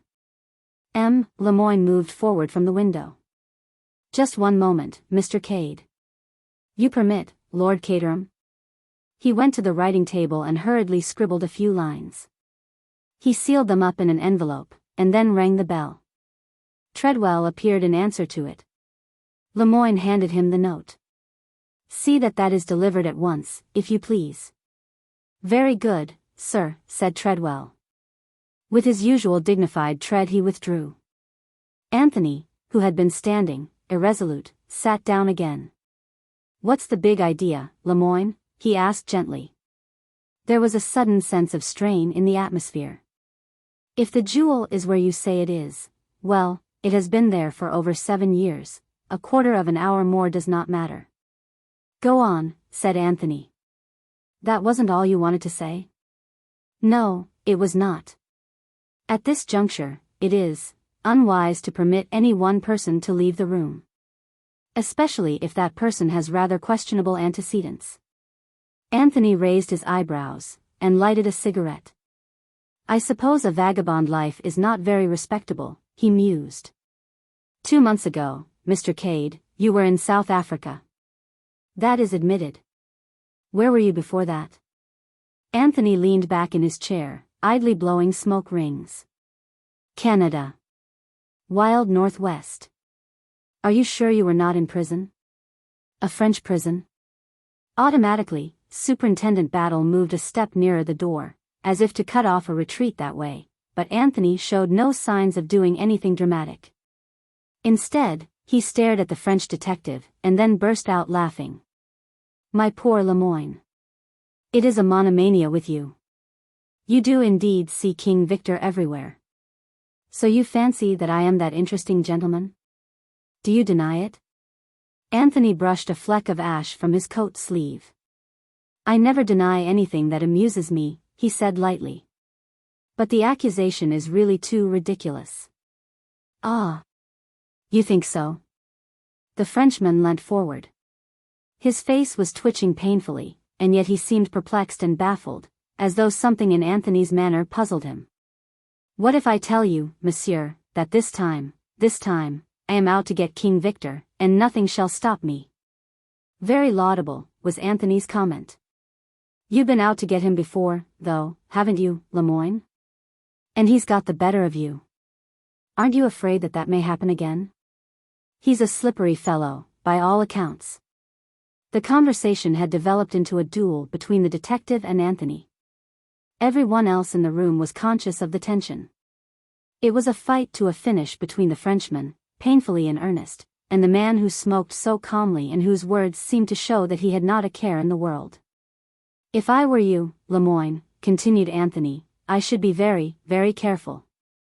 Watch your step, and all that sort of thing. This time, said Lemoyne grimly, there will be no mistake. You seem very sure about it all, said Anthony. But there's such a thing as evidence, you know. Lemoyne smiled, and something in his smile seemed to attract Anthony's attention. He sat up and stubbed out his cigarette. You saw that note I wrote just now, said the French detective. It was to my people at the inn. Yesterday I received from France the fingerprints and the Bertillon measurements of King Victor, the so-called Captain O'Neill. I have asked for them to be sent up to me here. In a few minutes we shall know whether you are the man. Anthony stared steadily at him. Then a little smile crept over his face. You're really rather clever, Lemoyne. I never thought of that. The documents will arrive, you will induce me to dip my fingers in the ink, or something equally unpleasant, you will measure my ears and look for my distinguishing marks. And if they agree? Well, said Lemoyne, if they agree, eh? Anthony leaned forward in his chair. Well, if they do agree, he said very gently, what then? What then? The detective seemed taken aback. But, I shall have proved then that you are King Victor. But for the first time, a shade of uncertainty crept into his manner. That will doubtless be a great satisfaction to you, said Anthony. But I don't quite see where it's going to hurt me. I'm not admitting anything, but supposing, just for the sake of argument, that I was King Victor, I might be trying to repent, you know. Repent? That's the idea. Put yourself in King Victor's place, Lemoyne. Use your imagination. You've just come out of prison. You're getting on in life. You've lost the first fine rapture of the adventurous life. Say, even, that you meet a beautiful girl. You think of marrying and settling down somewhere in the country where you can grow vegetable marrows. You decide from henceforth to lead a blameless life. Put yourself in King Victor's place. Can't you imagine feeling like that? I do not think that I should feel like that, said Lemoyne with a sardonic smile. Perhaps you wouldn't, admitted Anthony. But then you're not King Victor, are you? You can't possibly know what he feels like. But it is nonsense, what you are saying there, spluttered the Frenchman. Oh, no, it isn't. Come now, Lemoyne, if I'm King Victor, what have you against me after all? You could never get the necessary evidence in the old days, remember. I've served my sentence, and that's all there is to it. I suppose you could arrest me for the French equivalent of loitering with intent to commit a felony, but that would be poor satisfaction, wouldn't it? You forget, said Lemoyne. America. How about this business of obtaining money under false pretenses, and passing yourself off as Prince Nicholas Abalovich? No good, Lemoyne, said Anthony, I was nowhere near America at the time. And I can prove that easily enough. If King Victor impersonated Prince Nicholas in America, then I'm not King Victor. You're sure he was impersonated? That it wasn't the man himself? Superintendent Battle suddenly interposed. The man was an impostor all right, Mr. Cade. I wouldn't contradict you, Battle, said Anthony. You have such a habit of being always right. Are you equally sure that Prince Nicholas died in the Congo? Battle looked at him curiously. I wouldn't swear to that, sir. But it's generally believed. Careful man. What's your motto? Plenty of rope, eh? I've taken a leaf out of your book. I've given M. Lemoyne plenty of rope. I've not denied his accusations. But, all the same, I'm afraid he's going to be disappointed. You see, I always believe in having something up one's sleeve. Anticipating that some little unpleasantness might arise here, I took the precaution to bring a trump card along with me. It, or rather he, is upstairs. Upstairs, said Lord Caterham, very interested. Yes, he's been having rather a trying time of it lately, poor fellow.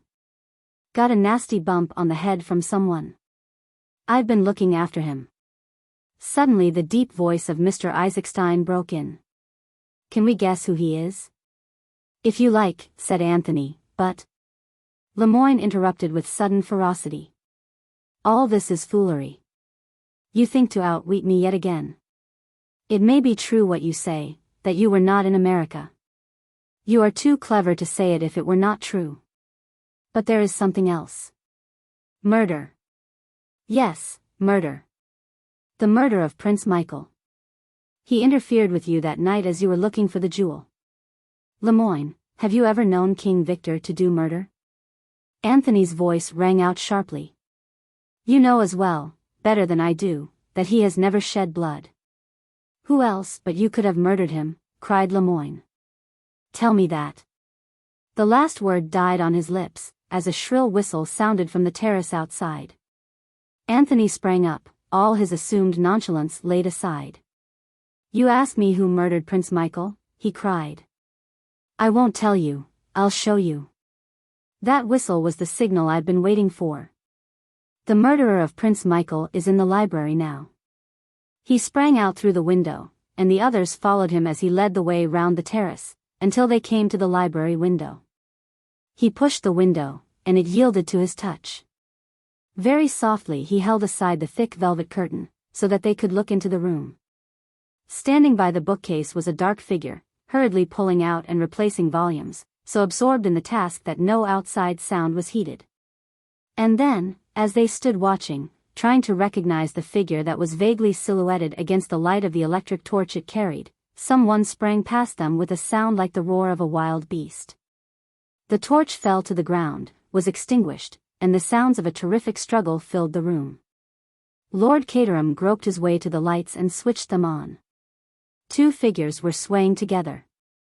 And as they looked, the end came. The short, sharp crack of a pistol shot, and the smaller figure crumpled up and fell.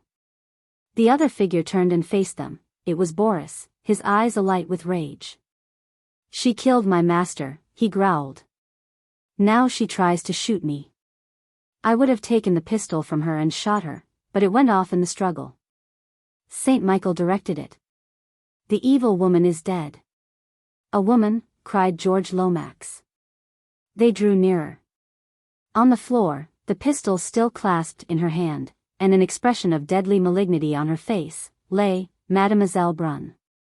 28. King Victor. "I suspected her from the first," explained Anthony. "There was a light in her room on the night of the murder. Afterwards, I wavered. I made inquiries about her in Brittany, and came back satisfied that she was what she represented herself to be. I was a fool. Because the Comtesse de Breteuil had employed a Mademoiselle Brun and spoke highly of her, it never occurred to me that the real Mademoiselle Brun might have been kidnapped on her way to her new post. And that it might be a substitute taking her place. Instead, I shifted my suspicions to Mr. Fish. It was not until he had followed me to Dover, and we had had a mutual explanation, that I began to see clearly. Once I knew that he was a Pinkerton's man, trailing King Victor, my suspicions swung back again to their original object. The thing that worried me most was that Mrs. Revel had definitely recognized the woman. Then I remembered that it was only after I had mentioned her being Madame de Breteuil's governess. And all she had said was that accounted for the fact that the woman's face was familiar to her. Superintendent Battle will tell you that a deliberate plot was formed to keep Mrs. Revel from coming to Chimneys. Nothing more nor less than a dead body, in fact. And though the murder was the work of the comrades of the Red Hand, punishing supposed treachery on the part of the victim, the staging of it, and the absence of the comrade's sign manual, pointed to some abler intelligence directing operations. From the first, I suspected some connection with Czechoslovakia. Mrs. Revel was the only member of the house party who had been to the country. I suspected at first that someone was impersonating Prince Michael, but that proved to be a totally erroneous idea. When I realized the possibility of Mademoiselle Brun's being an impostor, and added to that the fact that her face was familiar to Mrs. Revel, I began to see daylight. It was evidently very important that she should not be recognized, and Mrs. Revel was the only person likely to do so. "But who was she?" said Lord Caterham. "Someone Mrs. Revel had known in Czechoslovakia?" "I think the Baron might be able to tell us," said Anthony. "I?" The Baron stared at him, then down at the motionless figure. "Look well," said Anthony. "Don't be put off by the makeup. She was an actress once, remember." The Baron stared again. Suddenly he started. "God in heaven," he breathed, "it is not possible." "What is not possible?" asked George. "Who is the lady?" "You recognize her, Baron?" "No, no, it is not possible." The Baron continued to mutter. "She was killed. They were both killed. On the steps of the palace. Her body was recovered. Mutilated and unrecognizable," Anthony reminded him. "She managed to put up a bluff. I think she escaped to America, and has spent a good many years lying low in deadly terror of the comrades of the Red Hand. They promoted the revolution, remember, and, to use an expressive phrase, they always had it in for her. Then King Victor was released, and they planned to recover the diamond together. She was searching for it that night when she came suddenly upon Prince Michael, and he recognized her. There was never much fear of her meeting him in the ordinary way of things. Royal guests don't come in contact with governesses, and she could always retire with a convenient migraine, as she did the day the Baron was here. However, she met Prince Michael face to face when she least expected it. Exposure and disgrace stared her in the face. She shot him. It was she who placed the revolver in Isaacstein's suitcase, so as to confuse the trail, and she who returned the letters. Lemoyne moved forward. "She was coming down to search for the jewel that night, you say," he said. "Might she not have been going to meet her accomplice, King Victor, who was coming from outside?" What do you say to that?" Anthony sighed. Still at it, my dear Lemoyne? How persistent you are. You won't take my hint that I've got a trump card up my sleeve? But George, whose mind worked slowly, now broke in. I am still completely at sea. Who was this lady, Baron?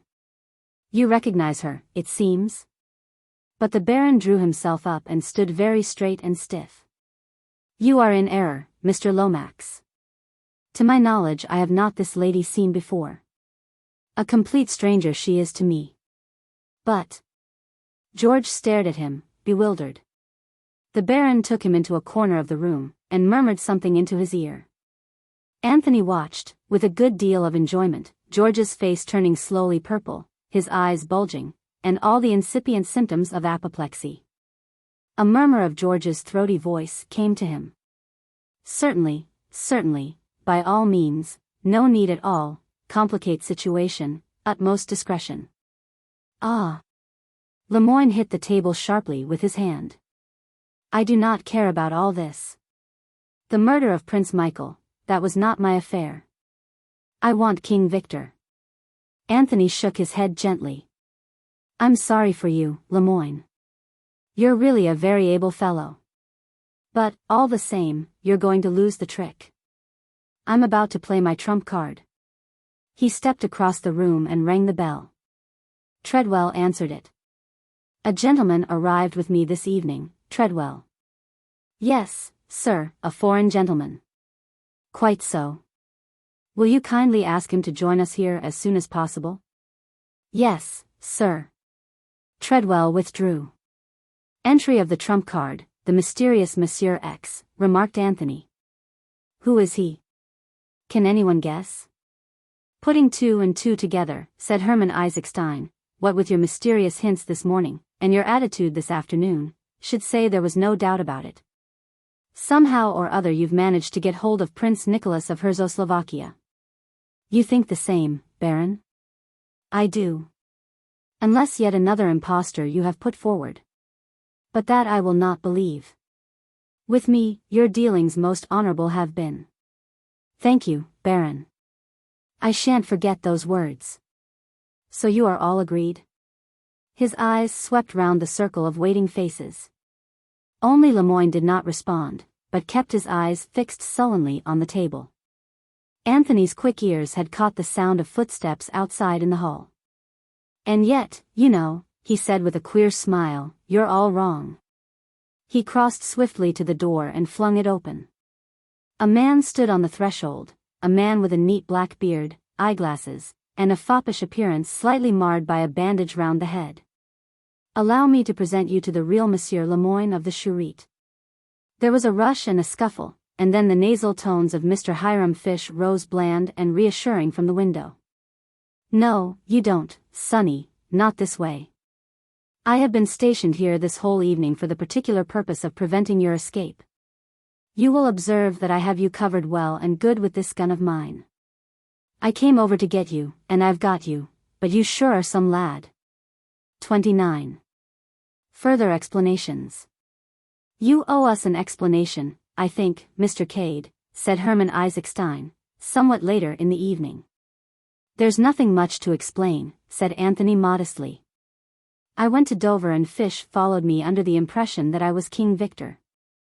We found a mysterious stranger imprisoned there, and as soon as we heard his story we knew where we were. The same idea again, you see. The real man kidnapped, and the false one, in this case King Victor himself, takes his place. But it seems that Battle here always thought there was something fishy about his French colleague, and wired to Paris for his fingerprints and other means of identification. Ah, cried the Baron. The fingerprints. The Bertillon measurements that scoundrel talked about? It was a clever idea, said Anthony. I admired it so much that I felt forced to play up. Besides, my doing so puzzled the false Lemoyne enormously. You see, as soon as I had given the tip about the rose, and where the jewel really was, he was keen to pass on the news to his accomplice, and at the same time to keep us all in that room. The note was really to Mademoiselle Brunn. He told Treadwell to deliver it at once, and Treadwell did so by taking it upstairs to the schoolroom. Lemoyne accused me of being King Victor, by that means creating a diversion and preventing anyone from leaving the room. By the time all that had been cleared up and we adjourned to the library to look for the stone, he flattered himself that the stone would be no longer there to find. George cleared his throat. I must say, Mr. Cade, he said pompously, that I consider your action in that matter highly reprehensible. If the slightest hitch had occurred in your plans, one of our national possessions might have disappeared beyond the hope of recovery. It was foolhardy, Mr. Cade, reprehensibly foolhardy. I guess you haven't tumbled to the little idea, Mr. Lomax, said the drawling voice of Mr. Fish. That historic diamond was never behind the books in the library. Never? Not on your life. You see, explained Anthony, that little device of Count Stilptich's stood for what it had originally stood for, a rose. When that dawned upon me on Monday afternoon, I went straight to the rose garden. Mr. Fish had already tumbled to the same idea. If, standing with your back to the sundial, you take 7 paces straight forward, then 8 to the left and 3 to the right, you come to some bushes of a bright red rose called Richmond. The house has been ransacked to find the hiding place, but nobody has thought of digging in the garden. I suggest a little digging party tomorrow morning. Then the story about the books in the library. An invention of mine to trap the lady. Mr. Fish kept watch on the terrace, and whistled when the psychological moment had arrived. I may say that Mr. Fish and I established martial law at the Dover house, and prevented the comrades from communicating with the false Lemoyne.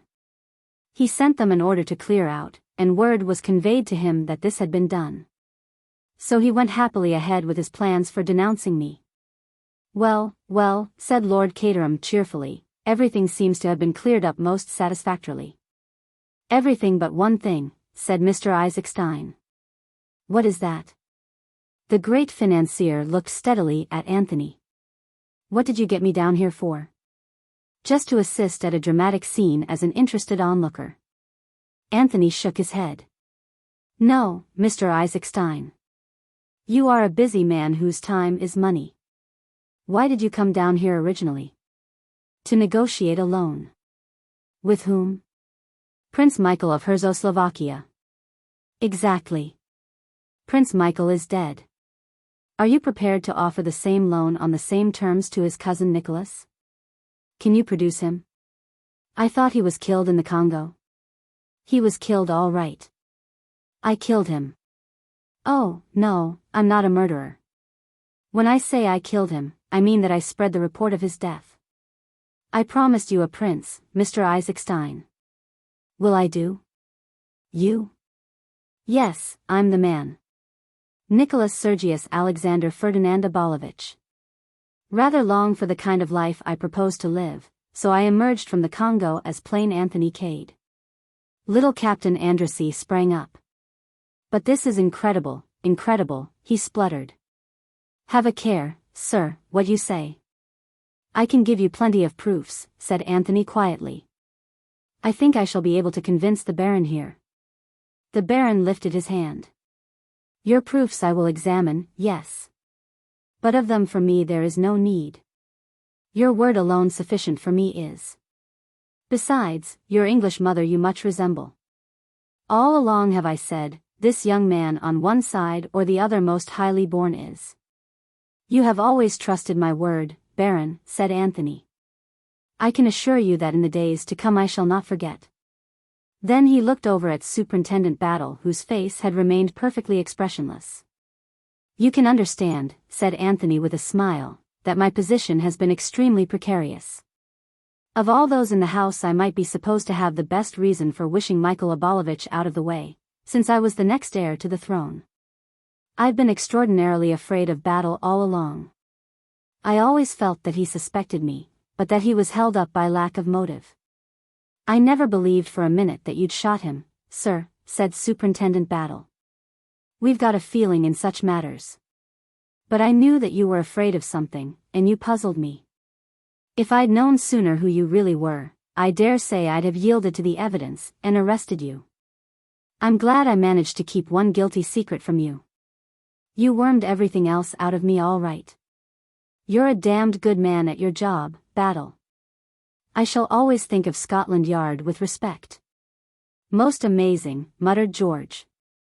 Most amazing story I ever heard. I can really hardly believe it. You are quite sure, Baron, that... My dear Mr. Lomax, said Anthony, with a slight hardness in his tone, I have no intention of asking the British Foreign Office to support my claim without bringing forward the most convincing documentary evidence. I suggest that we adjourn now, and that you, the Baron, Mr. Isaacstein and myself discuss the terms of the proposed loan. The Baron rose to his feet, and clicked his heels together. It will be the proudest moment of my life, sir, he said solemnly, when I see you King of Herzoslovakia. Oh, by the way, Baron, said Anthony carelessly, slipping his hand through the other's arm, I forgot to tell you. There's a string tied to this. I'm married, you know. The Baron retreated a step or two. Dismay overspread his countenance. Something wrong I knew there would be, he boomed. Merciful God in heaven. He has married a black woman in Africa. Come, it's not so bad as all that, said Anthony, laughing. She's white enough, white all through, bless her. Good. A respectable morganatic affair it can be, then. Not a bit of it. She's to play queen to my king. It's no use shaking your head. She's fully qualified for the post. She's the daughter of an English peer who dates back to the time of the Conqueror. It's very fashionable just now for royalties to marry into the aristocracy, and she knows something of Herzoslovakia. My God, cried George Lomax, startled out of his usual careful speech. Not, Virginia Revel? Yes, said Anthony. Virginia Revel. My dear fellow, cried Lord Caterham, sir, I congratulate you, I do indeed. A delightful creature. Thank you, Lord Caterham, said Anthony. She's all you say and more. But Mr. Isaacstein was regarding him curiously. You'll excuse my asking your highness, but when did this marriage take place? Anthony smiled back at him. As a matter of fact, he said, I married her this morning. 30. Anthony signs on for a new job. If you will go on, gentlemen, I will follow you in a minute, said Anthony. He waited whilst the others filed out, and then turned to where Superintendent Battle was standing apparently absorbed in examining the paneling. Well, Battle? Want to ask me something, don't you? Well, I do, sir, though I don't know how you knew I did. But I always marked you out as being specially quick in the uptake. I take it that the lady who is dead was the late Queen Varaga? Quite right, Battle. It'll be hushed up, I hope. You can understand what I feel about family skeletons. Trust Mr. Lomax for that, sir. No one will ever know. That is, a lot of people will know, but it won't get about. Was that what you wanted to ask me about? No, sir, that was only in passing. I was curious to know just what made you drop your own name, if I'm not taking too much of a liberty. Not a bit. I'll tell you. I killed myself from the purest motives, Battle. My mother was English, I'd been educated in England, and I was far more interested in England than in Herzoslovakia. And I felt an absolute fool knocking about the world with a comic opera title tacked onto me. You see, when I was very young, I had democratic ideas. Believed in the purity of ideals, and the equality of all men. I especially disbelieved in kings and princes. And since then? Asked Battle shrewdly. Oh, since then, I've traveled and seen the world. There's damned little equality going about. Mind you, I still believe in democracy. But you've got to force it on people with a strong hand, ram it down their throats. Men don't want to be brothers, they may someday, but they don't now. My final belief in the brotherhood of man died the day I arrived in London last week, when I observed the people standing in a tube train resolutely refuse to move up and make room for those who entered. You won't turn people into angels by appealing to their better natures just yet a while, but by judicious force you can coerce them into behaving more or less decently to one another to go on with. I still believe in the brotherhood of man, but it's not coming yet a while. Say another 10,000 years or so. It's no good being impatient. Evolution is a slow process. I'm very interested in these views of yours, sir, said Battle with a twinkle. And if you'll allow me to say so, I'm sure you'll make a very fine king out there. Thank you, Battle, said Anthony with a sigh. You don't seem very happy about it, sir. Oh, I don't know. I dare say it will be rather fun. But it's tying oneself down to regular work. I've always avoided that before. But you consider it your duty, I suppose, sir? Good Lord, no. What an idea. It's a woman, it's always a woman, Battle. I'd do more than be a king for her sake. Quite so, sir. I've arranged it so that the Baron and Isaacstein can't kick. The one wants a king and the other wants oil. They'll both get what they want, and I've got, oh, Lord, Battle, have you ever been in love? I am much attached to Mrs. Battle, sir. Much attached to Mrs. Oh, you don't know what I'm talking about. It's entirely different. Excuse me, sir, that man of yours is waiting outside the window. Boris? So he is. He's a wonderful fellow. It's a mercy that pistol went off in the struggle and killed the lady. Otherwise Boris would have wrung her neck as sure as fate, and then you would have wanted to hang him. His attachment to the Abalovich dynasty is remarkable. The queer thing was that as soon as Michael was dead he attached himself to me, and yet he couldn't possibly have known who I really was. Instinct, said Battle. Like a dog. Very awkward instinct, I thought it at the time. I was afraid it might give the show away to you. I suppose I'd better see what he wants. He went out through the window. Superintendent Battle, left alone, looked after him for a minute, then apparently addressed the paneling. He'll do, said Superintendent Battle. Outside, Boris explained himself. Master, said he, and led the way along the terrace. Anthony followed him, wondering what was forward. Presently Boris stopped and pointed with his forefinger. It was moonlight, and in front of them was a stone seat on which sat two figures. He is a dog, said Anthony to himself. And what's more, a pointer. He strode forward. Boris melted into the shadows. The two figures rose to meet him. One of them was Virginia, the other. Hello, Joe, said a well-remembered voice. This is a great girl of yours. Jimmy McGrath, by all that's wonderful, cried Anthony. How in the name of fortune did you get here? That trip of mine into the interior went phut. Then some Dagos came monkeying round. Wanted to buy that manuscript off me. Next thing I as near as nothing got a knife in the back one night. That made me think that I'd handed you out a bigger job than I knew. I thought you might need help, and I came along after you by the very next boat. Wasn't it splendid of him? Said Virginia. She squeezed Jimmy's arm. Why didn't you ever tell me how frightfully nice he was? You are, Jimmy, you're a perfect dear. You two seem to be getting along all right, said Anthony. Sure thing, said Jimmy. I was snooping round for news of you, when I connected with this dame.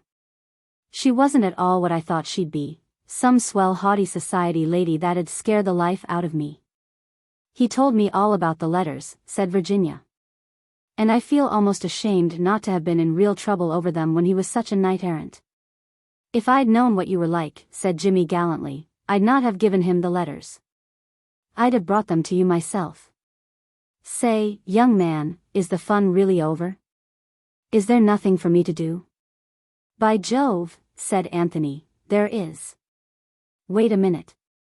He disappeared into the house. In a minute or two he returned with a paper package which he cast into Jimmy's arms. Go round to the garage and help yourself to a likely-looking car. Beat it to London and deliver that parcel at 17 Everdeen Square. That's Mr. Balderson's private address. In exchange he'll hand you £1,000. What? It's not the memoirs? I understood that they'd been burnt. What do you take me for? Demanded Anthony. You don't think I'd fall for a story like that, do you? I rang up the publishers at once, found out that the other was a fake call, and arranged accordingly. I made up a dummy package as I'd been directed to do. But I put the real package in the manager's safe and handed over the dummy. The memoirs have never been out of my possession. Bully for you, my son, said Jimmy. Oh, Anthony, cried Virginia. You're not going to let them be published? I can't help myself. I can't let a pal like Jimmy down. But you needn't worry. I've had time to wade through them, and I see now why people always hint that bigwigs don't write their own reminiscences but hire someone to do it for them. As a writer, Stilptich is an insufferable bore. He proses on about statecraft, and doesn't go in for any racy and indiscreet anecdotes. His ruling passion of secrecy held strong to the end. There's not a word in the memoirs from beginning to end to flutter the susceptibilities of the most difficult politician. I rang up Balderson today, and arranged with him that I'd deliver the manuscript tonight before midnight. But Jimmy can do his own dirty work now that he's here. I'm off, said Jimmy. I like the idea of that £1,000, especially when I'd made up my mind I was down and out. Half a second, said Anthony. I've got a confession to make to you, Virginia. Something that everyone else knows, but that I haven't yet told you. I don't mind how many strange women you've loved so long as you don't tell me about them. Women, said Anthony, with a virtuous air. Women indeed? You asked James here what kind of women I was going about with last time he saw me. Frumps, said Jimmy solemnly. Utter frumps. Not one a day under 45. Thank you, Jimmy, said Anthony, you're a true friend. No, it's much worse than that. I've deceived you as to my real name. Is it very dreadful? Said Virginia, with interest. It isn't something silly like Pobbles, is it? Fancy being called Mrs. Pobbles. You are always thinking the worst of me. I admit that I did once think you were King Victor, but only for about a minute and a half. By the way, Jimmy, I've got a job for you, gold prospecting in the rocky fastnesses of Czechoslovakia. Is there gold there? Asked Jimmy eagerly. Sure to be, said Anthony. It's a wonderful country. So you're taking my advice and going there? Yes, said Anthony. Your advice was worth more than you knew. Now for the confession. I wasn't changed at nurse, or anything romantic like that, but nevertheless I am really Prince Nicholas Abalovich of Czechoslovakia. Oh, Anthony, cried Virginia. How perfectly screaming. And I have married you. What are we going to do about it? We'll go to Czechoslovakia and pretend to be kings and queens. Jimmy McGrath once said that the average life of a king or queen out there is under 4 years. I hope you don't mind. Mind? Cried Virginia. I shall love it. Isn't she great? Murmured Jimmy. Then, discreetly, he faded into the night. A few minutes later the sound of a car was heard. Nothing like letting a man do his own dirty work, said Anthony, with satisfaction. Besides, I didn't know how else to get rid of him. Since we were married I've not had 1 minute alone with you. We'll have a lot of fun, said Virginia. Teaching the brigands not to be brigands, and the assassins not to assassinate, and generally improving the moral tone of the country. I like to hear these pure ideals, said Anthony. It makes me feel my sacrifice has not been in vain. Rot, said Virginia calmly, you'll enjoy being a king. It's in your blood, you know. You were brought up to the trade of royalty, and you've got a natural aptitude for it, just like plumbers have a natural bent for plumbing. I never think they have, said Anthony. But damn it all, don't let's waste time talking about plumbers. Do you know that at this very minute I'm supposed to be deep in conference with Isaacstein and Old Lollipop? They want to talk about oil. Oil, my God. They can just await my kingly pleasure. Virginia, do you remember my telling you once that I'd have a damned good try to make you care for me? I remember, said Virginia softly. But Superintendent Battle was looking out of the window. Well, he isn't now, said Anthony. He caught her suddenly to him, kissing her eyelids, her lips, the green gold of her hair. I do love you so, Virginia, he whispered, I do love you so. Do you love me? He looked down at her, sure of the answer. Her head rested against his shoulder, and very low, in a sweet shaken voice, she answered. Not a bit. You little devil, cried Anthony, kissing her again. Now I know for certain that I shall love you until I die. 31. Sundry details. Scene, Chimneys, 11 a.m. Thursday morning. Johnson, the police constable, with his coat off, digging. Something in the nature of a funeral feeling seems to be in the air. The friends and relations stand round the grave that Johnson is digging. George Lomax has the air of the principal beneficiary under the will of the deceased. Superintendent Battle, with his immovable face, seems pleased that the funeral arrangements have gone so nicely. As the undertaker, it reflects credit upon him. Lord Caterham has that solemn and shocked look which Englishmen assume when a religious ceremony is in progress. Mr. Fish does not fit into the picture so well. He is not sufficiently grave. Johnson bends to his task. Suddenly he straightens up. A little stir of excitement passes round. That'll do, Sonny, says Mr. Fish. We shall do nicely now. One perceives at once that he is really the family physician. Johnson retires.